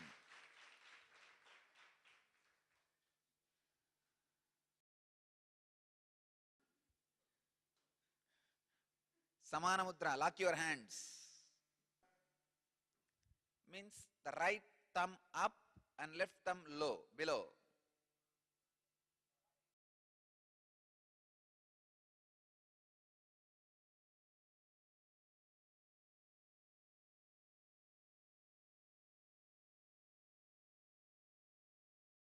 We'll start the initiation process. First step, I'll describe a simple, comfortable squatting, sitting straight, and very simple inhaling and exhaling 11 times just to prepare yourself for the Kriya. Please understand. Please listen now, no need to do it. I'll guide you. That time you can do. So, closing one side of the nostril with your thumb and inhaling. After you feel you are full, closing the other side and exhaling. You don't need to do it now. Just relax, listen, and do it. When we do the Kriya, listen to the instruction. Close the right nostril with your thumb, right hand thumb. Inhale through left. Once you feel complete, close the left nostril with a middle finger and ring finger and exhale through the right nostril. Simple Nadi Shodhana. Nadi Shodhana means just cleaning the nostrils, cleaning the basic nadis. Do this for 11 times. It may take maximum 1 minute. That's it, nothing else. Or 1.5 minute, 90 seconds. Nothing more than that.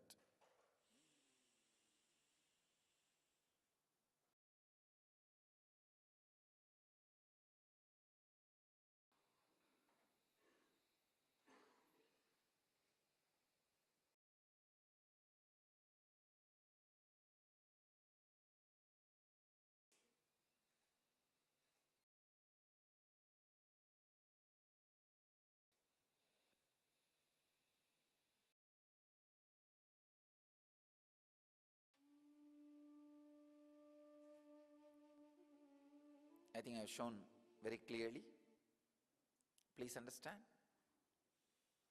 Inhaling and exhaling. Nothing else. Very simple.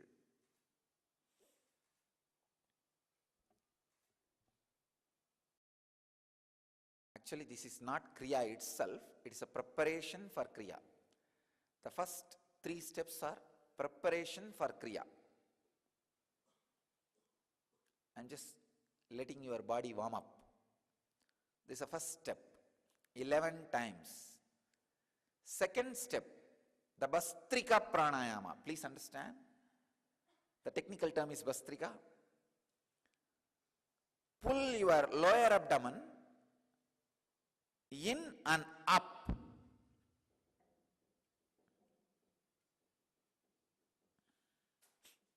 Please understand, don't lift your shoulder. Don't move the whole body. No. No.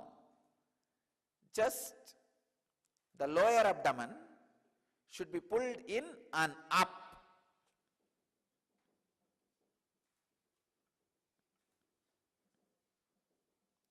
"21 times. Please understand. Again, I am preparing the body.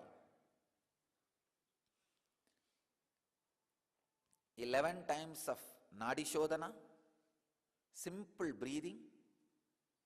21 times of Bastrika. 21 times is very simple thing. Actually, it's nothing. Just 21 times of Bastrika. This all preparation. Please understand. This all preparation to push you to the original Kriya itself.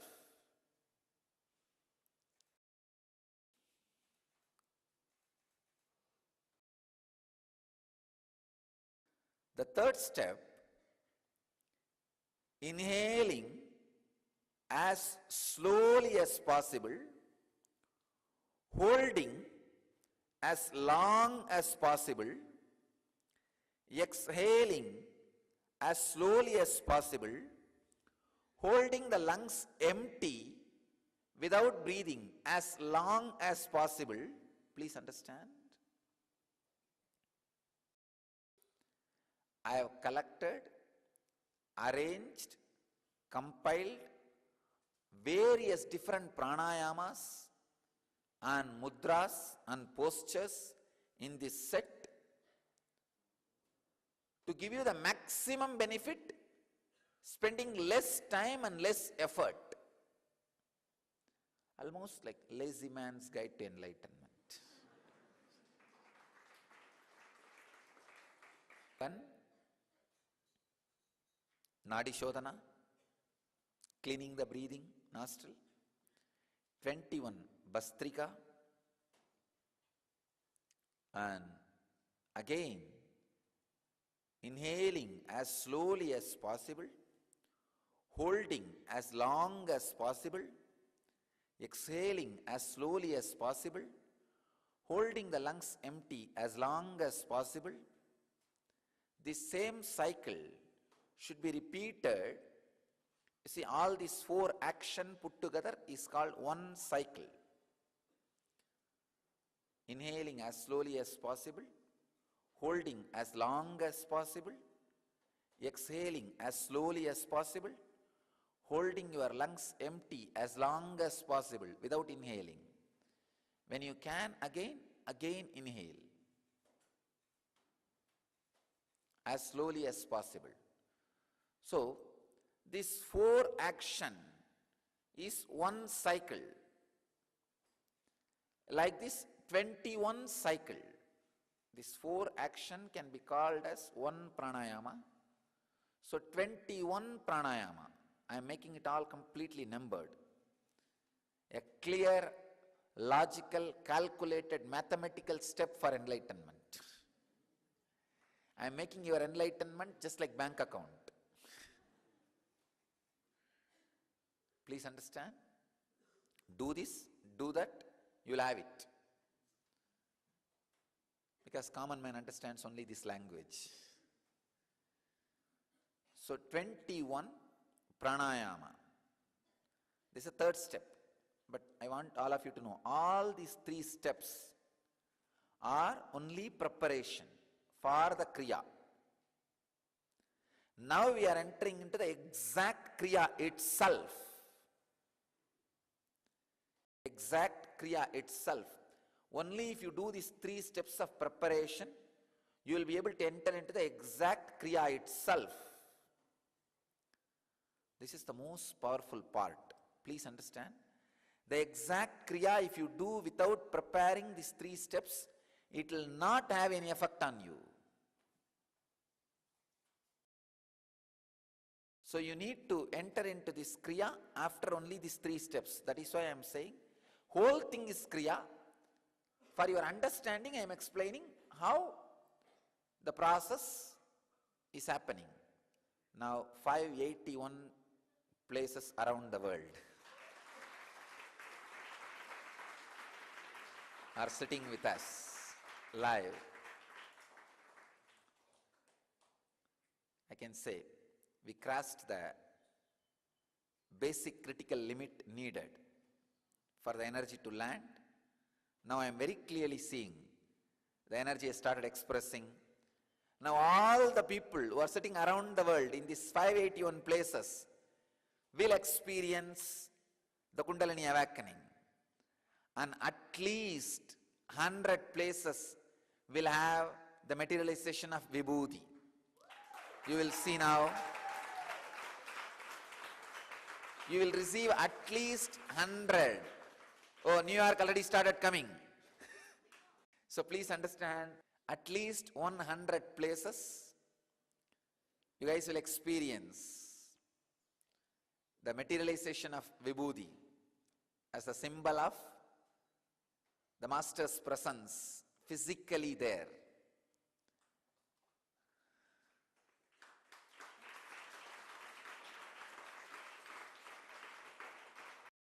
Now listen the instruction. Thumbs on the ears and the index finger and middle finger on the eyes and the ring finger on the nose. If the little finger touches your lips, that's enough. Even if it doesn't touch, it's okay. Please understand. I'll show you.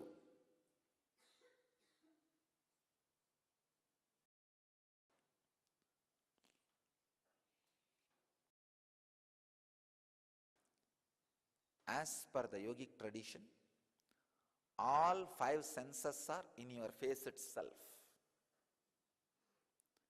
Ears, smelling nose, taste tongue, seeing eyes. The cheeks are considered to be the touch. That is why cheeks play such a major role in the pleasure of touching.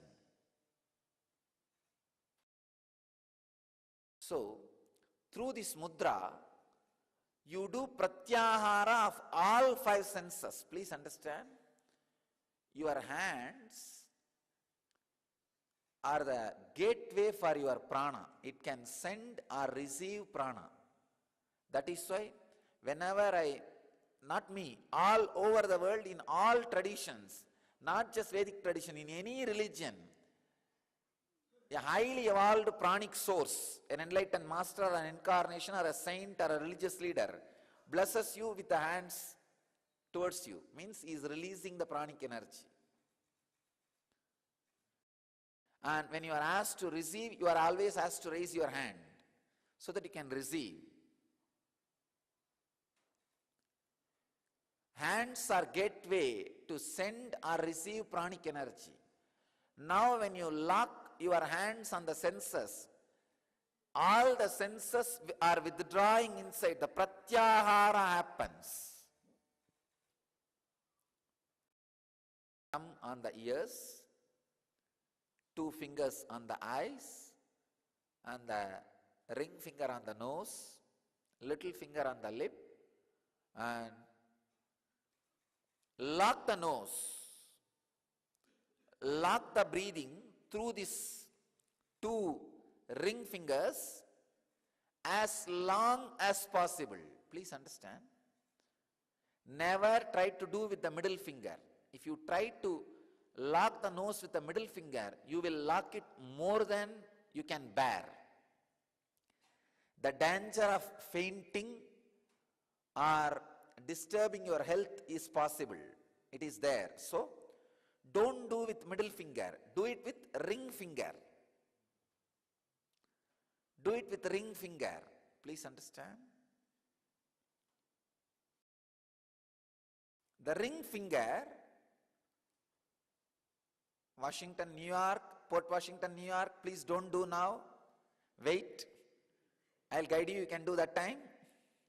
Just listen to the instruction.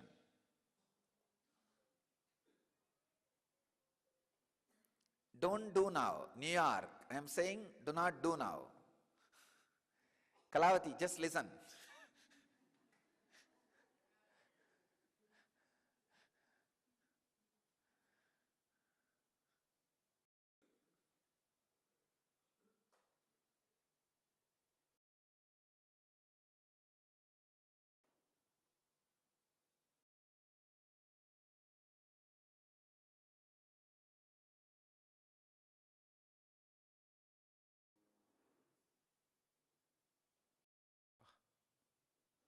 I'm seeing very clearly how the etheric body of me is being used by the cosmos like a huge octopus.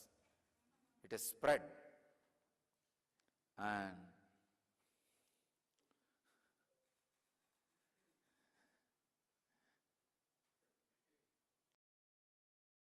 it is just putting in each place where people are sitting one leg and connecting with the people.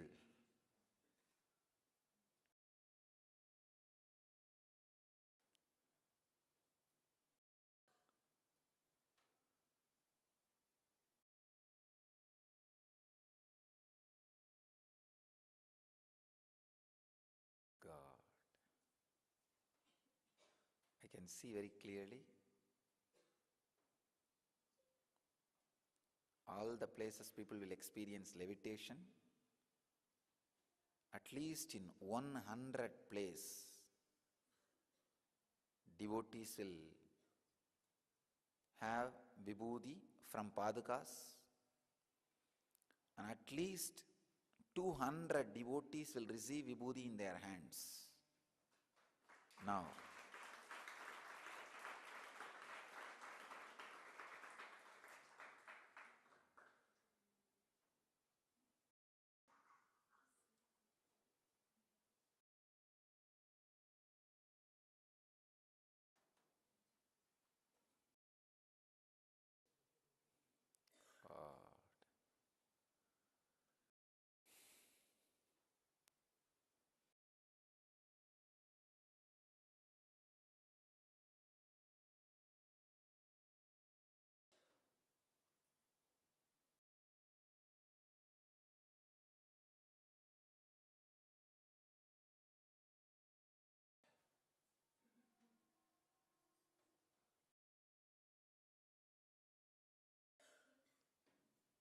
the devotees, if you see vibhuti coming out of your hand, don't be afraid or surprised.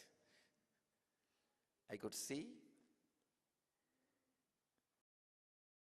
the energy expression.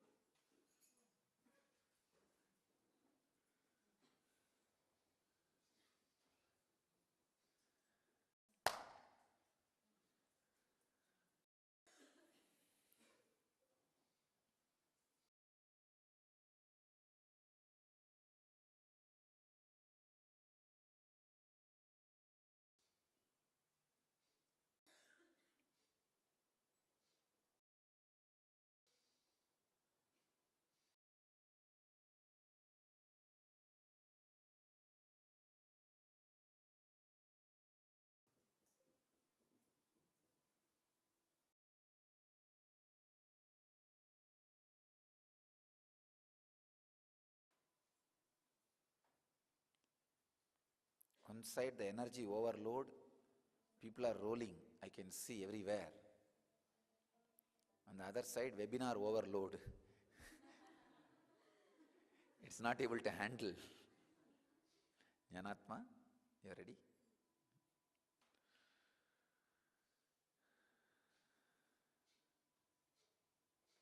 More and more people are logging in, signing in.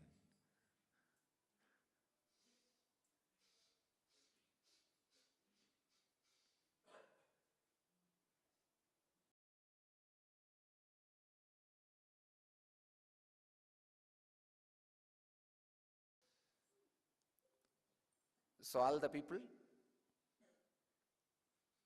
who missed for a few minutes webinar stopped, I wanted to tell all of you, you have not lost anything. I have not given any instruction in those few minutes. I waited. So please, you can listen now. So now, the hands, the thumb on the ears, the index finger and middle finger on the eyes, the ring finger on the nose, and the little finger on the mouth,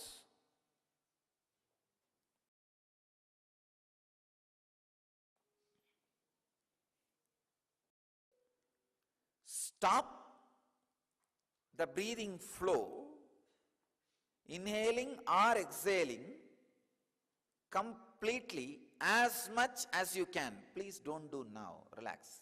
Relieve your hands. As much as you can, stop the flow. After a few minutes or a few seconds, you will feel, oh, now I cannot stop anymore. Then just release those two ring fingers. For a few seconds, the body will automatically inhale or exhale. Let it do its job. You don't do inhaling or exhaling. Body will automatically balance. Please understand, you do not put your will. When you feel you can't handle anymore, just release. Body will automatically balance itself. So once if you release your nostrils and lock again, it is called one pranayama. So this way, 21. Please understand. It's a fourth step.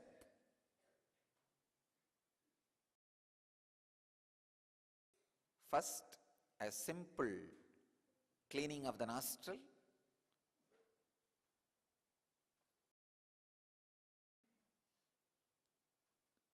Second, Bastrika. Third, inhaling as slowly as possible, holding as long as possible, exhaling as slowly as possible, holding the lungs empty as long as possible. Fourth, locking the nostril completely as long as you can through the ring finger. In different countries, showing finger is a big risk. Because people are watching from all the cultures and countries, we will have to be very careful about the showing fingers.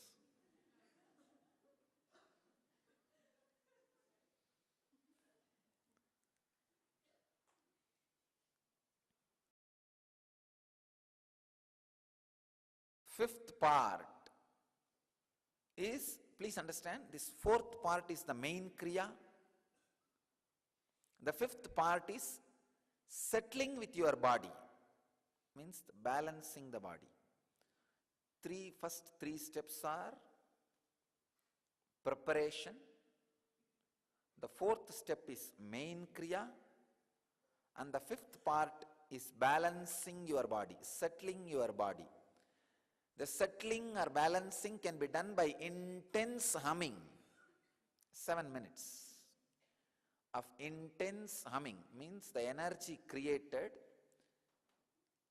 has to be churned in your system. Intense humming for 7 minutes. After that, living means making that a part of your muscle memory. This will be done by the 7 times doing Shakti Dharana. Please understand. Shakti Dharana means raising your hands towards the sky and visualize the Master's presence and energy is intensely landing on you, awakening your Kundalini on the whole body, and bow down to the cosmos, surrender to the cosmos 7 times. Please understand. Totally 5 action. Simple breathing 11 times, Bastrika 21 times, the inhaling slowly, holding long, exhaling Samana Kriya, that 21 times, and the 4th part is Shambhavi Mudra, holding the breath completely through Shambhavi Mudra 21 times, and the 5th part is Mahamantra 7 minutes, and the 6th part is the Shakti Dharana, means receiving the cosmic energy and offering it. Please understand, it's a unique combination. I have put the whole world into this one Kriya. I put the whole world into this one Kriya. The 6th part is 7 times receiving the energy, connecting with the cosmos, sky, and surrendering to the cosmos, earth, becoming part of the cosmos 7 times. The whole thing will take less than 7 minutes. These 7 times of Shakti Dharana. And the last but not least, sit for a few minutes and send an intense, loving, compassionate, blissful vibrations to all over the world with a proper Swasti Mantra. Swasti Mantra means sending the peace and bliss to the whole world with the ideas like Loka Samasta Sukhino Bhavantu. Let the whole world be at peace. Let the whole world be in bliss. Loka Samasta Sukhino Bhavantu. With this beautiful, deep, spiritual feeling and compassion, send the loving, compassionate vibrations to the whole world. Healing vibrations to the whole world. All these 7 steps put together will take only less than 42 minutes. Please understand, this is what I call Yen Kriya. Very powerful process. All these 7 you would have done with me separately, individually. I am putting all these 7 together. Most powerful, highest possible frequency, the life breath, vibration will happen in you. You will see the intense Kundalini awakening happening in you. The Yen effect will be experienced by you. Please understand, because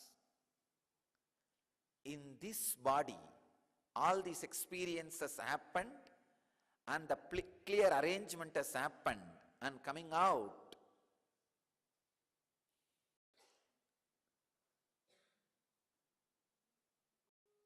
anybody who does this Kriya will immediately connect with this energy which is expressing through this body and experience intense Kundalini awakening and Yen effect as people experience in my presence, or I can say much more than the experience happening in my presence.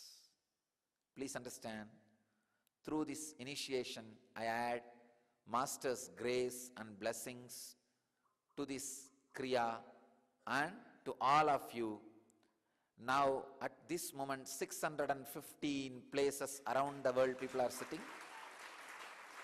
I bless all the people who are sitting around the world, please understand, with my blessings and the grace of all the great masters, I initiate all of you. All of you will have, people who are sitting around the world and here in the physical presence, all of you are initiated. I bless you all with the experience of initiation.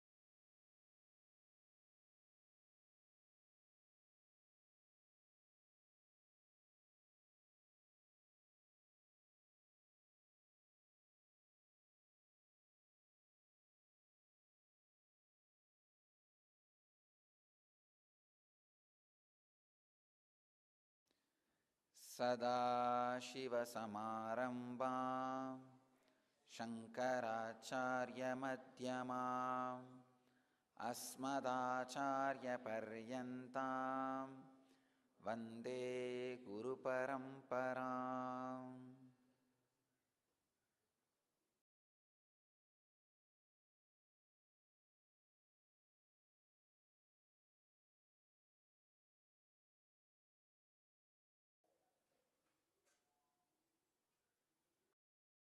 I welcome you all with my love and respects. Dear devotees, disciples, and first-time visitors,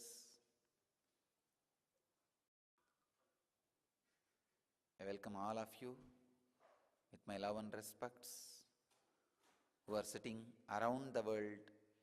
Please understand, before the starting of the Pada Puja, in 400 cities people were sitting. Now 536 cities people are sitting with us.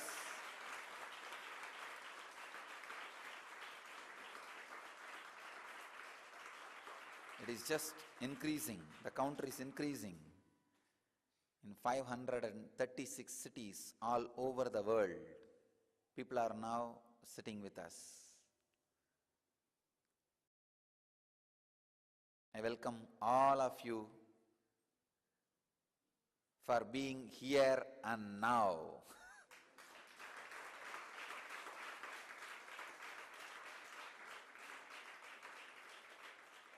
And I'll enter into the Kriya initiation, the N Kriya initiation, invoking the presence of Sadashiva, Shankara, and all the great masters.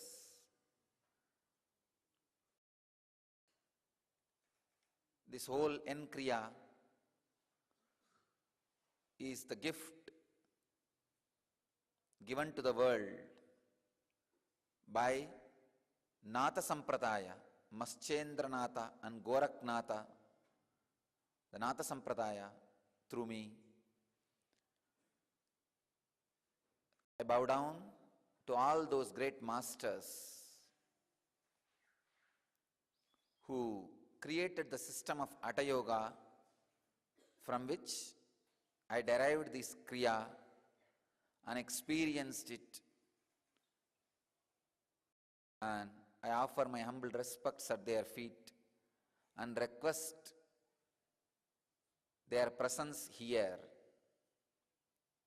and all the places wherever devotees are sitting now to have the initiation.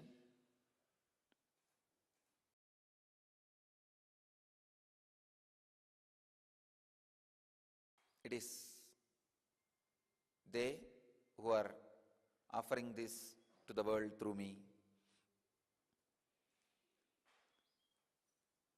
Let's enter into the N Kriya initiation by invoking all the great masters' presence. Patanjali, Maschendranatha, Goraknatha, Sadashiva, Shankara, and all the great yogis who happened on the planet Earth.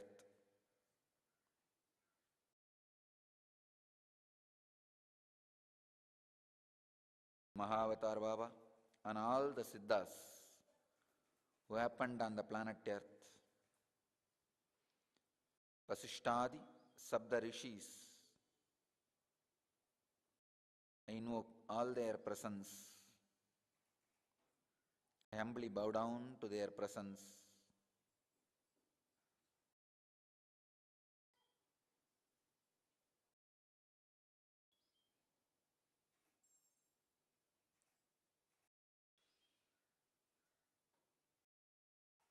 I request all the devotees to sit in Batmasana, Vajrasana, or Sukhasana. Batmasana means completely locking your legs, lotus posture, or sitting on your knees, Vajrasana, or just simple squatting. And keep your hands in Samana Mudra. Please understand, Samana Mudra means the right thumb up and left thumb below. Keep your hands in Samana Mudra. And sit straight. If you can't sit on the ground, you can sit in the chair. If you can, better to sit on the floor.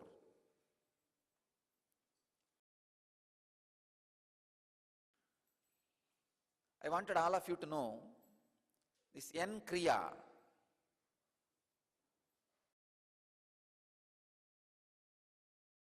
is from my own research and experience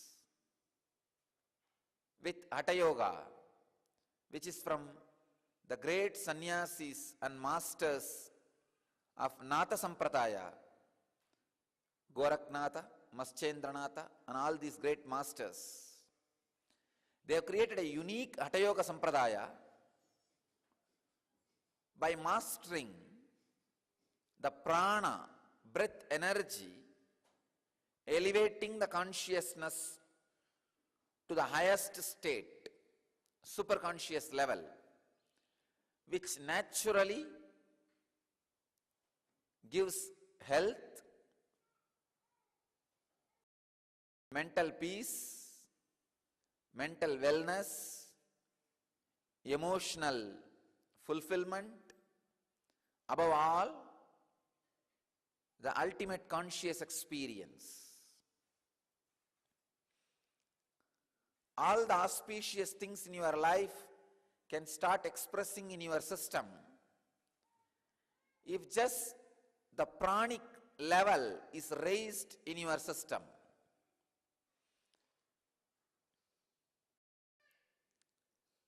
Innumerable positive side effects can happen in your system through this N Kriya. First, I studied thoroughly, experimented on my own body, and shared it with the small group of seekers in Living Enlightenment Process 48-day program, and then opened it to the public through Inner Awakening program, and then did a scientific research which has proved the power of this Kriya. The mitochondria energy level increases 1300%, 13 times.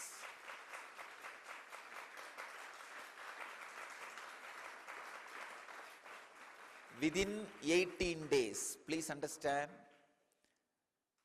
this research is done by taking the blood sample day 1 and day 18, not even full 21 days.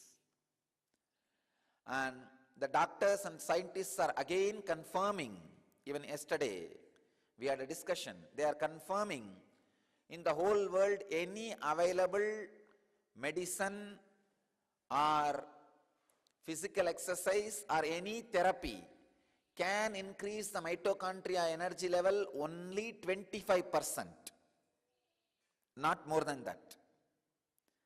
There is no system available on the planet Earth known to the science to increase the mitochondria energy level more than 25%.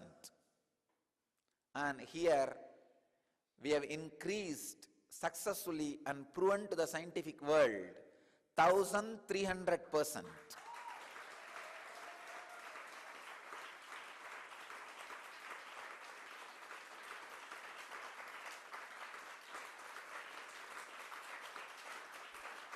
And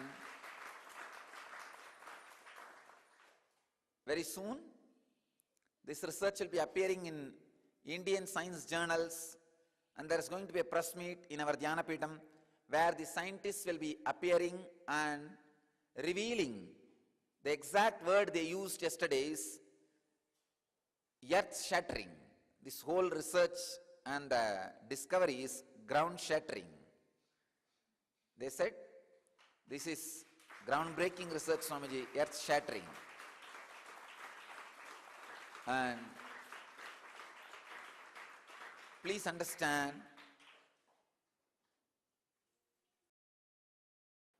this Kriya is one of the greatest gift to the world through me by all the great masters. I wanted to very clearly tell the world, this is not my own discovery.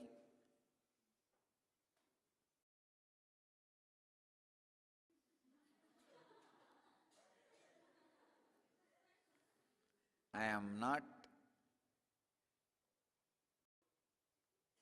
claiming it has happened in me. It's a gift from all the great traditional masters of Vedic tradition. I wanted to make it very clear. I did only one thing. I experimented with it in my own system and systematized to create the maximum benefit without any negative side effect to all the human beings of the modern day, and shared that with the group of people in controlled conditions and opened it to the public in a very safe ambience and experimented with this step by step, and finally did scientific validation and presenting it to all of you. Only this part is my contribution. Other than that, the basic science, the original truth itself is from the great masters of the Vedic tradition, mainly the great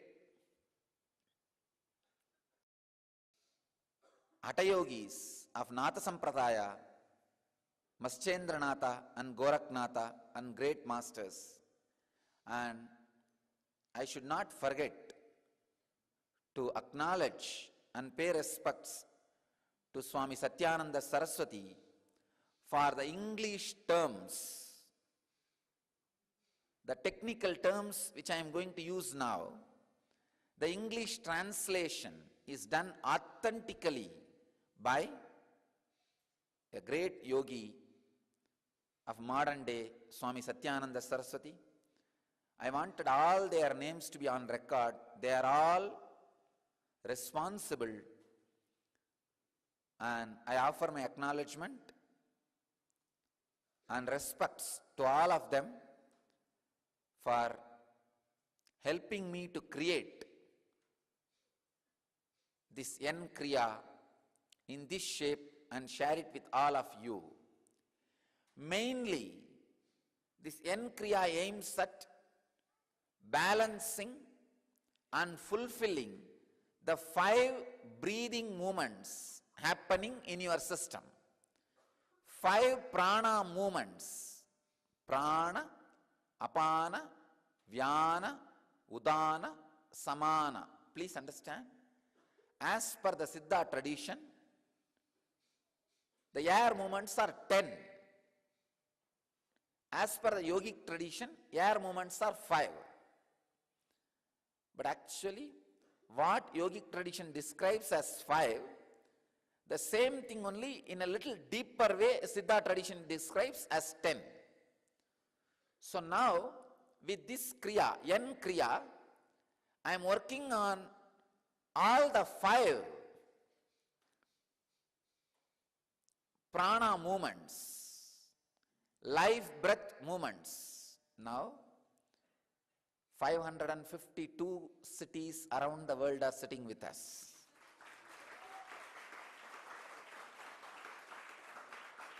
It is increasing, increasing, increasing.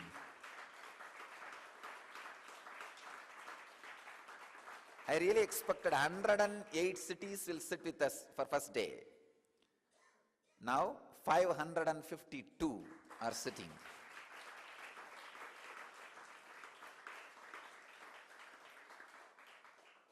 Spread all over the world. God.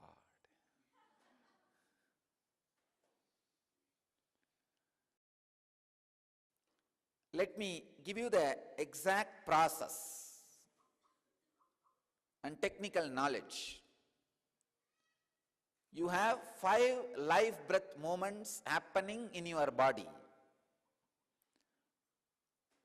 If you already done inner awakening and living enlightenment process, please don't feel bored. I have to explain every step by step to all the new devotees and visitors.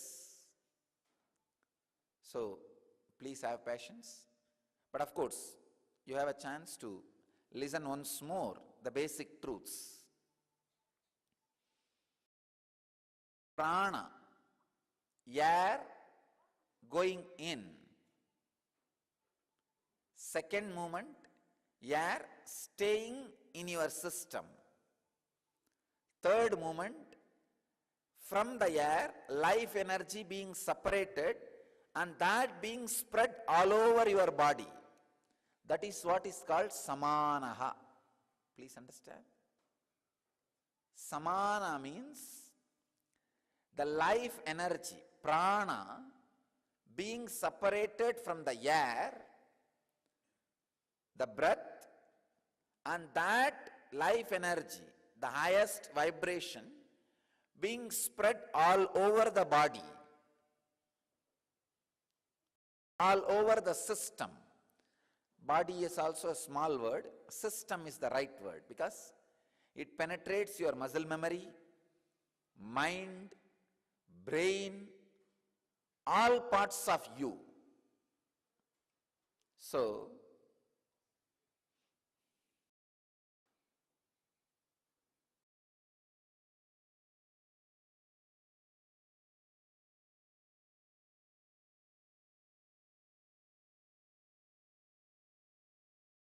the fourth movement is the air coming out, being released out of your system. The fifth movement is cleaning, apanaha, apana. Please understand. These are the 5 prana movements in your body. These 5 are responsible for your health, mental wellness, emotional fulfillment, pleasure, pain, creativity, dullness, restlessness, peace, finally enlightenment itself. So these 5 pranas, if they are balanced, you live a healthy life. If they are awakened, you live enlightened life. If they are imbalanced or disturbed, that is responsible for physical, mental, psychological, emotional, spiritual disorders. I don't want to use the word diseases, disorders, because it can be again put in order. It can again be put in order. In yogic tradition, there is no disease incurable. There is no disease incurable. Soon, We will do further experiments and prove it to the world. One by one, there is no disease incurable. Second important thing,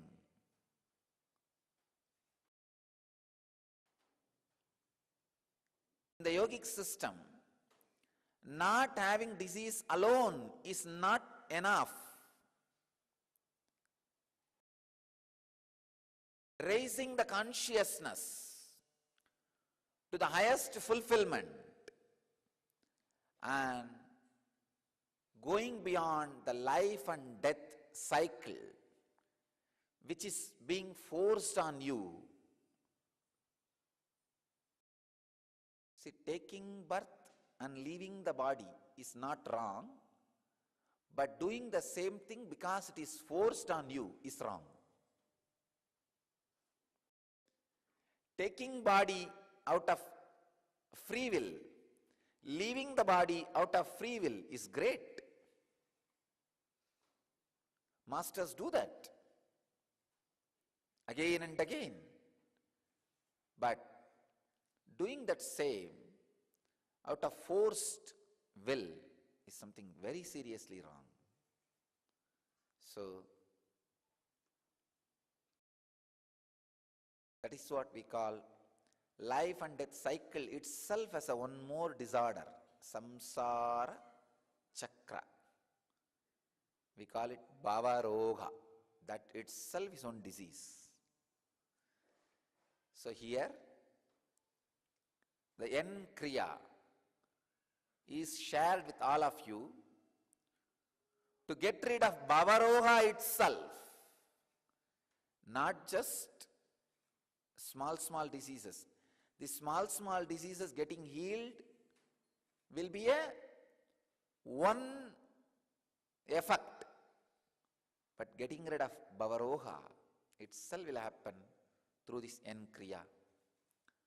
The N Kriya will immediately, instantly balance your Pancha Pranas, the 5 life breath movements. Prana, Apana, Vyana, Udana, Samana will be balanced immediately. That's an immediate effect of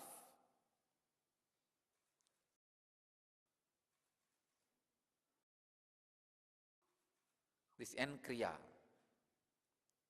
and naturally that will lead to physical health and mental wellness, emotional fulfillment, awakening of the non-mechanical parts of the brain, creativity, anti-aging, ultimately the spiritual enlightenment.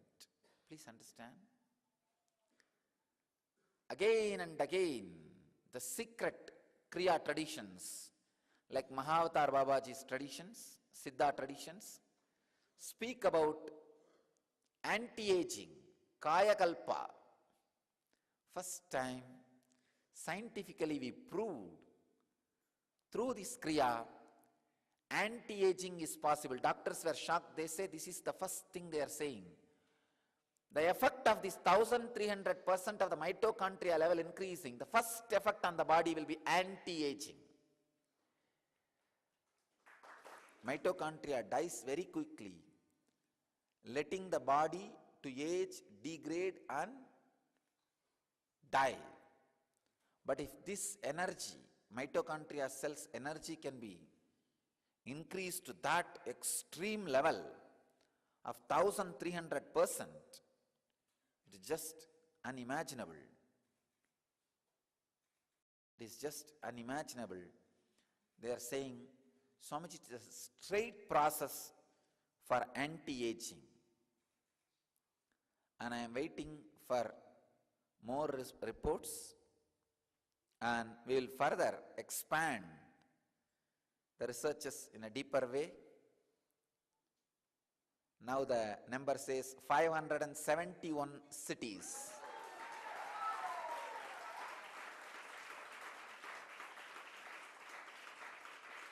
I want all of you to know it is a proper authentic number based on the sign-ups. 571 cities are sitting with us.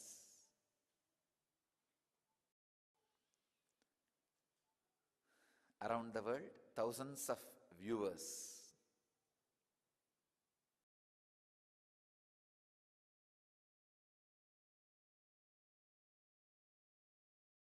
So understand, this Kriya is basically to balance the Pancha Pranas. Inhaling, holding, spreading, exhaling and cleaning. To balance these five,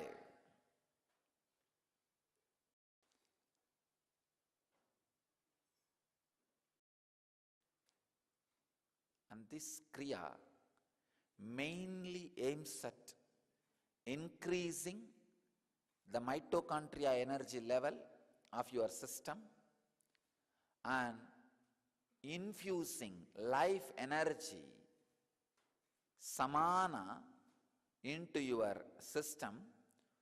So automatically, as a byproduct of this Kriya, the Kundalini awakening and levitation will happen. Please understand, this Kriya is the essence of the 48-day living enlightenment process I did. Whatever I did spread throughout 48 days. I have condensed. This whole Kriya will take only 42 minutes.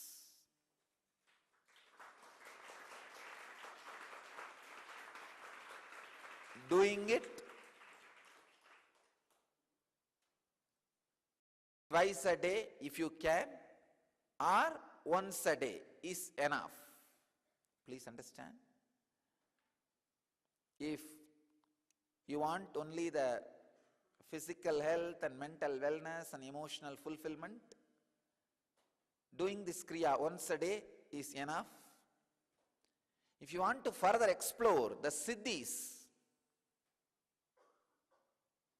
like a teleporting and telepathy, all other clairvoyance experience, those extraordinary siddhis, I may recommend doing twice a day.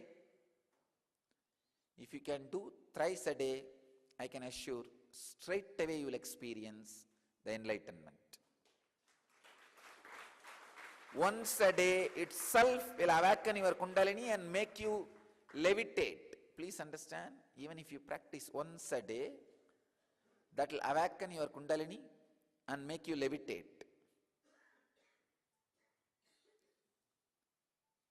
If you can do it twice a day, it will create deeper siddhis in your body, in your system. If you do thrice a day, it will naturally lead to enlightenment. Now I want to enter into the process.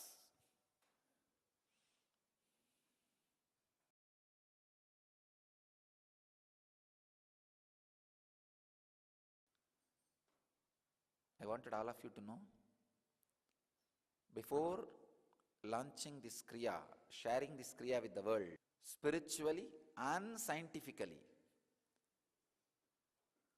so it proves, please understand, this 1300% of the mitochondria energy level increasing is for all the 100% of the people who participated in the experiment. Please understand, it is not 90% of the people or 80% of the people, no. Whoever participated in the experiment, all their mitochondria energy level is increased 1300%.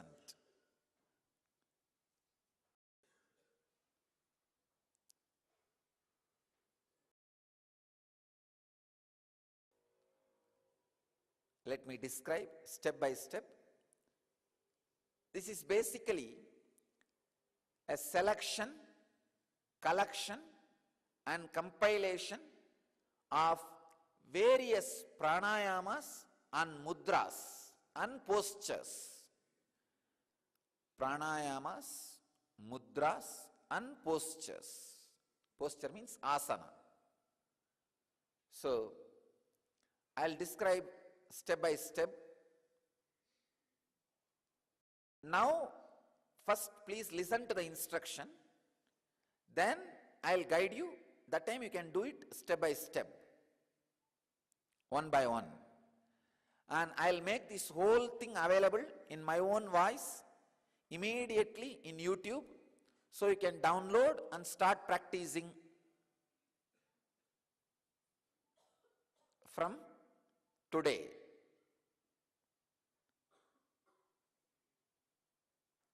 I can say, I offer this gift of N Kriya to the world with a deep gratitude to Sadashiva, Mahadeva, Maheshwara,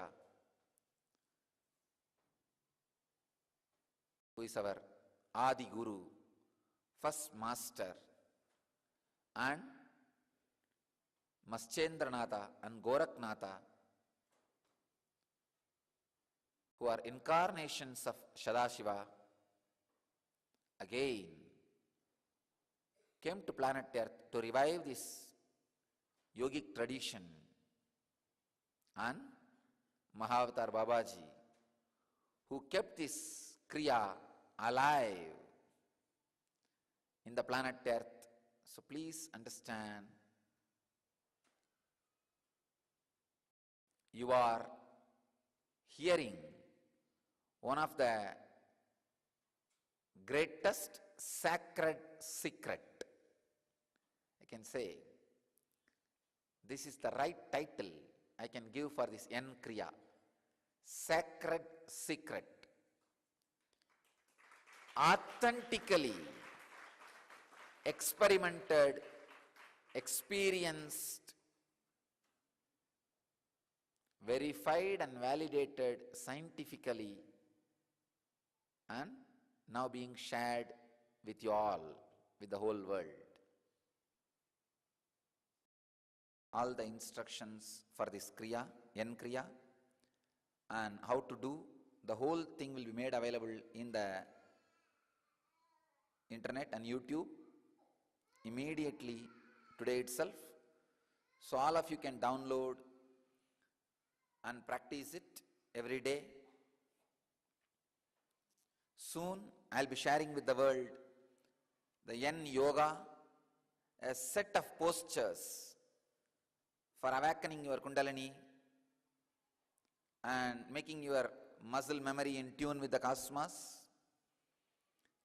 The Yen Yoga will be containing 54 postures.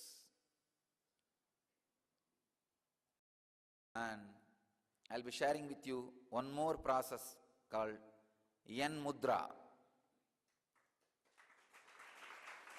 And the ultimate gift will be the Yen Dhyana, Yen meditation, which will be revealed on Shivaratri day.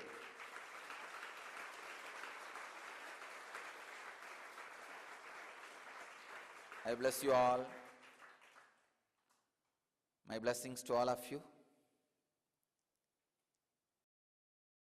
My blessings, and I thank you all for being part of the greatest spiritual pilot study in effect on the whole cosmos. You will see the in effect on you and the city where you sat and meditated, and on the whole cosmos visibly, instantly from now. My blessings. On you it will be in the form of health, wealth and auspicious things in the life, like a mental peace and spiritual enlightenment.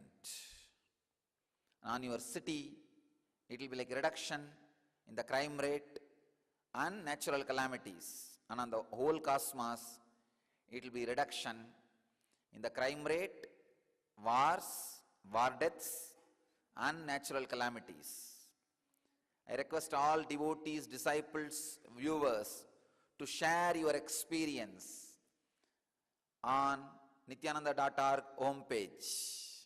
I request all of you to share your experience and the happening of the N effect in you or in your city, whatever may be the experience, share with nityananda.org homepage. I bless you all. Let you all, I bless you all to achieve, experience, live, express, radiate and share the eternal bliss, the N effect, the eternal bliss, Nityananda. Thank you.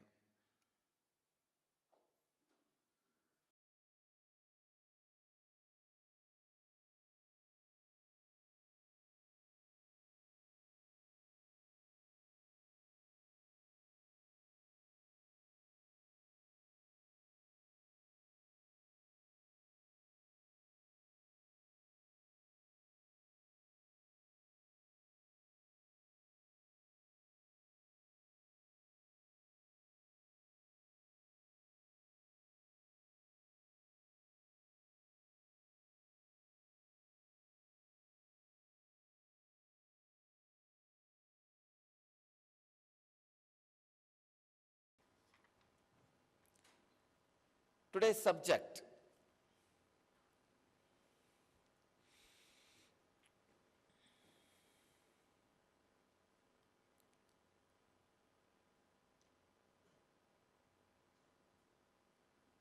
renounce the mind to realize yourself.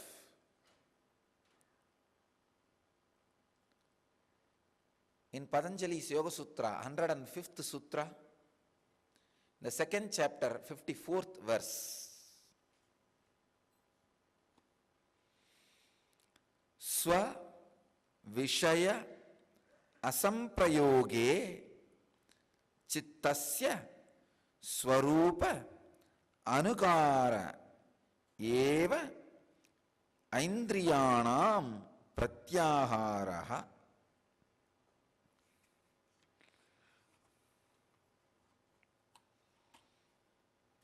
Swami Vivekananda translates this as Pratyahara, or the drawing in of the organs, is effected by their giving up their own objects and taking as it were the form of mind stuff. Swami Prabhavananda translates as, when the mind is withdrawn from the sense objects and sense organs, also withdraw themselves from their respective objects and thus are said to imitate the mind. This is known as Pratyaharaha.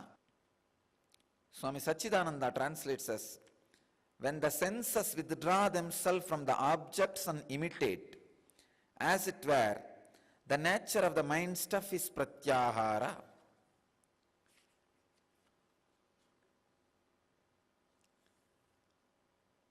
I'll try to translate this sutra. Please understand the word Pratyaharaha. That's a key word. Ahara means absorbing, taking in.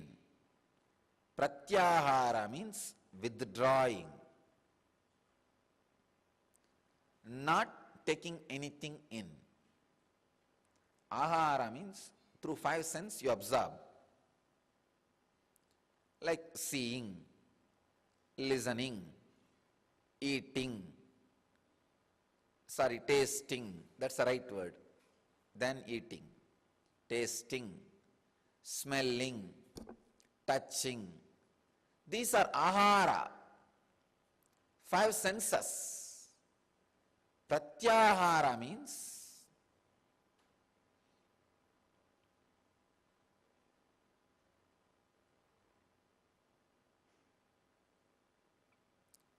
not taking anything through the five senses. As Manityatma was saying in our experience, when the Kundalini is awakened, the senses are shifting. They are no more ordinary.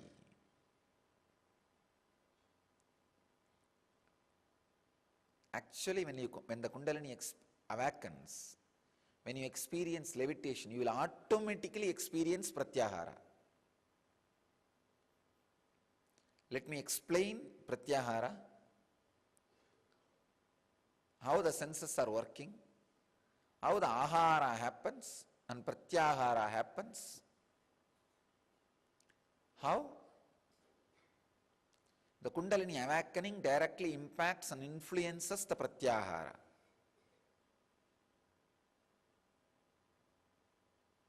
First thing, your senses are matter used by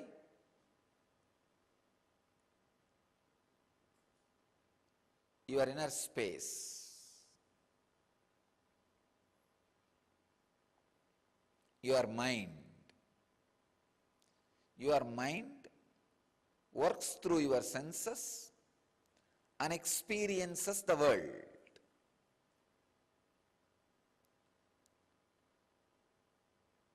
Through sensual pleasures or pains like seeing, listening, smelling, tasting, touching. Now, the stuff out of which your mind is made, if it withdraws from the senses activity, sensory activities, and returns to its source, restoration, returning to the source, that is what I call pratyaharaha. Withdrawing the senses, restoring them into the space where intense excitement and joy is a constant happening without any happening. Please understand. The joy and excitement happens in your senses only if there is something is happening outside. If your cell phone rings, excitement, oh, maybe some friend. If you get an email, oh, excitement, maybe some good news. If you see food, oh, come on, now the tongue is alive. If you see anything new, immediately excitement. Yesterday I saw all brahmacharis and brahmacharinis are asked to eat in the mud plate to experience renunciation. Of course, eating in the mud plate is very good for your health also. Especially the plate which is made out of Ganges mud. We use that sort in our ashram. The plates made out of Ganges mud. When you put the hot food, hot rice into it and mix with sambar and eat in hand, that is something totally different. The energy and quality and even the chemistry of the food is different. It works with your body like anything.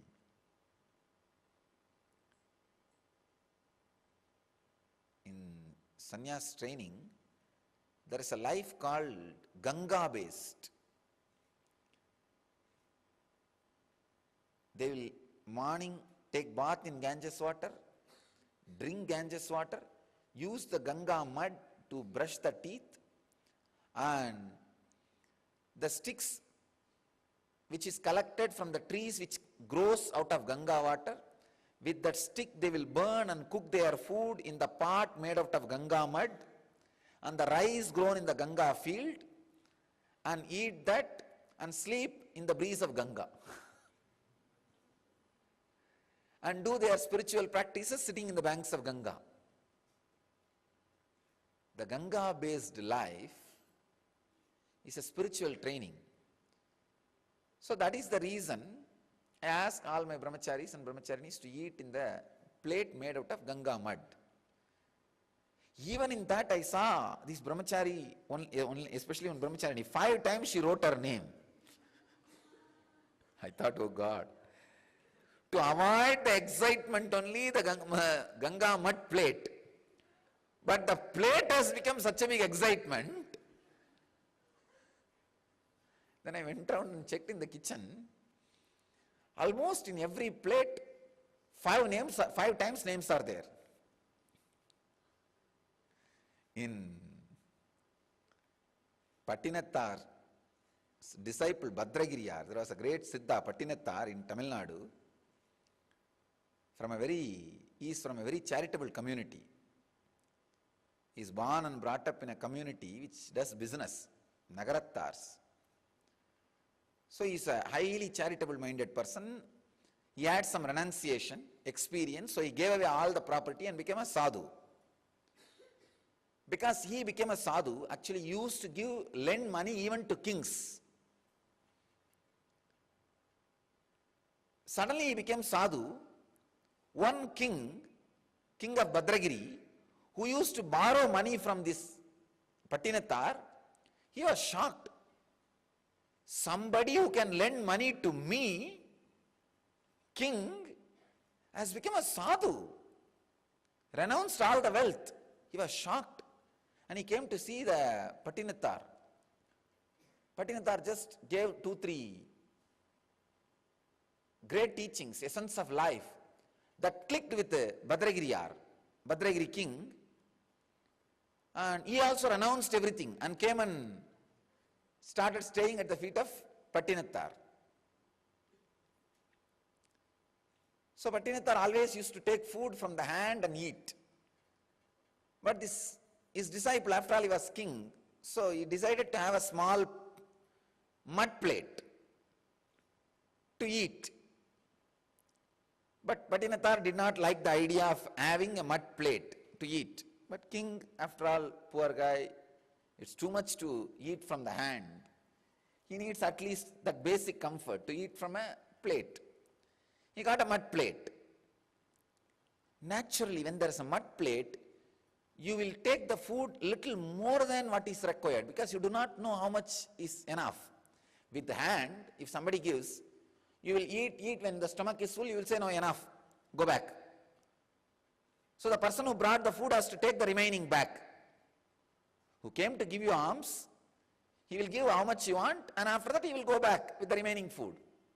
So no problem. But when you have a plate, naturally they will dump the food and go away.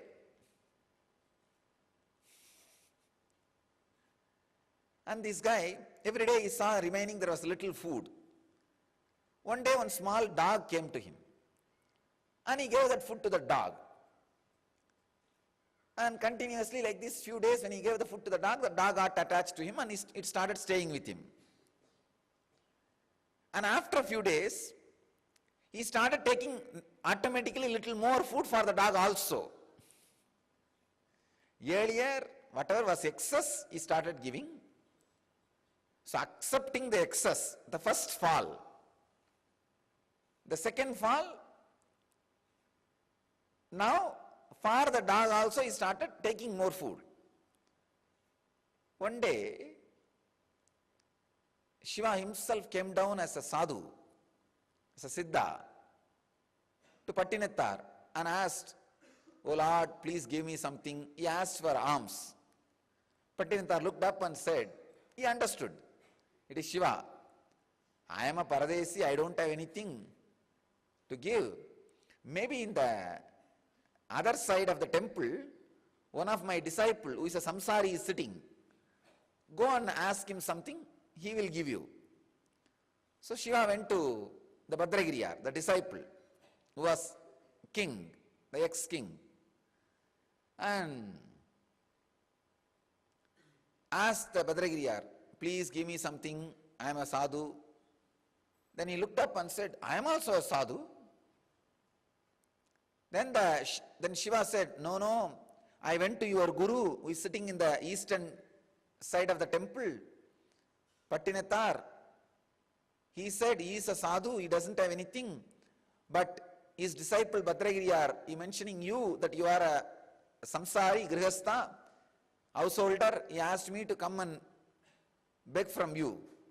Then suddenly it clicked to that king, the Bhadragiriyar. Oh God, Odum Derunayum Yanai Samsari Akiyado, he excites.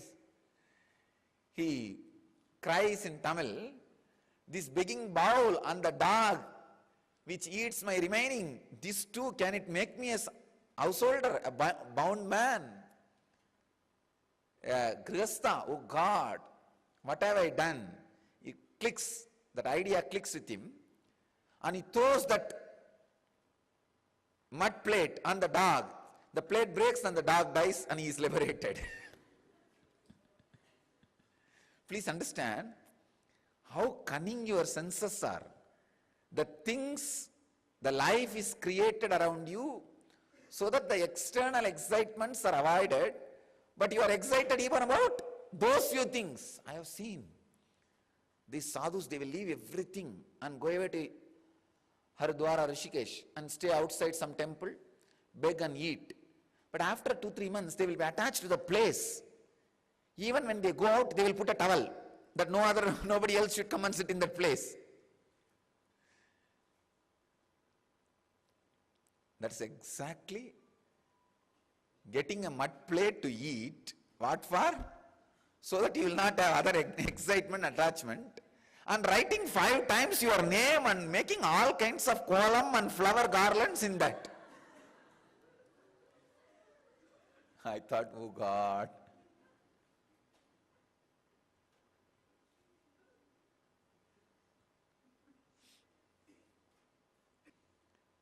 All these things are created so that the mind will avoid going through the senses too much and stop the getting excitement. But somehow our mind catches even these things and start getting excited. So the excitement has nothing to do with the object. It is something to do with your ideas. Whether you are attached to the 5-acre land or 2 feet land outside a temple to sit and beg is not important. You are attached is important. Whether you are attached to a silver plate or steel plate or to the mud plate is not important. You are attached. Even in the silver plate, nobody used to write the name.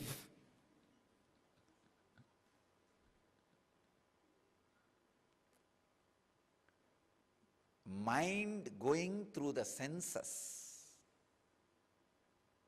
is the constant distraction. A conscious decision to withdraw the mind and restore it in its original stuff out of which it is made, without going through the different happenings of the 5 senses, being in the space of constant excitement and joy, which happens without happening, is pratyaharaha. So decide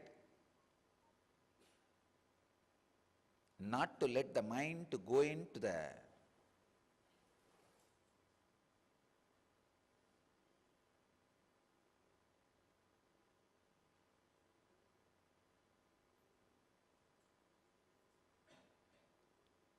useless sensory distractions. Get into the space of ultimate excitement, peace and joy without happening. Space where ultimate joy, peace, bliss is happening without any happening. Get into that. That is what I call pratyaharaha. I bless you all to experience, achieve, express live, radiate, and share the eternal bliss. Nityananda. Thank you.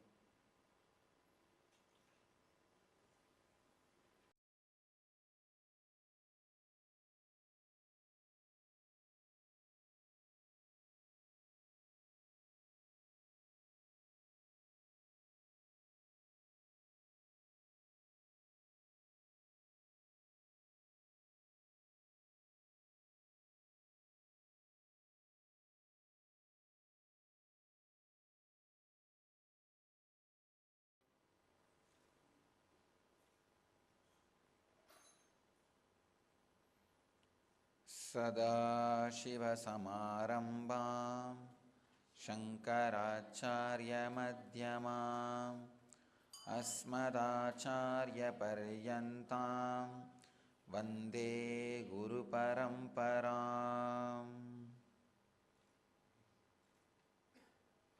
I welcome you all with my love and respects. I welcome all the devotees who are with us around the world at this moment.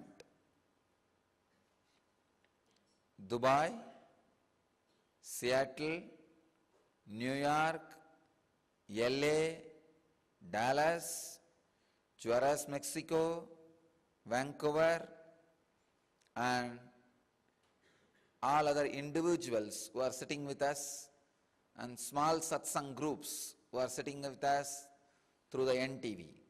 I welcome you all with my love and respects.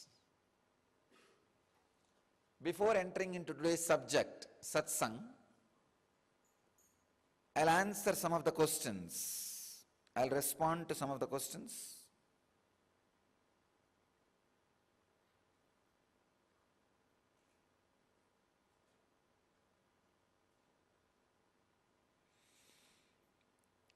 It's a question from Vanaja, New Jersey Satsang Center Coordinator. I had an epiphany coming home from NSP today. I asked you yesterday if I could help heal people, and you gave me your blessings. I realized today there is so much more involved. I want to be able to talk to trees, insects, people in their own language, mountains, flowers, my car, animals, absolutely everything. When I do a healing, I want to be able to see inside their body, are framed to see what diseases they need to self-heal. I want to see the CNS and be inside the bark of a tree and communicate and listen to everything. I also want to be able to download any information from the cosmos, so I have clinical evidence to support my findings and speak intelligently with all of God's creations. I want to be able to understand how they feel, see what they need to survive, and most of all, I want everything including tables and chairs to trust me to help them.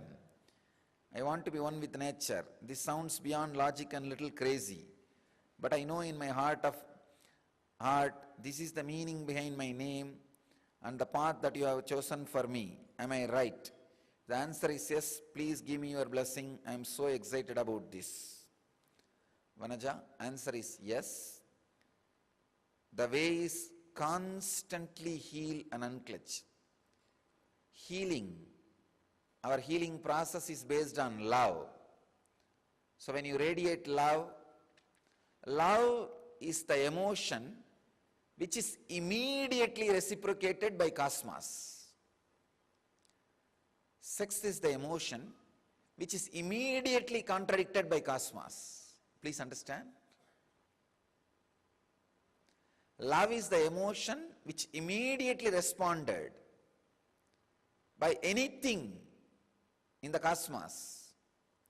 When you feel love, within few moments you will see it comes back to you from the cosmos. Immediately cosmos responds to it. The tree, the flower, mountain, the nature, everything responds to it. The sex, even your own body will be against it. See, when it is awakened, even your own body immediately will resist. Our whole healing process is love-based. So understand, it is completely love-based. So continue intensely, radiate love. You will see and experience whatever you are asking. Next question from Ma Nityatma, LA Vedic Temple. Last night's satsang and this morning's repeat of it via NTV, you were giving us a strong Kundalini experience.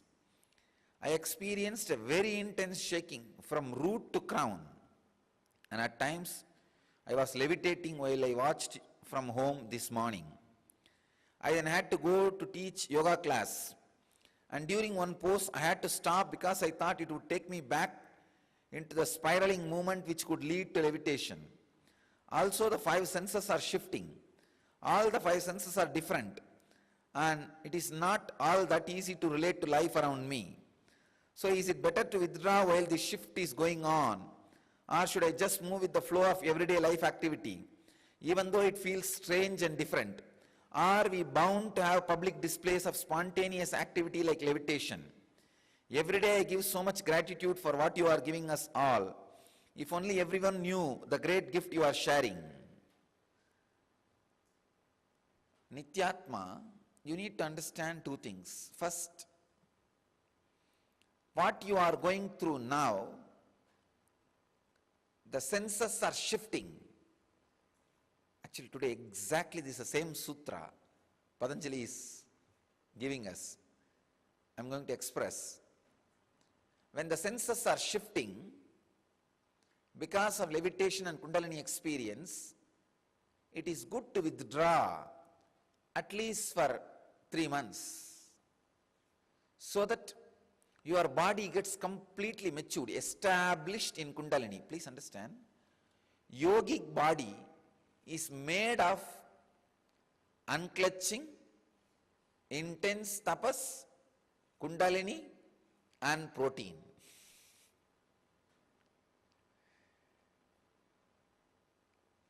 When you are going through this levitation experience, unclutch as much as possible. When your rajas, means the restlessness is exhausted by unclutching, when you are feeling tamas, take up intense bodybuilding activities like yoga or weightlifting. Confuse the muscle by infusing the sweet pain of yoga and weightlifting. The third, very important thing, bring joyful, blissful mood to your muscles again and again by the Kundalini awakening. Please understand, whenever your Kundalini is awakened, when you experience levitation by the Master's presence, all your muscles feel joyful, ecstatic, blissful. That is why, even if you have 1 dose of Kundalini experience, you can call 1 dose means maybe 10 minutes of the Master's presence. Next, at least 72 hours, 3 days, that will go on be staying in your muscle memory. Means your muscle memory, muscles are being soaked into the honey. It constantly stays inside you. So please understand, let your body be built during the initial periods of Kundalini awakening with this 4 material. 1, intense yoga and bodybuilding activities like a weightlifting, all the things which creates sweet pain inside the body, of course with proper instructions. First. Second, intense unclutching as much as possible. Third, Master's presence as much as possible. Fourth, protein. Means a disciplined sattvic diet, no animal protein. Please understand. When your Kundalini is awakened, add only vegetable protein. Protein through vegetarian means. Do not add animal protein. This four is enough to create a complete yogic body and Vedic mind. So I will recommend anybody who has started experiencing Kundalini and levitation, 3 months if you retire from all other activity and work intensely, you will create a perfect yogic body and Vedic mind. Then go to the world and show. Do all the circus. You are asking here, are we bound to have public displays of spontaneous activity like levitation? After establishing yourself, go around and show not just levitation, even teleportation. Nothing wrong. But I'll sincerely recommend any sincere seeker who wants to establish themselves into this Kundalini experience permanently. When you are experiencing Kundalini, when you started experiencing within a month, decide 3 months, back out from the normal activity and regular life. Either come and stay in the ashram. I am creating ambience just for that. See, it's like our ashram is like a greenhouse of consciousness. Nursery for new man. So when the Kundalini experience happens in you, when you start levitating, the best thing is come to the greenhouse of consciousness, nursery of new man. And all four are provided for you here and something more for growing consciousness, to nurture your consciousness, to make you a new man, new being. So try, whoever is experiencing the awakening, so I'll sincerely recommend, come and be here at least for 3 months. It is just a beautiful, intense, amazing experience, and create a new body, a new mind.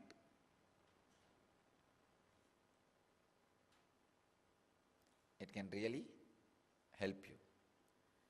It can really awaken your whole being.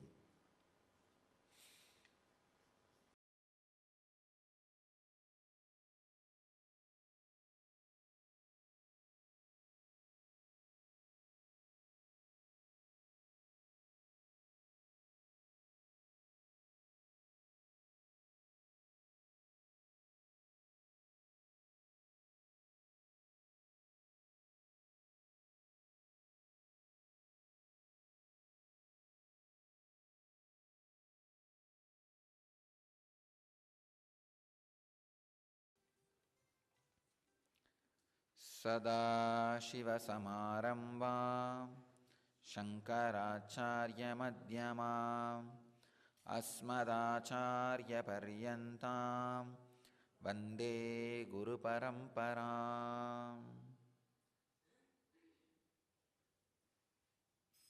I welcome you all with my love and respects.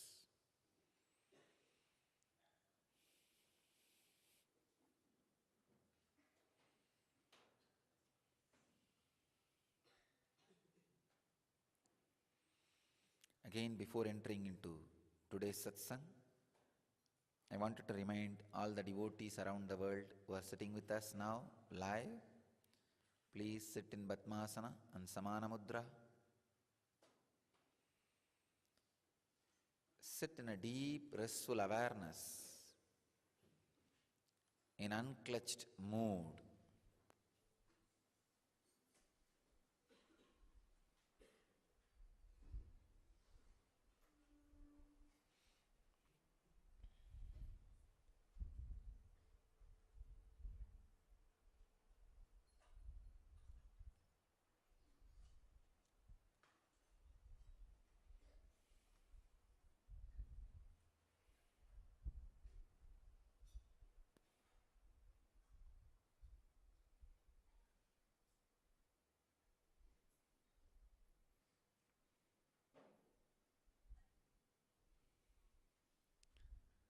Today's subject, the power of your mind.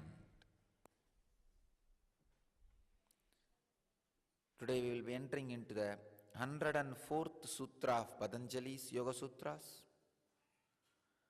In the second chapter, 53rd verse.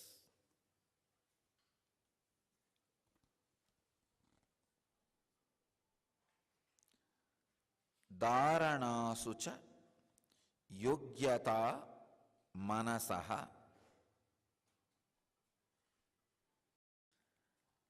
Dharanāsu ca yogyata manasaha.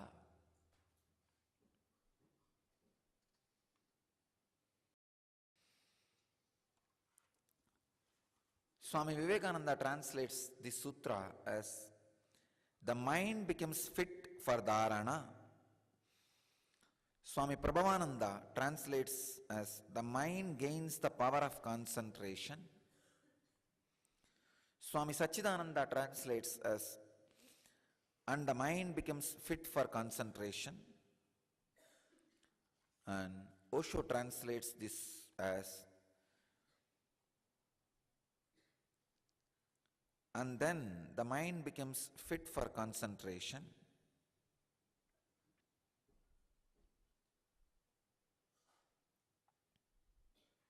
But when Osho explains, he goes one step deeper and he says, the word dharana means the capacity to contain, capacity to become womb, capacity to become a womb.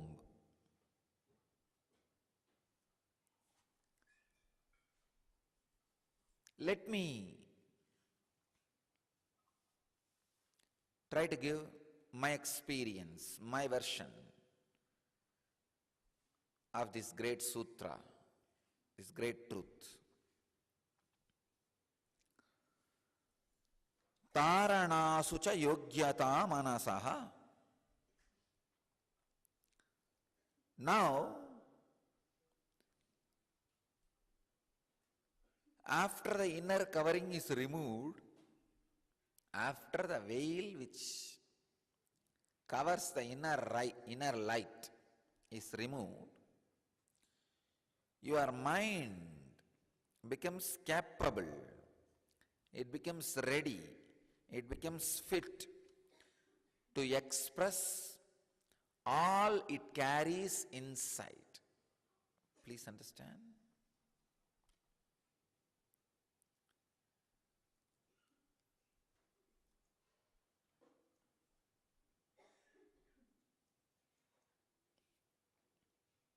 From this sutra,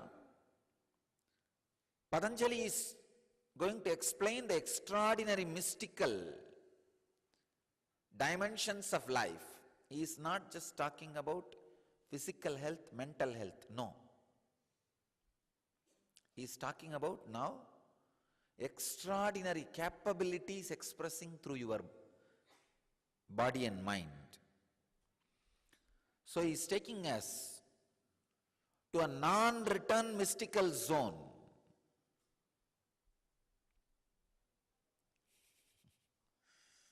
A zone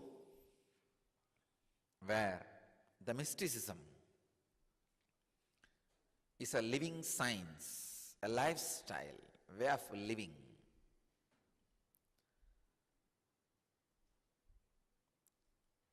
So first, you understand the laws of the life and you raise your coherence to the highest possible conscious coherence. Then balancing your body, preparing your muscle memory to radiate consciousness, then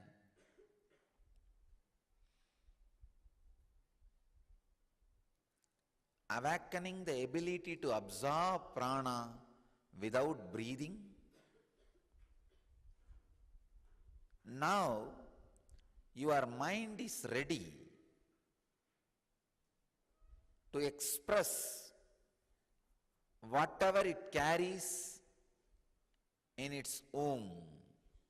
Please understand, dharana means the capacity to express what it carries. It is not just concentration, no. For example, if you see the Indian farmers, how they take the water to their crops,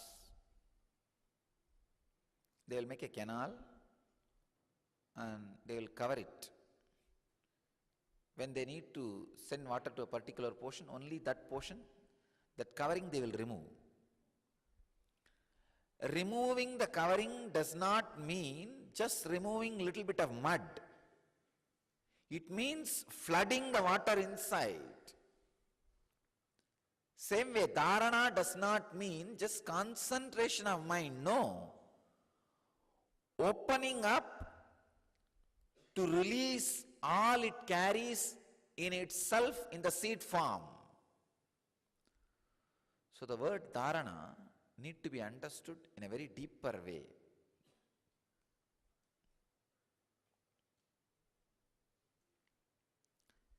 If you are able to absorb energy without breathing, breathing without thinking, the inner cover which covers your inner light, that veil is lifted, removed. Now your mind is capable of expressing all it carries in seed form in itself. Your mind is everything. Please understand, your mind is everything.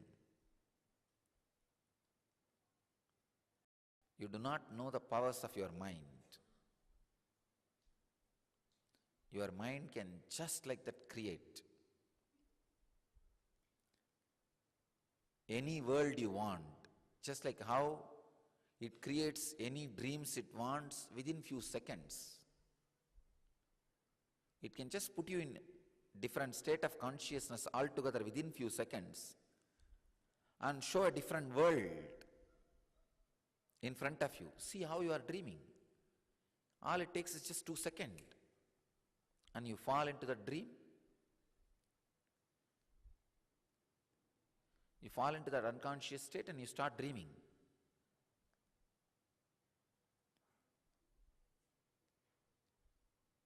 Yesterday one of our brahmacharini was asking, Swamiji, how do you raise us to such high states just like that and awaken the kundalini?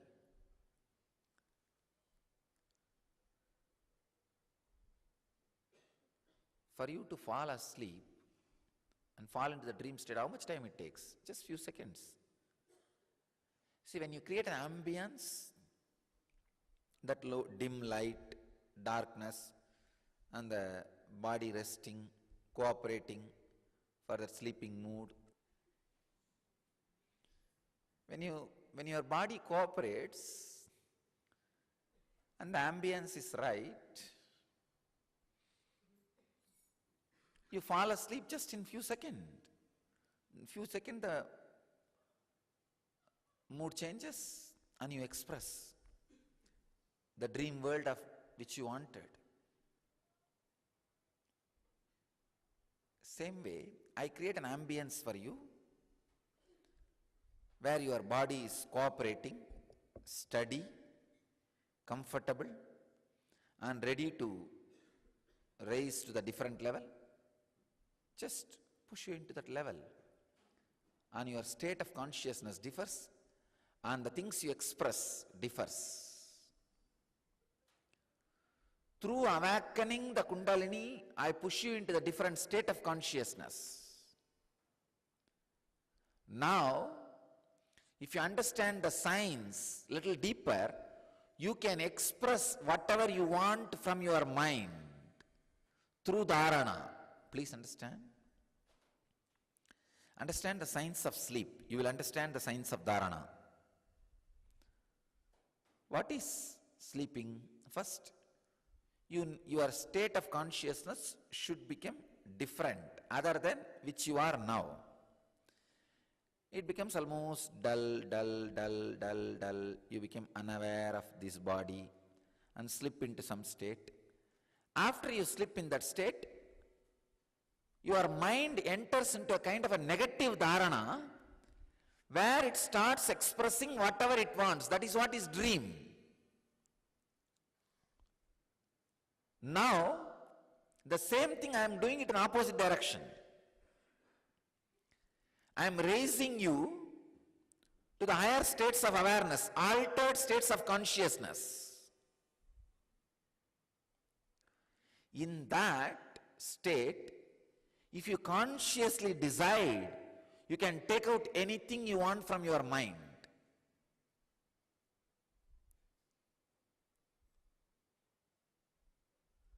Just like how when you fall into unconsciousness, you can project anything you want as dream and live.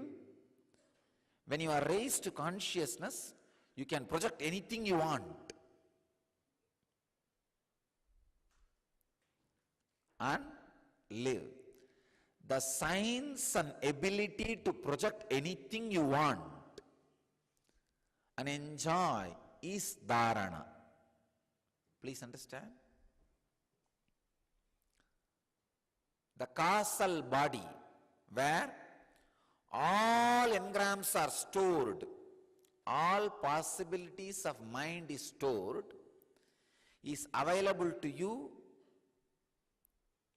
when you fall asleep or when you raise to a higher state of consciousness. When you fall asleep because of your unconscious, some useless engrams comes out and you project something and see. That doesn't leave a big impact on your physical life, this plane.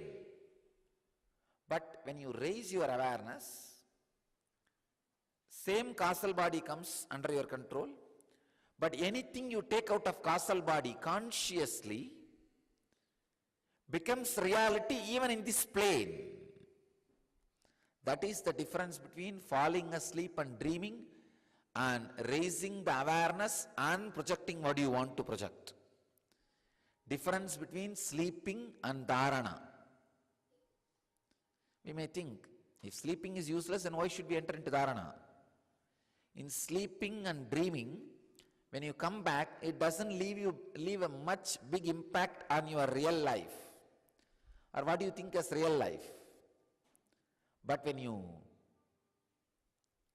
raise the consciousness through Kundalini and awaken those dharana powers and come down, that creates a tremendous impact on your whatever you call as real life. Please understand. I am so happy. Just today morning I was contemplating on this sutra. I realized the greatness of the Siddhas, Patanjali. I am feeling they are taking us all through whatever I am talking is becoming reality in this whole batch. When I spoke about this breathing without thinking, I saw hundreds around the world experiencing it. When I spoke about absorbing prana without breathing, I saw hundreds experiencing it. Now, when I am talking about expressing capacities of your mind, I am seeing very clearly, many of you are ready now to be pushed into the space of dharana and start expressing the powers of the mind, capacities of the mind. I am seeing very clearly. By the time I complete these techniques on dharana, at least few hundred will be experiencing these great powers like a materializing, teleporting, or seeing the future, giving intense healing to people's engrams itself. I'm able to see the Siddhas, great Siddhas, including Patanjali, are all here.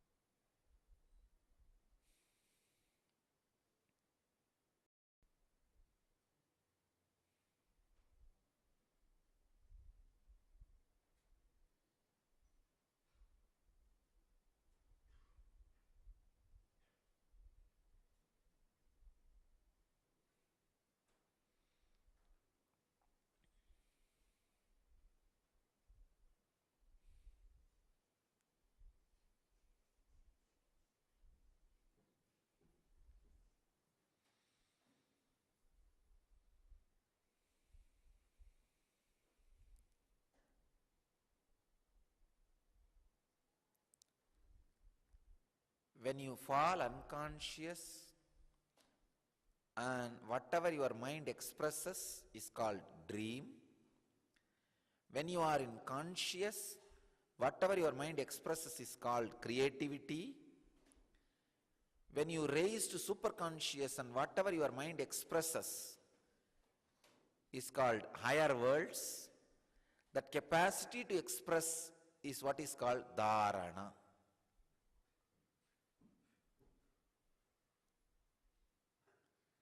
Patanjali talks about hundreds of techniques to express special, unique things. Please understand, when you fall unconscious, whatever you express does not leave big impact on your conscious life. When you are in conscious, whatever you express creates your life. When you are in superconscious, whatever you express not only creates your life, creates the life of whatever you want to whomever you want.